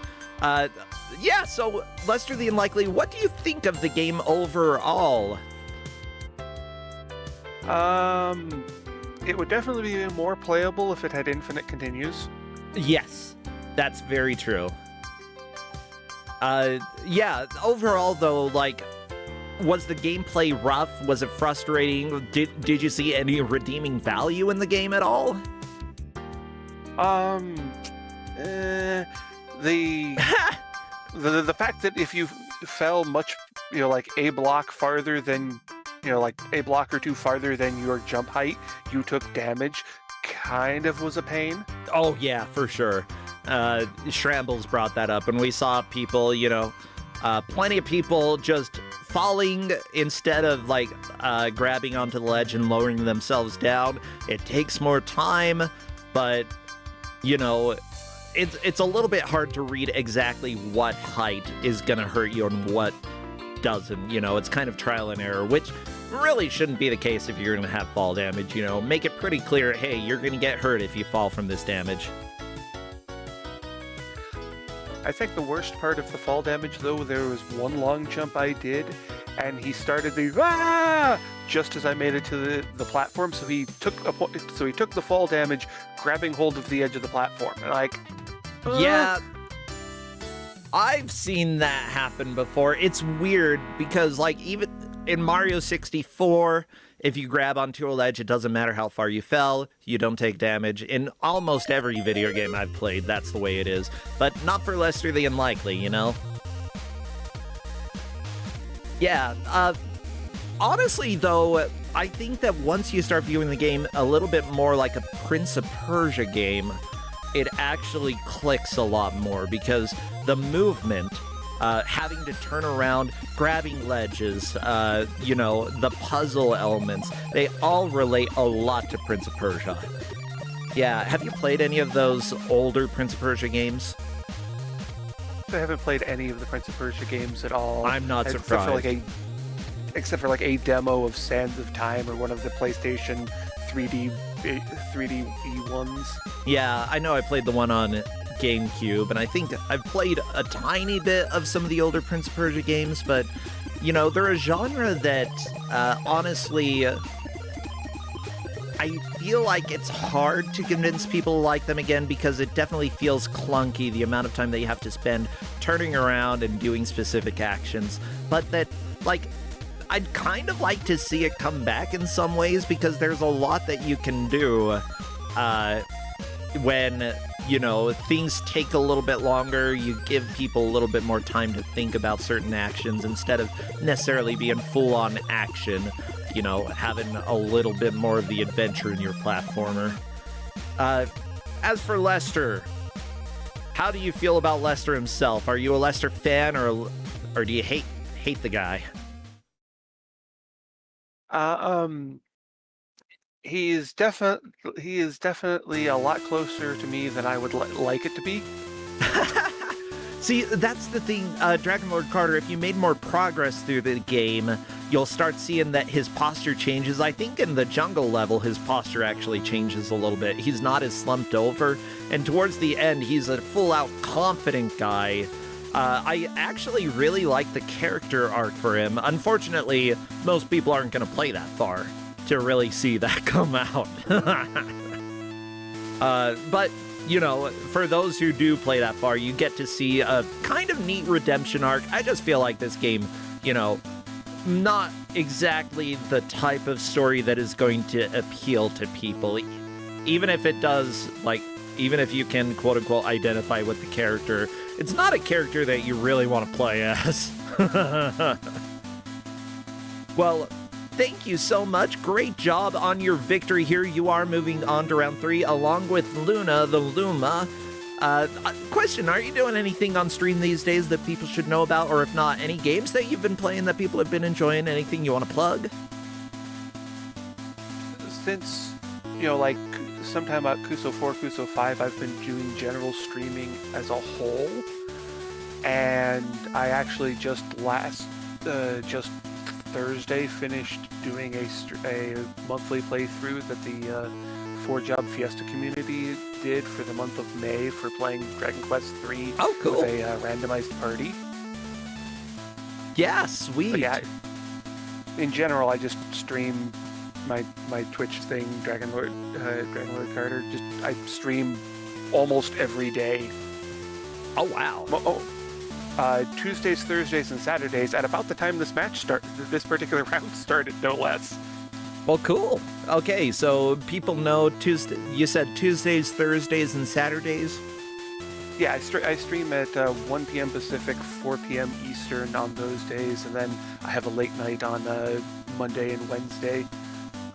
Perfect. At what time? 8 p.m. Pacific, 11 Eastern. Ah, gotcha. Well, sweet. Yeah, if anybody wants to check Dragon Lord Carter out, you are more than welcome to, as well as any of the players that we have had today. We love them all, and thank you all so much for putting on a good show. Trambles, anything you want to plug before we let y'all go? I've been plugging this every time, and this is the last time I'll get to do it. Do it. Mystery Tournament signups. They close on April 1st. If you like racing games you've never played before, Mystery Tournament is there for you. Rosentia, have you signed up yet? No! I'm sorry. Trambles, I'm a disappointment. Dragonlord Carter, are you going to sign up? I have no idea. Well, Close you are enough. welcome to. It's a fun time if you love seeing games that are just not something you normally play, but they're fun little tidbits. Races are 25 to 45 minutes long, and it's just a fun time. Yes, I will be playing. If you all want to play against me and probably beat me, join Mystery Tournament because it'll be a fun time. We wouldn't exist without them. All right. Take care, my friends, and I will get on to the last match. All right. See ya. See ya! Awesome! Thank you all so much for being here. We're on to the final match of the day, so crappy! I don't have time for a break. Let's go to the game reveal and watch out! Lester's gonna smooch ya! We didn't even get to see the smooch in the game. There is a smooch. Oh, sorry if I spoiled anything. Oh, Lester gets to kiss a lady. It's fantastic. A little odd, though. Say hello, though, to the final GM of the day, the one, the only, and the legendary Mike Uyama. You know what? We need more exciting music than RuneScape. Come on, where's the Mike Uyama introduction music? Hello! Hypnospace? This is an exciting Mike Uyama music. Oh my gosh, where... I've actually never played Hypnospace, but I've heard it's great. It's so good. I don't know. I mean, it's kind of in the theme for the match because that fighting game had like the most like sad RPG music ever. Like it was good music, but it was like this does not fit a fighting game. Not at all. You want to be pumped, like Geese's theme in Fatal Fury, or it's also used in Tekken 7, which probably more people are familiar with that. Like Kumit's theme, stuff like that. It's just like it's like a big fight. And it's just like, oh yeah, oh, I'm so sad. Yeah, some of it was like do do do do do do do do, like just sort of dinky little like town music that you'd hear in an anime. It's like, okay, I murder to town anime music, I guess. Sure. Get him, Granny. Well, I don't know if we're gonna have any grandmas in this game, but you're bringing back a classic. There's no grandmas in this game. In fact, like Marvel has been becoming really popular over the years. And everyone likes the X-Men. They're mutants. Oh yeah. Everyone knows the X-Men are mutants. Yeah. Yeah. So how about we have the X-Mutants? So they were mutants and now they're not. That's what I'm getting here, right? I think so. Okay. The plot of the game is like the world has been destroyed. Or mostly destroyed. Okay.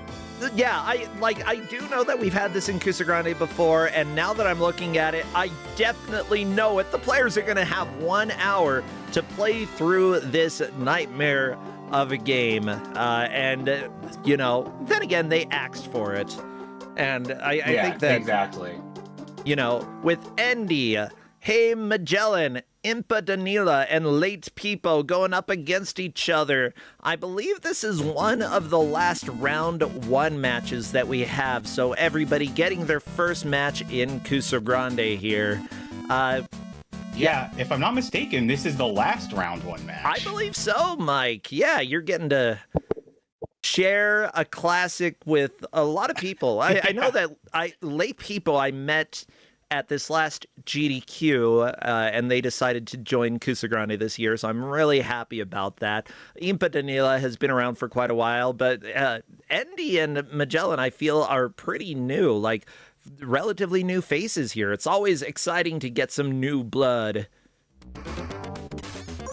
Yeah, and honestly, Mike, it's just been nice to have you back every once in a while, sharing some of the joy of the good old days when we had a lot of Genesis and Nintendo, and we didn't have Jeff's games.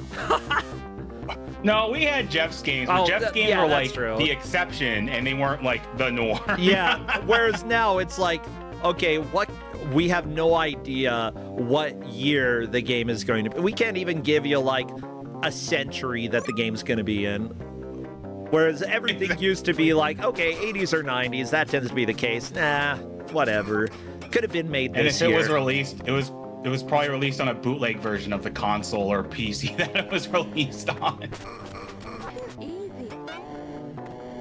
Well, I'm checking right now to see if the players are good to go. Why does the screen still say Lester the Unlikely? Go away. I know I changed it. X-Mutants.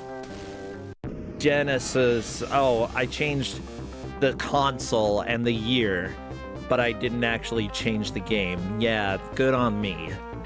I gotta mess at least one thing up during the stream. And if it's something small like that, then I can live with that. Well, right now I'm checking to see if the players are ready. Mike, what would be good emotes for chat to spam when we get started? I mean, mutant emotes, slime emotes, explosions. There is a minecart in this game, as you can see in the top left screen. Players will be stuck on it for at least a couple of minutes. I don't want to spoil it. Yeah, well, we're going to have fun with that. They're all ready, so spam your emotes because I'm going to do the countdown. Good luck to the players. Kick some butt, and remember, whether you're mutant or an ex-mutant, you can still suffer in Kusogrande. Suppose that's a lesson. Everybody can hurt. So you get to choose your player, huh? Ooh. Yes. I told them they could choose whoever. I personally think the guy is better. His range is a little bit shorter, but his attack is stronger, and he has 2 more health. And as you will see in this game, you will be taking many, many hits, so having as much health as possible is a good thing. Oh, yeah. Plus, like, the best defense is a good offense in this case. Defending by attacking. Yeah, I'm not going to say too much more about that because I feel like there have been some weird things happening in politics where... Yeah, let's not talk about that right now. This is supposed to be an escape from all the horrors that are going on. Oh, games aren't political. What are you talking about? Yeah, exactly. I mean, in this game, only the world was destroyed from World War III in 2055 or something like that. So I'm sure it's not predicting any whatsoever.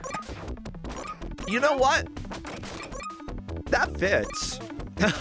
It does fit. Yeah, and apparently like most of humanity is wiped out, and like the humans are trying to make a comeback or something like that, and the big bad mutant is a dude named Sluggo. I really don't know this game's plot much at all. Yeah, Sluggo. Oh, beautiful. Like the guy from the Nancy comics. Oh yeah, Nancy, not Nancy Drew, but the Nancy old comics. Yeah, Worms. They paid me in Worms. I like Sluggo. Sluggo's a good guy. But yeah, looking at the manual here, since you did share that, there is some information. It's a world gone mad. The year is 2055. The genetic and biological weapons used during World War III have turned the world's population into mutants and left the landscape in ruins. Consequently, the masses have taken refuge underground in the forests in what's left of the cities. Ruler of the mutants in the region is Sluggo. It kills me every time I hear that name. He is ruthless, right? Evil, and strangely enough, a neatness freak who watches his diet like a hawk. He is also bent on killing all those who look remotely human, namely the X-mutants. Sluggo obtains slaves to labor in his slug town. Oh my god. Slug town? Okay, by sending raiding expeditions into the neighboring areas, he controls the less obedient slaves with the mind control caps created by his scientist assistant, Zygote. Wow, Sluggo and Zygote have paired up. Okay. So, blah, blah, blah. Challenging their every move is Professor Kildare, a cyborg originally programmed to repopulate the planet with the human race. He has recruited 6 courageous individuals and transformed them back into humans. It is this team of X-mutants that have taken on Sluggo and his band of foul miscreants. Okay, so you've got Shannon and Ackroyd. That's right, those are the 2 names of the main characters here. Shannon is the heart of the group. She tends to be nice to everyone, even her obnoxious teammate Bud, whoever the crap that is. There's also Ackroyd, is the jokester of the team. He has an extreme curiosity about the Earth before its destruction. This is like freaking Demon Rush, Mikuyama. Okay, like I'm thinking Alberto Mundosold, you know, who like is a jokester but is obsessed with history or something like that. They're like the same character. I know, right? Alberto Mundos. That's a name I haven't heard in a while. Well, you haven't talked to me enough then. Yeah, true. I mean, it's been a while, so. Then again, I was talking about I'm it sure last the night D's with released somebody like else. 10 games since I've last paid attention. That's fair. So it looks like some of the players have made it to the cave section here.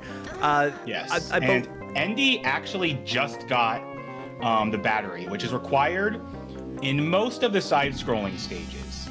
And actually kind of took a death warp to get to the end. Okay. Oh, I guess the battery progress didn't save, though. But yeah, if you go to the end of the stage without the battery, you cannot complete the stage.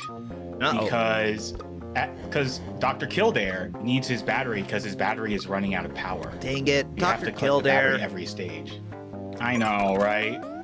Where's my double If you're wondering, A's? like, what the X-Mutants are, since they're not like the X-Men and they're not a Marvel property, they are Malibu Comics, which had a short-lived comics run in like the 80s and 90s. They were eventually bought out by Marvel Comics. I think they even have a Super Nintendo game, Wildcats, because they wanted to make a game division, which is, I think, partially why they went out of business. But yeah, they were only up for a short time. I don't think their comics were anything notable, or else people would remember them, quite frankly.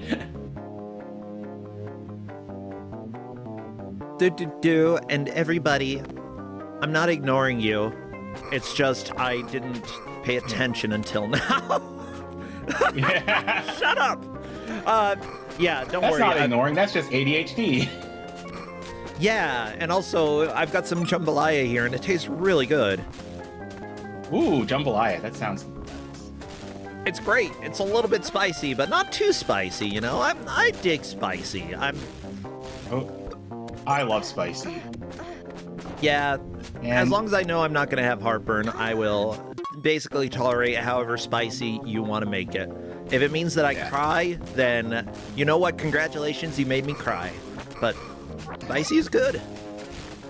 I don't think ketchup is spicy. No. What the crap are you talking about, chat? Shut up! So Don Ravioli said they made an ultra edgy Street Fighter 2 comic. And as you can see, this game just has a lot of one-shots. Like, if a Crusher crushes you, that can one-shot you. If, yeah, like Andy Mion is discovering. And uses first continue. So it is worth noting they're playing in normal mode. It's round 1 and being a little nice. Normal mode has 8 continues. They will be using those continues very quickly, especially later in the game if they get there. Why was the guy talking about his mutated grandmother? Oh, no. I don't know. All I saw was my mutated grandmother could beat you up. Oh, he's the jokester of the speaking group. of that. Yeah. Oh, yeah. He does say, like, yeah, my grandmother could do better than that. I mean, yeah, so it breaks the fourth wall. It's very much like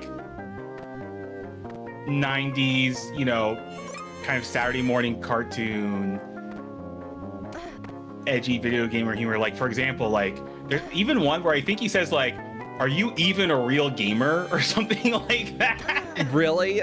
I dig that. Yes. Like, Yeah, exactly. yeah, if you're making something based off an old comic that had some humor in it, you know, might as well carry the spirit of the comic over.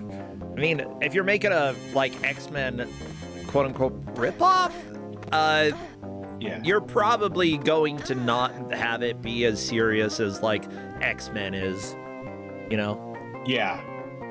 Exactly. Like, the descriptions of the characters are pretty unserious in this game, and Endy is in a very frustrating spot. These platforms flip over very quickly, and you have to jump off of them like instantly. And yeah, if you hit the spikes, the game has very few iframes, so you can just repeatedly get like take damage over and over in the spikes. Like, it's just very hard to not take too much damage in the spikes. Yeah. Endy fighting the pizzas, good, got past the pizzas. Not Like, really the the pizzas, scariest. the mozzarella sticks. Oh my and gosh, takes a death. this is Italy. This is what became of Italy after World War III. This is what happened. Oh my god. I feel so sad. Pretty sure they don't do mozzarella sticks in Italy. I've been there. I hope that at least somebody's got to do mozzarella sticks. I mean, come on, it's fried cheese. That's a very American invention. I mean, they are all mutants, so maybe this is what happens after Italy becomes mutants. They bring in the mozzarella sticks. Fair enough. That is a fair amount of American food. We mutate other cultures' food. It's true. Oh no, Endy, another death. Simply put, we've had a lot of death, and we're going to see a lot of it as it goes on. I wouldn't be surprised if some players run out of all the continues, because even though it's a generous number of continues, you can burn through them pretty quickly. Oh yeah, and there's a minecart stage where if you jump in the wrong spot, you just fall off. It's fantastic. It's great. And you You're are gonna going burn to through fall at least off. a few continues there. Yeah. Ooh, very nice jumps by Endy, getting onto the ladder down below, meeting this mutant guy.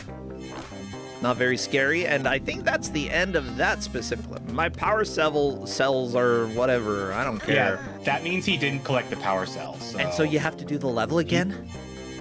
You don't have to do the entire level again, but they spawn you at the exit and everything refreshes. So like, if there's a health drop, you can get that again. Oh, as nice. Endy just did. But it also means the enemies respawn. I think that's the battery right there. There it is. Yep. And then Endy will be done with the stage, and Endy is now on the boss. And Hey Magellan is also on the boss, and the boss just owned it. Yeah, that's kind of the boss. I mean, it doesn't really do too much. It teleports around and then shoots fireballs. Just don't let it spawn into you and avoid the fireball as much as possible. As far as I remember, that's kind of the strategy there. The boss can also stab you. Oh. But it like twirls its halberd, I guess it is, before he hits you. So it's very telegraphed. Oh, yep. Like, see, there it is. That thrust, though, it looks so weak. Yeah. I'm a boss. So I've got I don't 3 think frames this is of going to animation. be an issue for this, at least for this boss. But if players make it to the same boss, there is a health bar in the boss in the bottom right.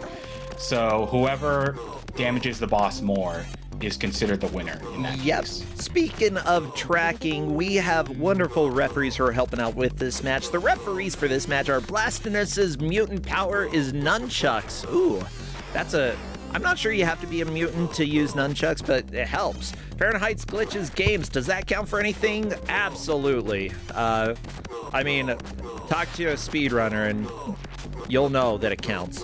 Okami beat this game before and doesn't feel better off for it. Uh-oh. That sounds about right. I'm not surprised. I'm sorry, Okami. Not my fault. I'm not surprised by both of those statements. Beating the game and not better off for it. Agreed. Redford, the preceding malformation. Wait, so this is before you becoming a mutant and then an ex-mutant? Okay. Yeah. Wow. It's almost like nothing happened at all. Andy is on the minecart. Nice. Let's see how long until he falls. The final ref that we have is Linker is wondering where the X-Mutant cinematic universe is. And that was a fall by Andy. Not a surprise. Well, fall by damage, because if you don't crouch right there, you take a lot of damage from the thing. Jump. This is what I said. They're going to burn through at least a few continues here. This part is just so mean. Didn't you make my sister play this, Mike? Yes, I did. I was going to say, I remember she her was not doing a this fan. part. She did not like this game. Yeah. No. Brad Hey, Harmer, she's a thanks for DKC the player. raid. She should be used to minecarts. I know, right? Hey, as it turns out, that game has better physics. Yeah, you can't accidentally leap off the minecarts in that game. No, you get stuck in them. Well, not all of them. Yeah. But yeah, as you can see, Andy has already burned through continue, and Hey Magellan is not far behind. So they're basically at the same spot progression-wise. And like you said, we are definitely going to see a game over in this game, because even with 8 continues, it's just so easy to burn through your lives if you're unfamiliar with the spot. Oh my gosh. Andy jumping and terrifying me. Every jump on the minecart. The problem is you have to jump sometimes. Never. Or else you'll just get murked by everything like he is right now. Yep. Okay, there was a little health. Good idea. Jumping over the saw, but can't get back on. No. Hey, death before dishonor. Exactly. Thanks, Red Zone. If you can, you don't really want to move when you jump. You just want to jump so that you're less likely to fall off the minecart. But, you know, players have to learn this. Lay people, by the way, onto the boss here. Andy went for the 1-up. You can get the 1-up without dying. But yeah, if you don't die in the first few parts, that's a part that's always going to get you. And yep, Andy forgot to crouch there, so already at emergency health. And Pippo is now on the first boss. Yeah, I think Pippo is figuring it out pretty quickly, though.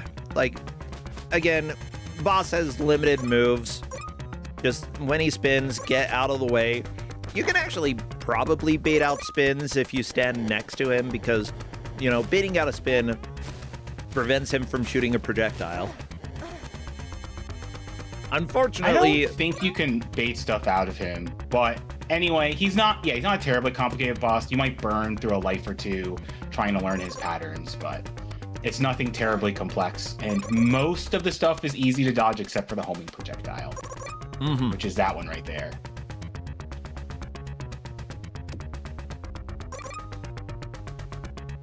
Doing his spinning attack. No. Well, the minecart. Oh, Magellan, no! Unfortunately, the squashy thing was down. And yeah, when it's not busy squatching, it still is a hitbox. So just gotta deal with. Well, there's not enough time to react to it. There's just not. You gotta memorize what's going on in this. Yeah, the minecart is basically trial and error. Like, there'll be enemies that you come up to, and like you just want to hit them with your projectiles, or else you're probably gonna take a hit from them. Oh yeah. Yeah, Oh yeah, and I figured you'd enjoy this game because, like you said, we used to have a lot more Super Nintendo and Genesis, and this game has quite the electro farts. Oh, it does, yeah. And voice lines. Yeah. What's weird is that it's like super, like, up until this point, it's almost felt like jazz. Yeah. It's so smooth and calm. But here we've got a little percussion. It's like somebody is playing with some bones on a drum or something like that.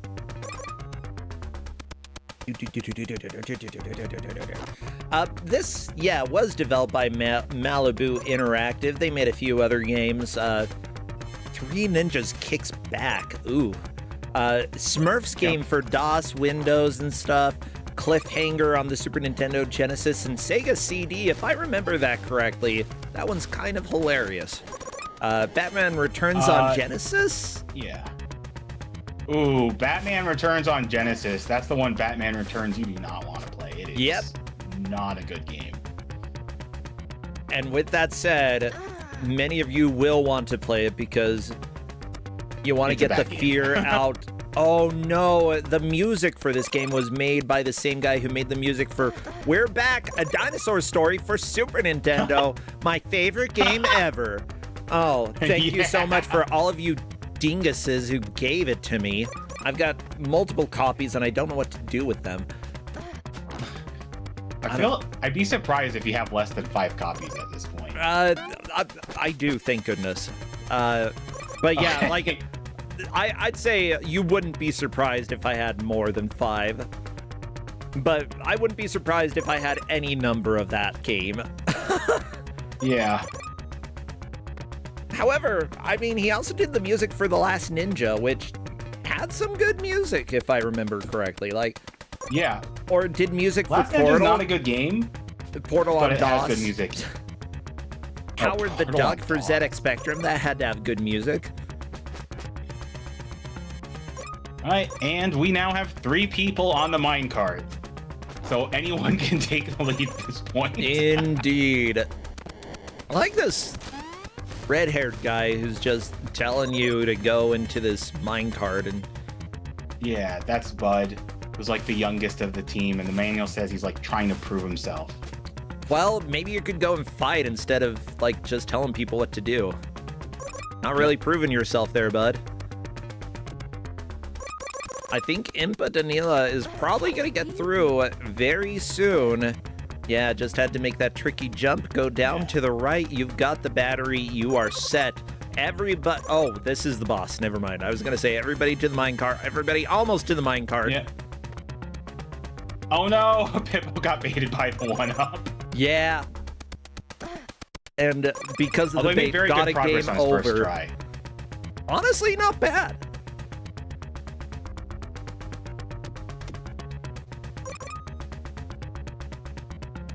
Okay, avoiding the crushers, good job. Collecting stars and jumping to your death, not as good of a job, but, you know, mutants sometimes like stars. Or ex-mutants, sorry.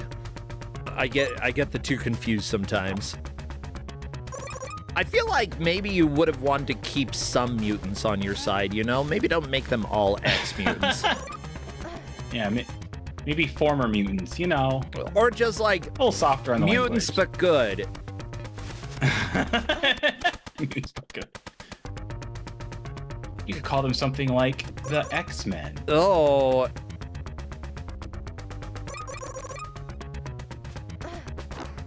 You know, that's an idea, Mike. Oh no, we could Endymion got hit by the falling blocks. No, not the blocks. So the game's not very good at telling you about like what you can hit and what you can't, and you can actually hit those falling blocks. Which is what you want to do, because otherwise you can't deal with them at all. Yeah. I mean, yeah, it's either tank damage or, like, it's worth trying to attack anything if it ends up hurting you, you know? See if it bounces off, see if you manage to destroy it.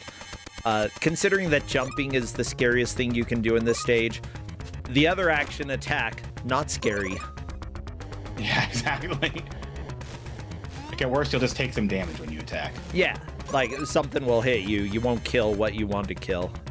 Oh, Hey Magellan got the really tricky shot. Very nice. Nice, yeah. Or the really tricky jump. Yeah, okay. All right, Hey Magellan's near the end. There's a little bit more, but you'll know he's at the end because there's like a bunch of health. Andy is game over. Oh no! It happens to the best of us. Oh yeah, we've got the pillars, and there we Hey go. Magellan that is the on level stage done. 2. Or I guess that minecart was stage 2 technically, but is on the actual like platformer. It's called stage 2, yeah. But here we are in a jungle. Magellan in the lead. I remember there being some trick to this level, but I don't remember like what the weird thing is. There is a gimmick at the end where the battery, you actually have to jump off a like jump off of the main platform into like a smaller platform with a box on it. Wait, is the doctor already out of his double A's? Oh my god. He just burns through these things. Yeah. Yeah, well, you know, this is a Genesis game, and he runs on a Sega Nomad. For anyone who remembers that, and he just guzzles through the batteries right away. Oh, baby. Yeah, I had a Game Gear, but our parents would not let us play on battery. They told us you have to use the AC adapter, and that saved us a lot. Although I don't know how much the power bill went up because of the Game Gear plugged into the wall. Fair.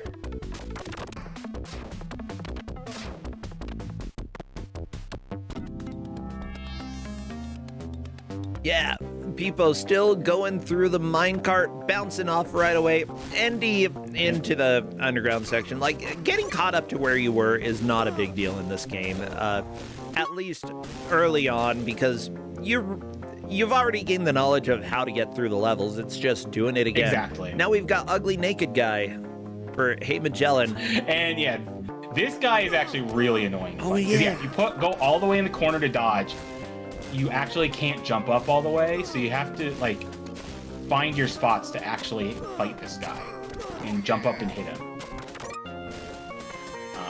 Now he's kind of trapped himself. Maybe he can make it work here. The projectile's great until you're out. Yeah, too bad there's only so many of them.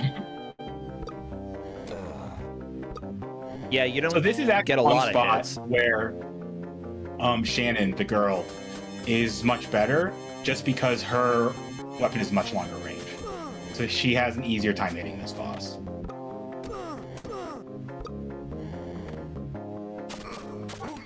Speaking of that, it seems like Andy was playing as Shannon, but then swapped over to try out the other character and, you know, didn't immediately swap back, so at least finding it worthwhile to keep playing as this character. Yeah. I forgot his name, so I'm just gonna go with Beefcake Truckerson. Oh my god, Mike, it's in the manual. I'm sure it is. Which I closed. But I have to take a whole minute to look at the manual. I don't care. What's his name? Yeah. Beef Jake.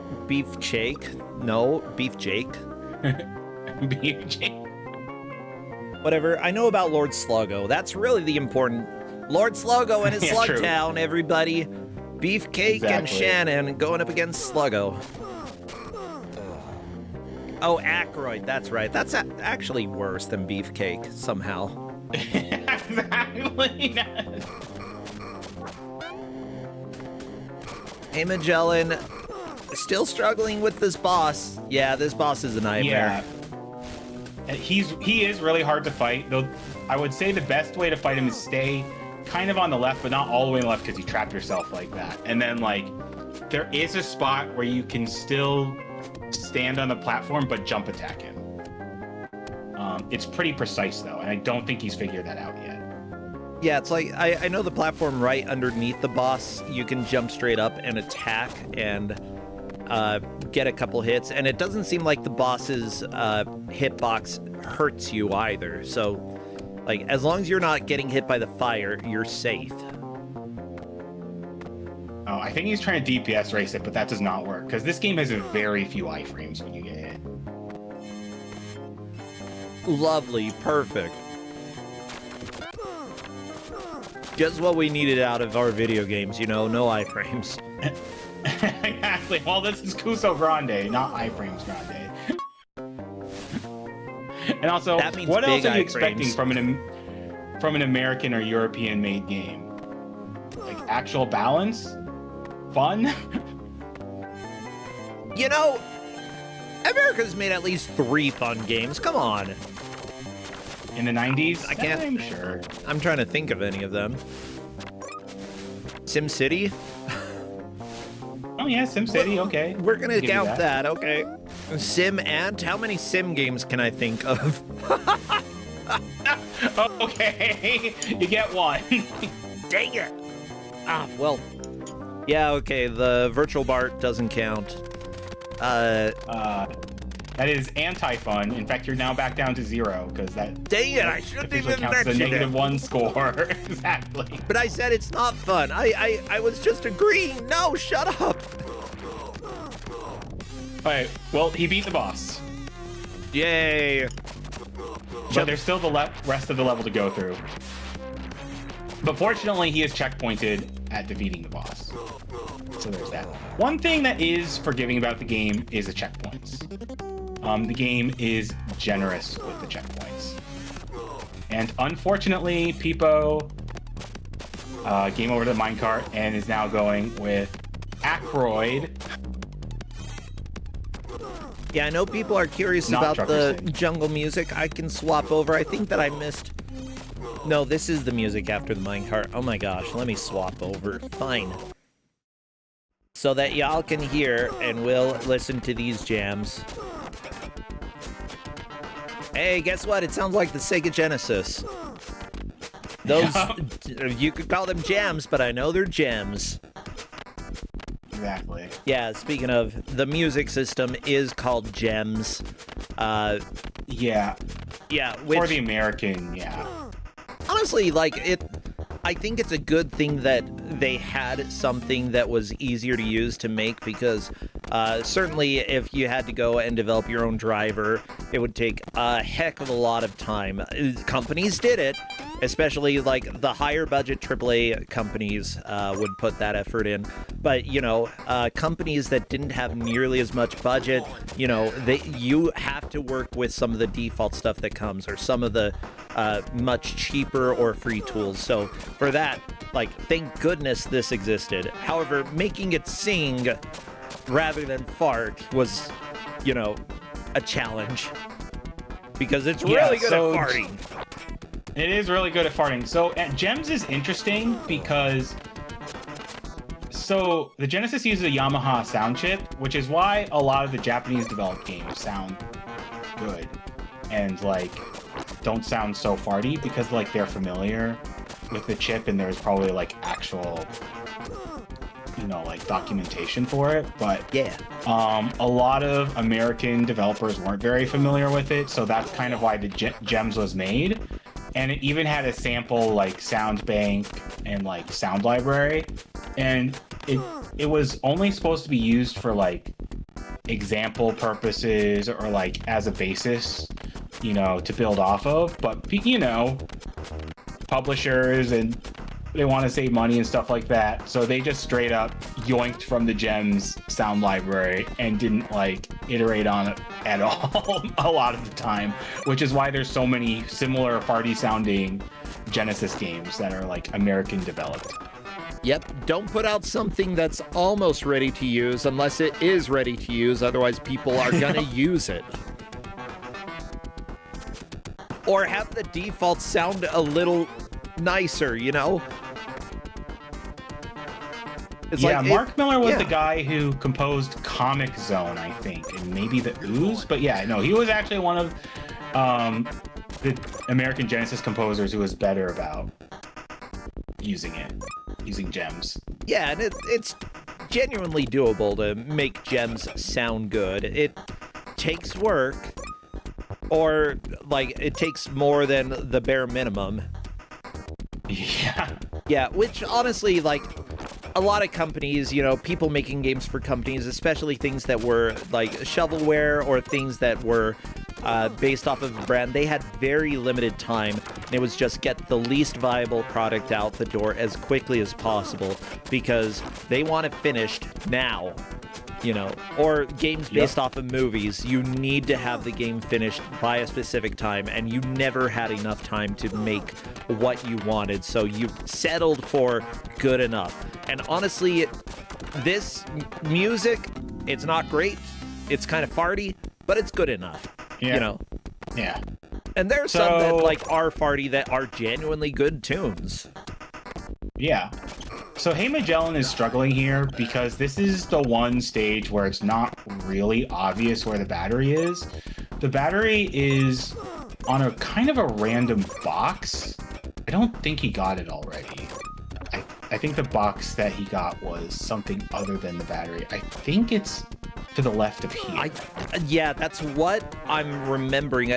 You might have. It's almost a blind jump, but not quite. Yeah. So if you saw it previously, there was a box to the left in that waterfall section. Yep. That's where the battery is. Yep, and But getting it's that not battery really is intuitive progress. or obvious. You just kind of have to see that platform, see the box, and be like, oh, let's just see what that is. And Enderman, you weren't wrong about the progress because he's back at the minecart. Yep, I mean, that's how it goes. Endy might be able to beat this, though. If Endy can beat this and get to the next stage, there is a chance that he could pass Hey Magellan, because Magellan has not run out of continues yet, which means that he's likely running pretty low. Yeah, he's definitely burned some on the minecart. I think he burned one on the Fireballs boss. And he's slowly burning through his resources in this area. Yeah. It wouldn't shock me if this is his second to last or last credit here. And by the way, on the boss of the first set of stages, this hopefully will go pretty quickly. Magellan trying to finish the stage, but unfortunately he's like, I need my batteries. Yep. And again, the battery is a progress point, so like if Endymion were to get the battery before Hey Magellan, then he would be in first, even if he doesn't complete the stage. Yeah, just so viewers are aware. I do like that Magellan was leaving this stage and coming back specifically to get extra health. A good way to approach this, Smart strategy. Yeah, fewer deaths that you have, the better, and just sure, take a few extra seconds. Safety is more important than speed when you have made this much progress in the game. We have getting comboed by enemies. Oh no! Oh, that was scary. But luckily, a full health refill. Magellan has seen the box. I think he knows which box. Yeah, he has seen the box. He needs to go to. It's just getting there. Nope, not to the left. Gotta go. Nope, not there. Nice place for a swim, not a nice place to get batteries, though. Remember, where would you keep batteries in a waterfall level? In the waterfall. That's the most logical thing you can do.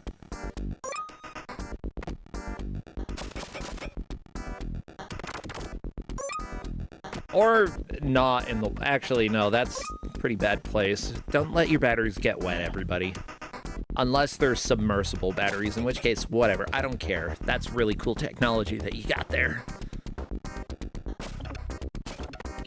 And, oh, wow.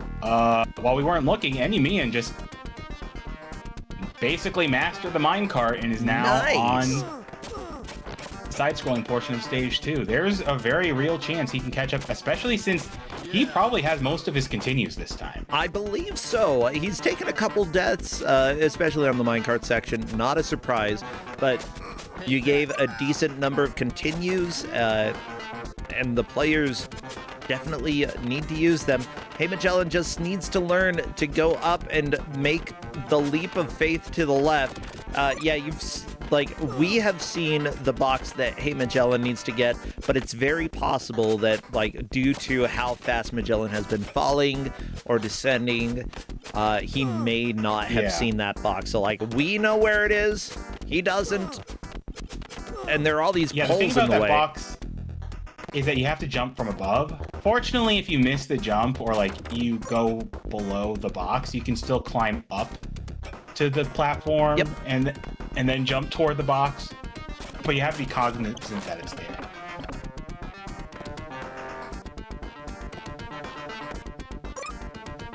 Okay, if you climb the ladder to the right and go down, this is what I was thinking about this level. I love that it's been how many years and I still vaguely remember how stupid this is. There we go. There's the battery. He got the jump. He got the battery or the power cell. Is he typing in Discord? He's got to be typing in Discord. He probably is. God. Yep, he just said, good God. And that is the correct response. So Hey Magellan is in an interesting position because he is definitely in first, but he's also close to game overing. Yep. The knowledge there is that a he real has chance. is helpful, though. I mean, Yeah. considering Andy is going up against this boss right now that takes a lot of hits and will probably take... He'll probably take a few deaths going up against him. But, like, Magellan, you have the knowledge. If you do get a game over, you're still in this. You're going to be able to get back into it. Unsurprisingly, Andy taking a death against Fireman. This is what Fireman looks like without his robot suit, you know?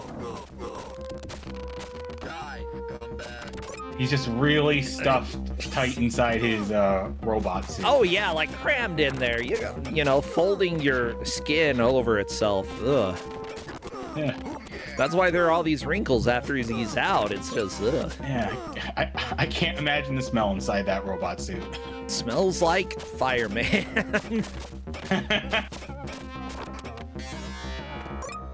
Well, I mean, it depends. If you air it out, if you wash it, you can keep a fireman suit relatively clean, even if you're a chubster. Just got to take good care of it. I don't know. Do mutants in this world care about hygiene? Yes, we learned Sluggo is a neat freak. Yes, mutants care about hygiene. They can clean their suits. It's fine. Oh, and Andy already threw the boss. Amazing. Yep. Hey, Magellan is back to the beginning of the game as well, which means that Andy has a good chance of passing up Magellan's high spot. We've got a race here. Yeah, we definitely have a race. And also, there is a decent chance that Pippo can also catch up. Yeah. He's still on the minecart, but he definitely has some previous knowledge, and he probably used less continues to get up to the minecart, so he has more chances. Yeah, Impa Danila is a little bit behind everybody else. It's, you know, somebody has to be in fourth place. That's just the reality. We could have a last-minute comeback. You never really know when it comes to Kusogrande, but again, the knowledge that you gain while playing these games and learning where to go. You call yourself a gamer? Wow.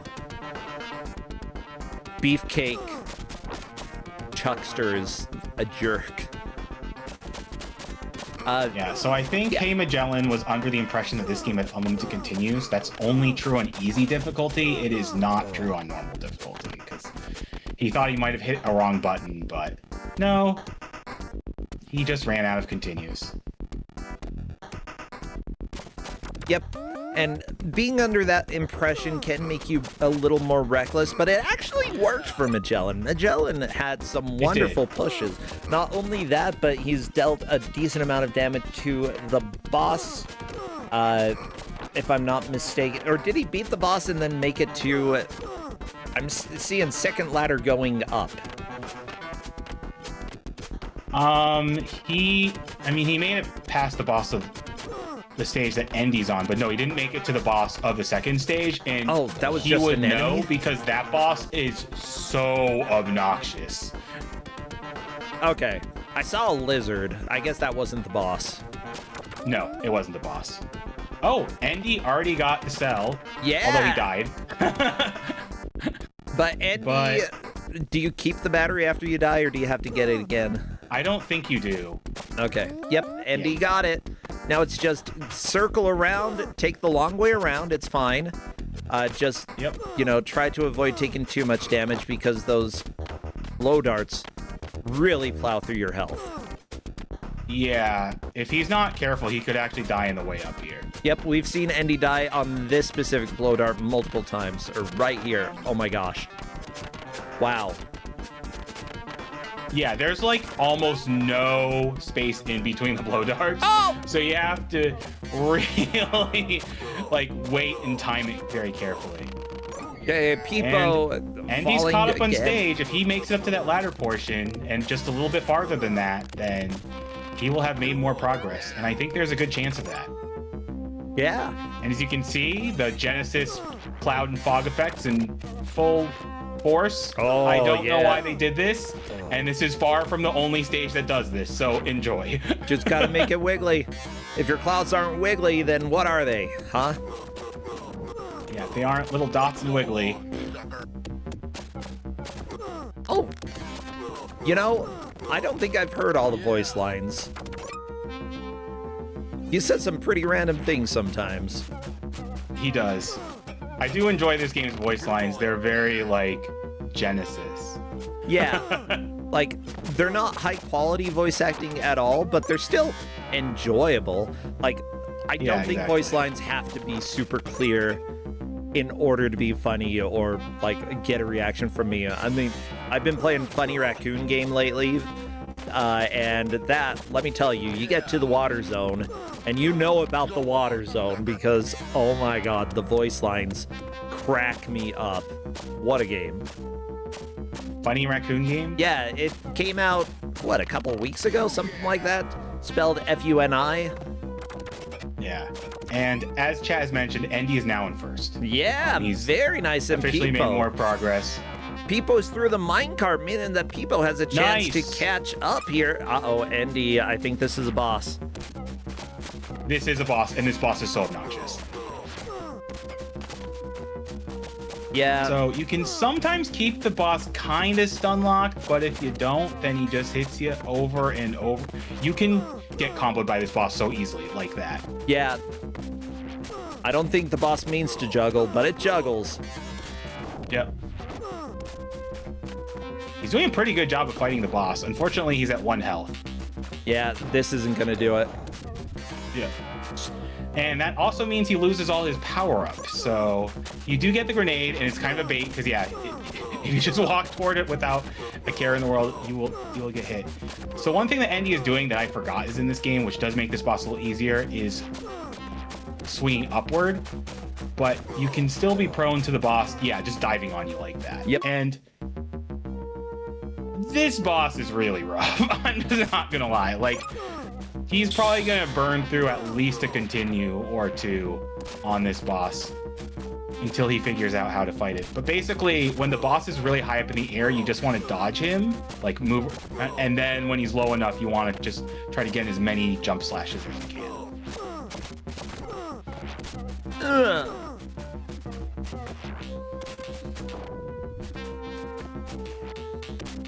Yeah, everyone's doing well. Peepo making some decent progress in the forest stage. Peepo in a solid third, could possibly move into second depending on how he does here. If he manages to beat the fire boss, collect the battery, and make it to the end of the stage, that make a little progress in the next stage. Yeah, exactly. that would be enough to move into second place. Basically, if he makes it to this boss, he will be in second, because Hey Magellan made it right before the boss, basically. Yeah, this bat boss, super annoying, and is currently the wall for all of the players. And if it does come down to multiple people making it to this boss, then we will judge based off of how much damage has been done. And if it's the same amount of damage, then whoever did that damage first. Yep, exactly.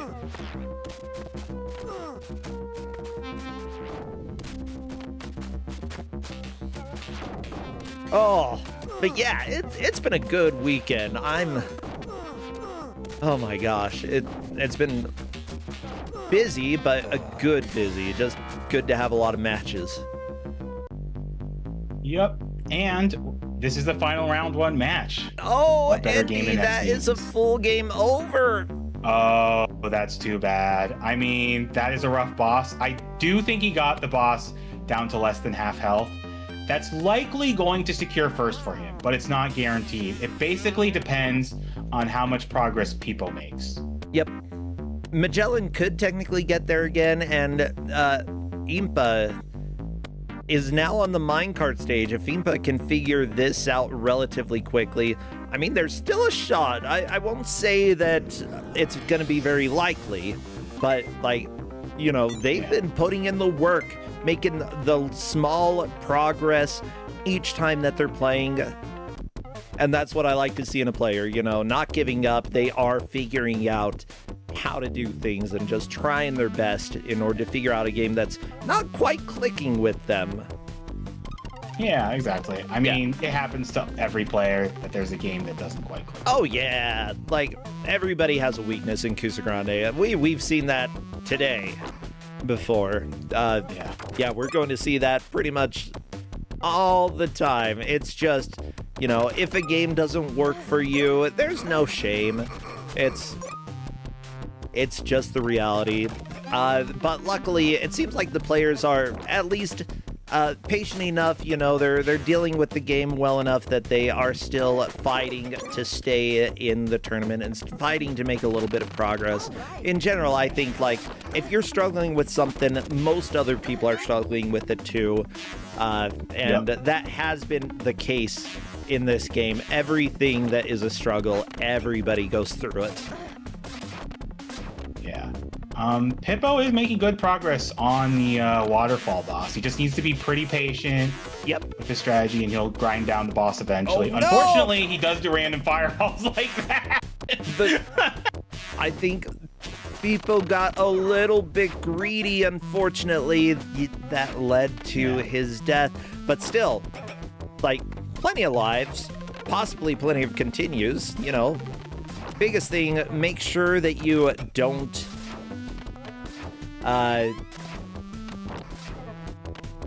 you can take your time. Like, you don't have a timer in this game. Don't rush. Or just don't. No, there's no timer.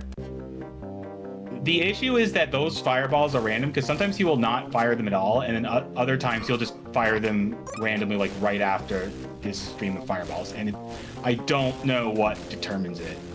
It's like his strategy is a good one, but sometimes he'll just get hit by random fireballs. But he's made good progress on the boss, so barring any really bad luck, he should be able to beat the boss. Yeah, I think, there we go. The boss is down. Cut that gut open, let it explode. Don't get burned too much while he's dying. And perfect. That is a boss down. All Pippo needs to do is find the battery, which is harder than you'd expect, and then get to the exit. Although, I mean, it can vary, because it took Hey Magellan 5-10 minutes, but Andy took maybe a minute or two to find it, so... Yep.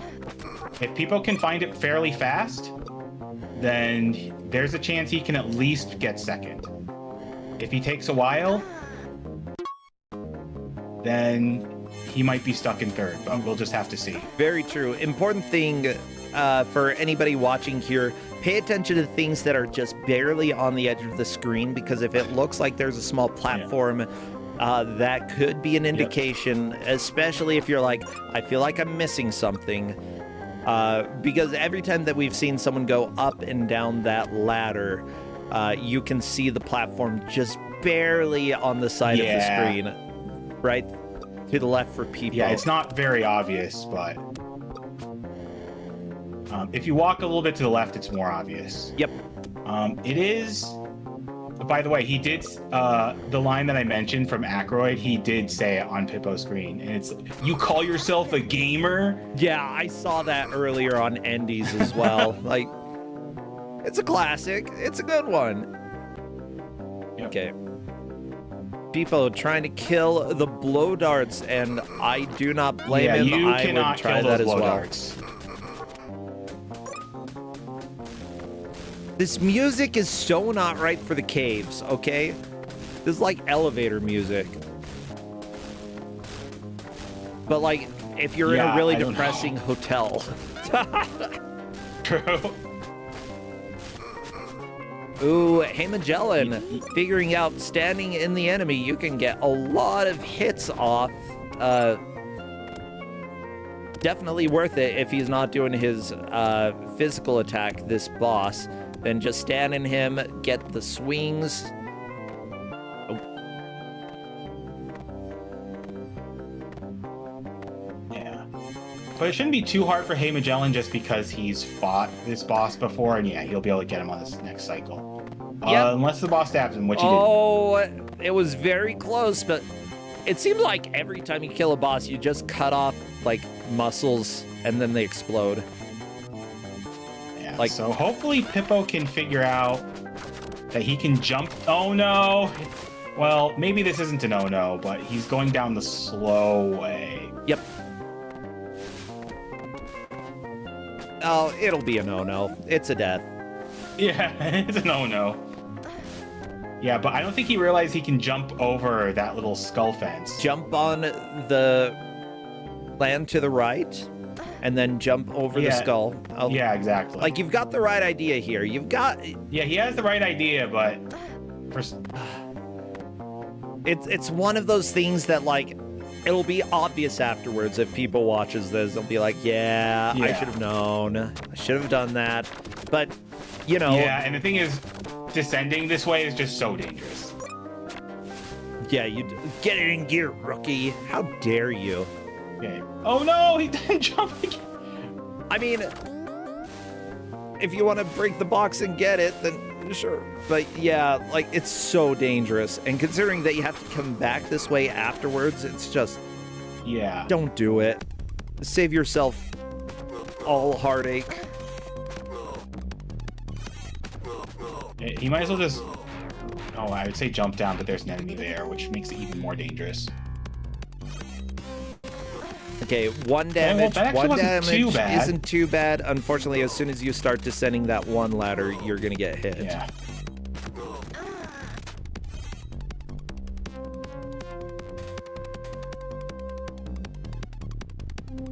Oh no, don't do that! Ugh. Oh my gosh. Okay, there's a full heal to the left. Yeah, there's a full heal. Yeah, that's the only... Now... Will he climb up? Okay, Peepa is going up. I think People's going to see it this time. Hopefully he'll see it. To the left, okay. There's the box. It's more obvious to the left. Okay, he got it. He got the battery. Now with full as long health, as he lives. There's a decent shot. Just need to be a little bit patient.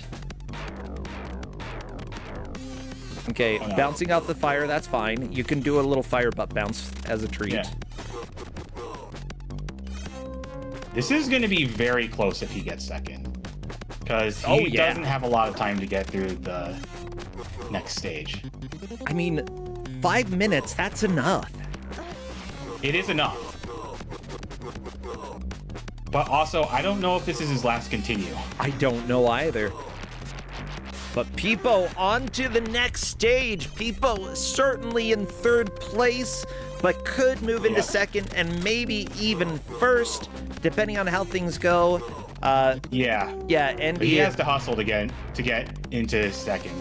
Andy did a decent amount of damage to the mid boss. And I'm gonna change the audio over to Peepo since that is the current excitement here. Yeah. Exactly. He is the key for whether the places remain or there's a shakeup at the end. I'm really happy that Magellan is putting in a lot of quick work, though. So long, sucker. Yeah, he's almost made it back to where he was.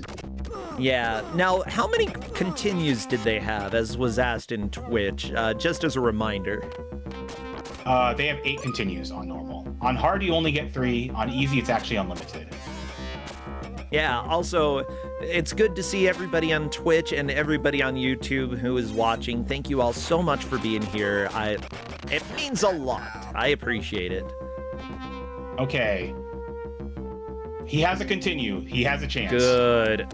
I think he can make it to at least past where Magellan was. He basically tied with Magellan.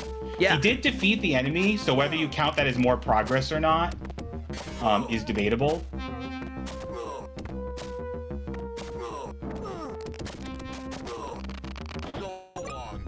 But yeah, I'm worried. There's a good chance he can make more progress.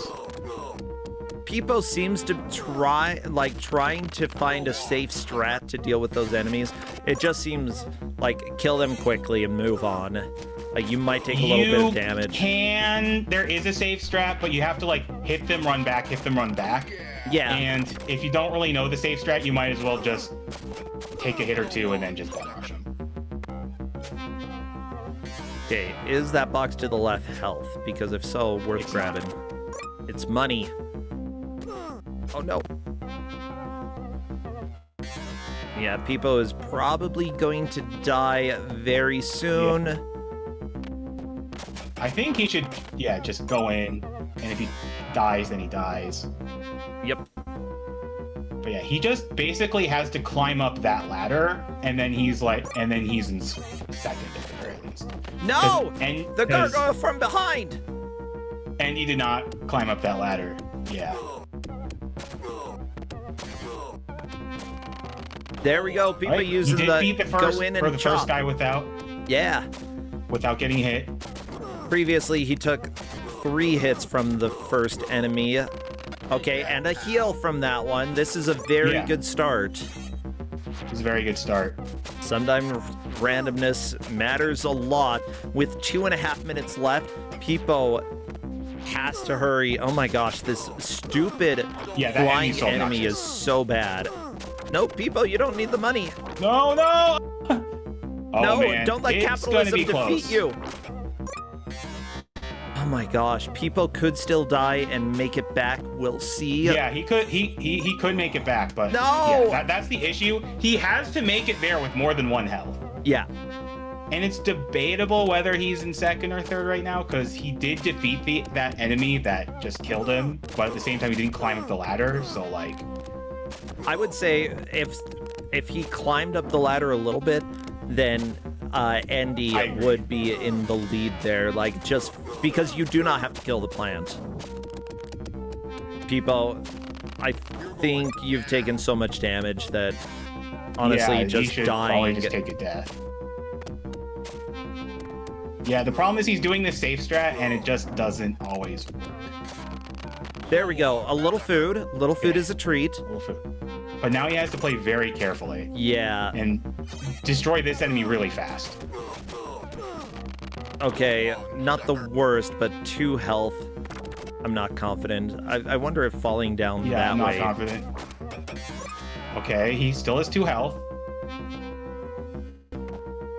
This is going to come down to a last-minute thing if Peepo can get past the flying enemy coming up here. Or if there's health over here or something to help. There is not health over here. Oh my gosh, okay. We've got 35 seconds left. Oh, the fire! No. How dare you! Oh, wait, I think that cinches that he's in third. Yeah.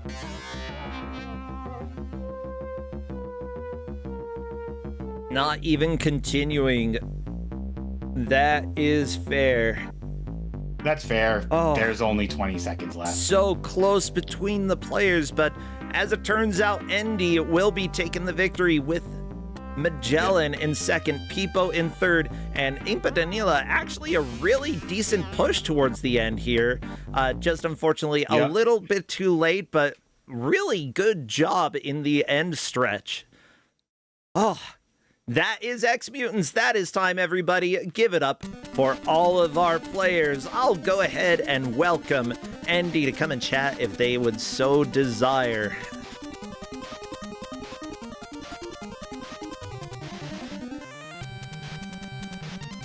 Okay, so Andy is our victor. As per tradition, I welcome the first place player in the group stage to come and chat with us. During the brackets, I welcome everybody in because, you know, less chaos at that point. Hello, Andy, and congratulations. You are the victor today. That was awesome. Yeah, oh, awesome. What do you mean awesome? Awesome. I loved that game. That was sweet. And you were so scared of the minecart before you... Everybody's afraid of minecarts. Well, minecarts were evil. Just evil. I hate that so much. Never want to do that again. But I do want to see if I can beat Mothman here. Yeah, the Mothman. Yeah, Mothman is super obnoxious. Basically, you kind of have to make sure he's low enough so you can jump hit him, and then, like, there's a timing when he dives at you, and you just have to move away in time when he dives at you. Yeah, that's what I was kind of seeing. I assume that boss I was fighting at the high point there was Mothman, so... Yeah, he's scary. I lost a bunch of continues to Mothman. I'm no so shame sure. in that. And yeah, and he can combo you. It's so obnoxious. And if you beat Mothman, you would have moved on to another auto scroller, but it's nowhere near. Oh yeah, no, I saw in the instructions. Oh no. Yeah, I mean, the minecart is kind of comedically bad because of jumping off the minecart. Like, if you just push jump, you move with the minecart, but if you try to move at all, oh baby. It becomes really weird momentum. I don't understand how it works. Maybe the answer is it doesn't work. But, like... Probably right. Yeah, you say that you enjoyed the game. Like, what did you like about it? I don't know. It just felt nostalgic in a weird way. I haven't played anything like this in so long that, I gotta get back to playing some old stuff. Yeah, it's definitely an... I mean, it's not a great game. You can tell, like, wasn't made by the top tier development company. They probably weren't given enough time to work on it, but at the same time, like, it's got some dynamic level design, some dynamic bosses. I like that bosses, like, you can actually kind of stand in boxes and go into their hitboxes and not worry about taking damage there, Yeah, that's a very nice touch. I like that too. Yeah. Was there anything else that, like, particularly stood out as, this is heinous? Or this is bad? I don't know if I'd necessarily say heinous or bad, but I was noticing the very, very subtle differences between Shannon and Aykroyd. He seemed to be a little bit slower, like on foot. Is Aykroyd slower on foot, Mike? I think he's supposed to be a little bit slower. I'm not sure. Yeah. I think he's the better character just because he does more damage and he has more health. Yeah, he definitely got me through most of the game here, so... Yeah. Well, most of the game, first 2 levels. Yeah, still. like, both you and Peepo started as Shannon, if I'm not mistaken, and you both switched to Aykroyd right away after you game overed. Yeah, and Curiosity, considering neither of you reset in order to change back to Shannon, it was like, okay, you're seeing at least, like, it's not bad enough for you to change back, and you're at least experimenting a little bit to see how he works. The higher health was a big boon for me, honestly. Yeah, for sure. Like, considering how quickly your health can drain, like, iframes are very limited in this game. Iframes? What are those? Pretty much. Yeah, essentially. Well, I think that this is one of those games that, it might not necessarily appeal to me just because probably more that the genre, the type of game, I'm not quite as interested in, like,